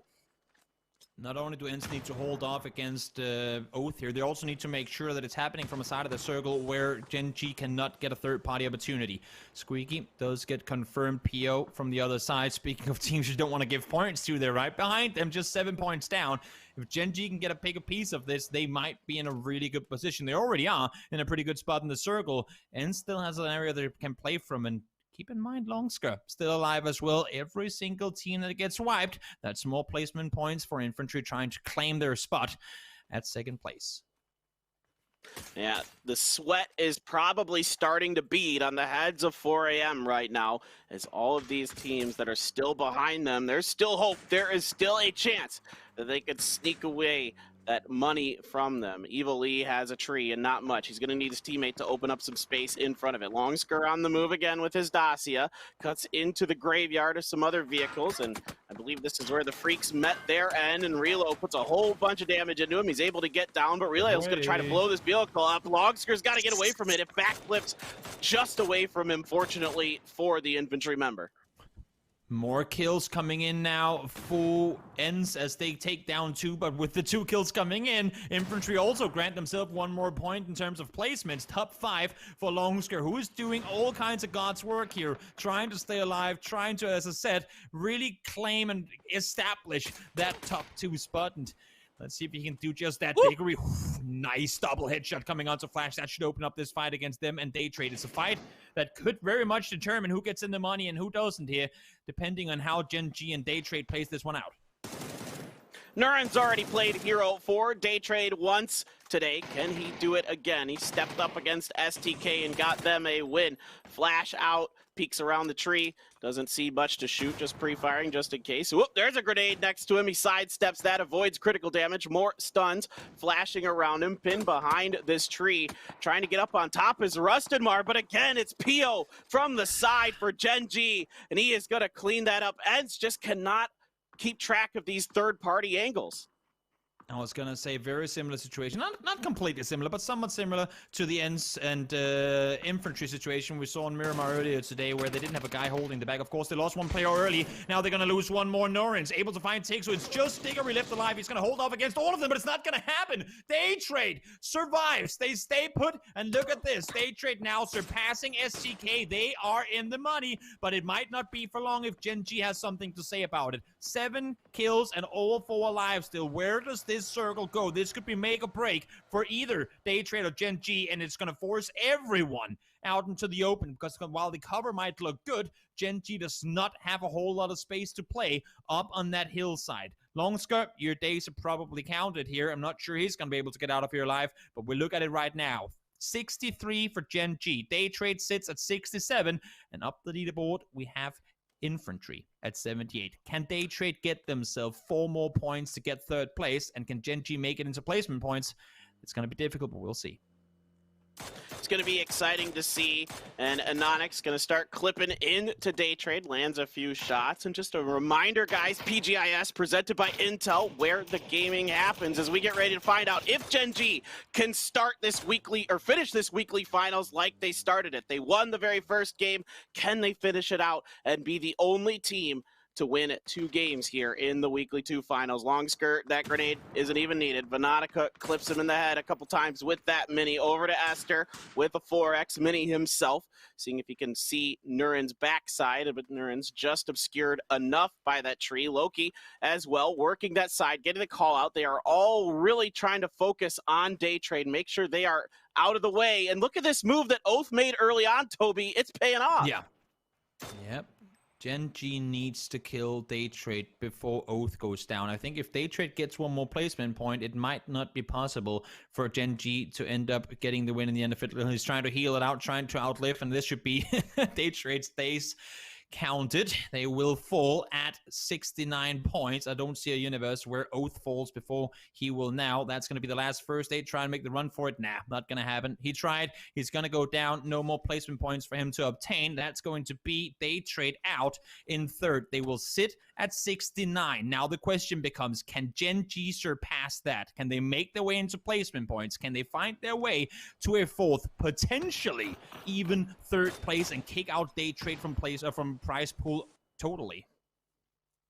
This is a really interesting game because of all the early fighting, because of everybody being hungry for those points. There's a lot of space in this Phase 7 circle for these teams to maneuver with. For Gen G, can they avoid the misfortune that Afrika found themselves in the previous game, where they had the numbers advantage but couldn't snag the win?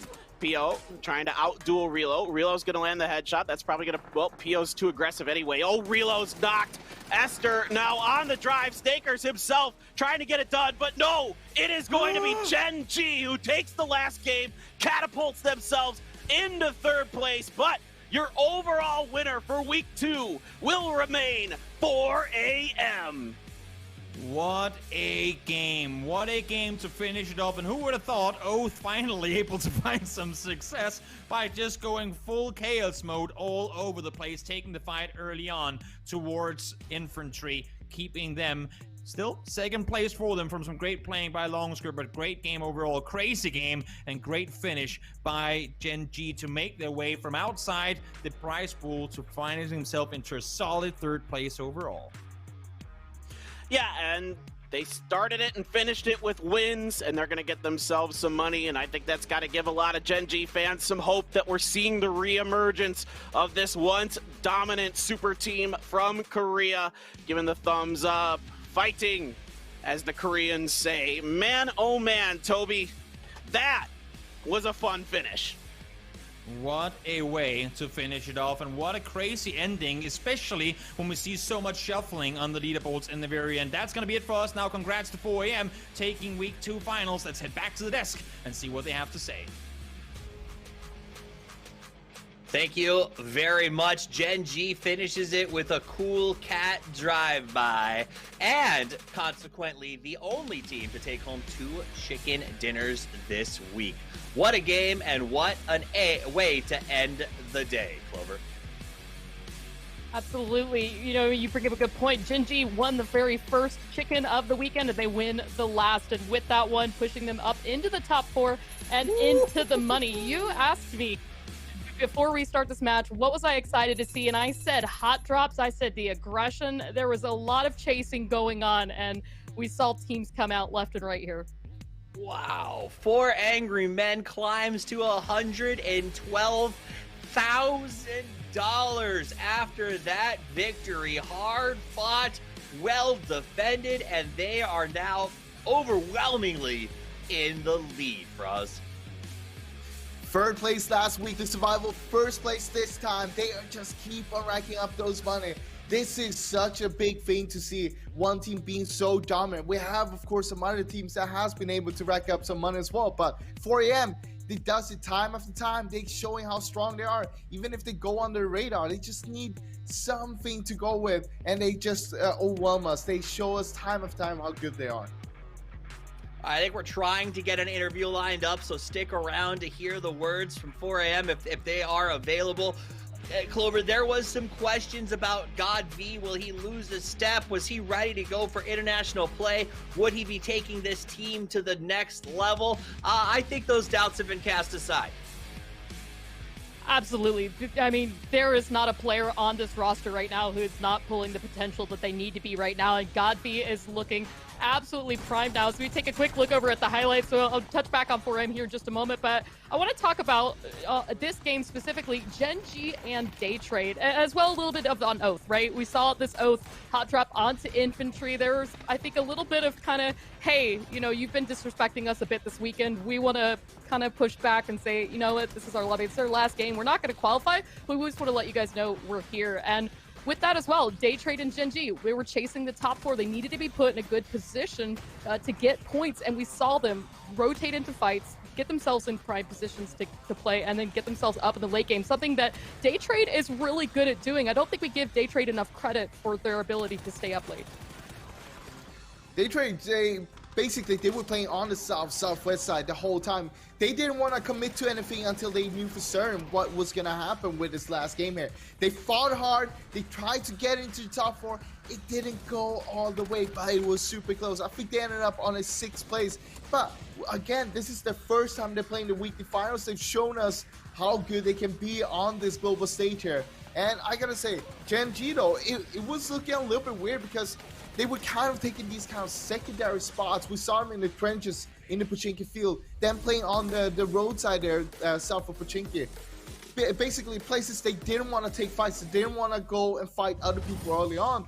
So they didn't go for like Pochinki Hill, where you saw STK getting pinched out by GX and Burram. Yeah, no, STK looked like a 5-year-old in kindergarten, the way they were just being pinched from all sides, beaten up, the toys thrown at them. They just fell apart. And it stinks for them, Clover, because they were in a position to win money. And now, by 6 points, gone. Poof, puff of smoke. I mean, the moment that STK appeared in the kill feed, you saw everybody kind of turn in that direction and know that this is our entry point into the top 4. We saw those fights getting taken, as you see. Unfortunately, that pinch came through. Buriram, part of that fight, right? They were making that run. I think they were up at about 6th or 7th place at that point. And as we've seen, they've been able to frag out, but ultimately, STK fell out not in the money this week. Not in the money. The teams that do finish in the money, 4 a.m. obviously big money, massive gain for them, but the prize pool goes up every week, so it's only going to get bigger from here. Infantry Gaming marches themselves into 2nd place. Gen G, off the back of a really good final performance, ends up in 3rd, so they'll take home 12.5K. And ENCE, it wasn't easy for them, Froz. They had to fight tooth and nail there for a while. Manages to slip into 4th and get their share of the cash as well. And started off the whole weekend pretty good. We saw him getting that win in the 2nd game, then getting that 3rd place just after that. But it started slipping off a bit, and they came back strong in the end, though, get himself that 4th place. It's still in the money, and that's what matters. Look at this. There's 12 teams going home without money. ENCE is one of the top 4, one of the winners of this weekend. And it's great to see, because I think that they can do even better. But the further we go into this format, the more we're going to see them trying to perfect their kind of edge play against the other teams. But I got to say, Infantry, getting that 2nd place, well fought by Longskar, making sure that he could get that those points. They're the only team that have gone into the money every single Let's go to the interview. I'm going to interrupt you, Froz, because we have an interview with the winners. Let's check it out now. 2nd week, all the matches have come to an end. And our winners were 4 Angry Men. We are here with 4 a.m. for an interview. Congratulations. 자, 포에버 선수에게 먼저 질문을 드릴게요. So first question for Player Forever. So you guys took home $50,000 from today's game. How do you feel? 成功获得了第1，而且在综合的排名上达了第2名，获得了5万美元。现在的感想怎么样？现在心情还是很好的。지금 마음이 굉장히 기쁜 상태입니다.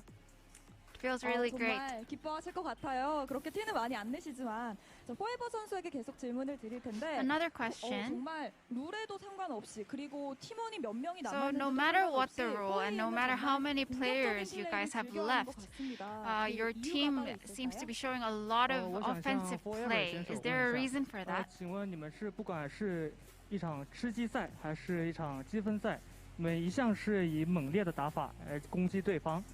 也就是说，一直采用进攻型的打法。你们采用这种打法的理由是什么？因为我们是佛安圭曼4가愤怒的奶。 왜냐면 저희는 말 그대로 4AM 화나 있는 4명의 사람이기 때문에 그런 식의 전략을 Just like 세웠습니다. our team name, For Angry Men, that is our main strategy. Something that was really impressive was during the survival games when you wiped out a single team, all 4 players with 1 grenade.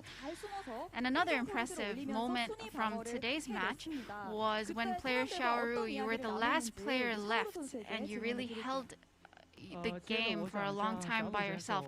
What kind of conversations were you guys having amongst yourselves during that time? 有位选手扔了一个手雷，1穿4，一下打倒了4名选手。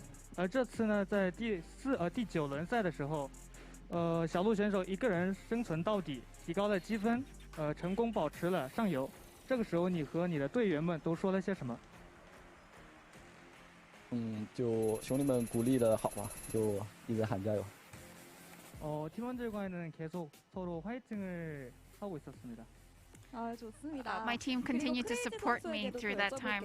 And for player Crazy, now with the upcoming survivals next week, the chicken rule is going to be applied again. Are you guys going to be preparing for that in any specific way? 是一个吃鸡赛，你们是怎么打算准备周中赛的？还是有条不紊的推进吧。我们最擅长的就是这种打法。저희는 아무래도 공격적인 플레이에 능숙하기 때문에 여전히 이런 플레이로 we are most good at playing offensively. I think that is going to be our maintained strategy for this week as well. 정말 많은 팬분들이 1위를 할 것 같다고 찍어주셨습니다. 우리 팬분들께도 한마디 부탁드릴게요. A lot of your fans picked you for the Pick'em Challenge.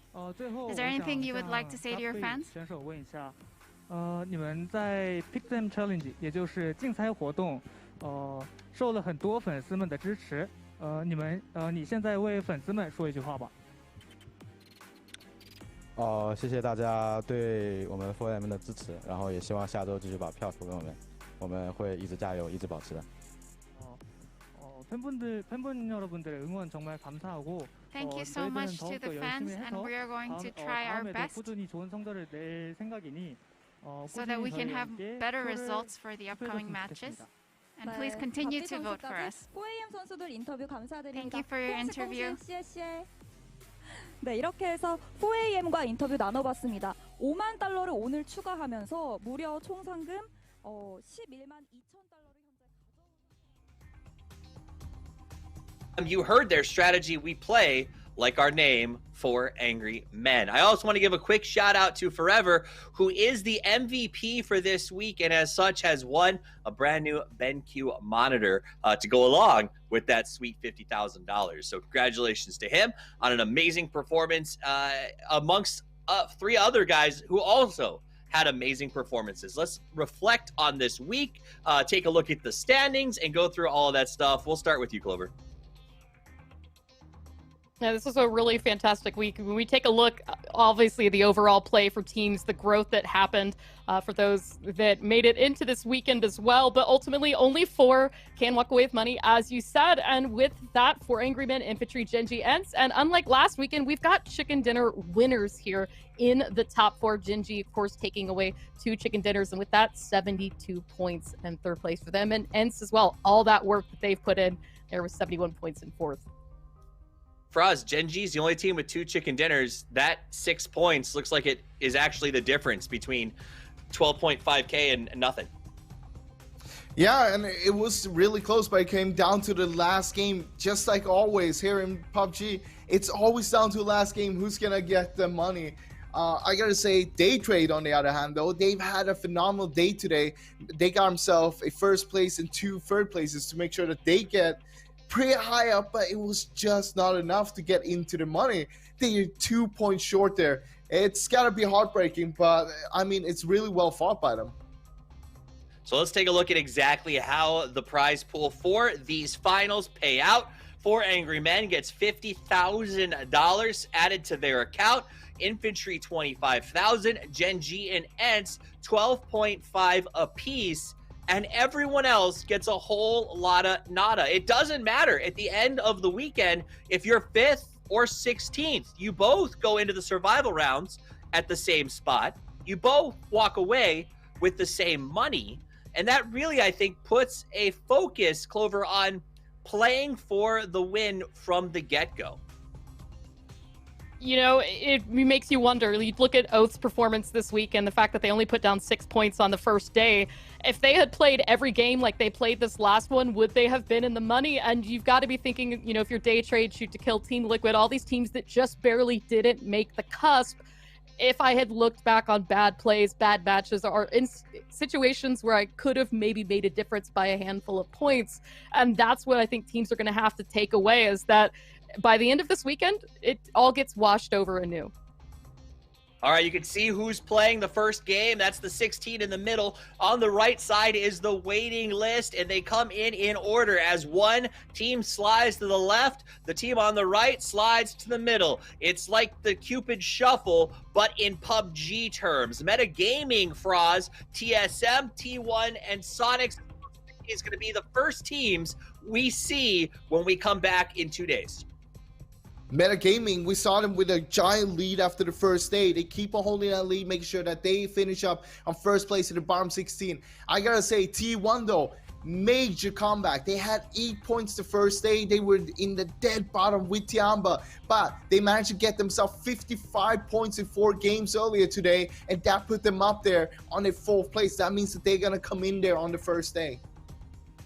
All right, now I am going to be back. We're all going to be back here in 2 days. It's Tuesday. We're back with more matches. I am going to have Godspeed and Hypoc joining me here on the desk. I know Clover and Froz will be back for the redemption rounds next weekend. I'm excited to see that, but you know I won't let you go without getting your final thoughts on what was a awesome week of PUBG. Let's start with Froz, and then we'll finish with Clover. Froz, lay it on me. Look, I gotta say, so many new teams that was coming in that we did maybe not expect them to do this well. I'm talking about teams like Daytrade and Battlegrounds. Great to see them on top. Also, of course, I love seeing that Infantry has been so consistent. This is not about consistency. This is about the short sprints. But they are always on the top, always making it into money. Such a nice thing to see. Get paid and work hard to do so. Clover, final thoughts? You know, it just goes to show, like you said earlier, how each and every match matters. They are both heartbreaking for some teams and really important for others, like seeing the return of 4 AM and Genji back at their greatness. I think from here we can only go up for some of these teams. I hope so. I'm excited to see what happens next week. We'll be back on Tuesday with even more action, so make sure you're here as we get ready to start the survival rounds all over again, but the prize pool goes up, up, up. Remember, this was powered by Intel. A shout out to them, as well as all of you for being here to make this thing possible. It means the world to us. And until we see you again next week, play more PUBG.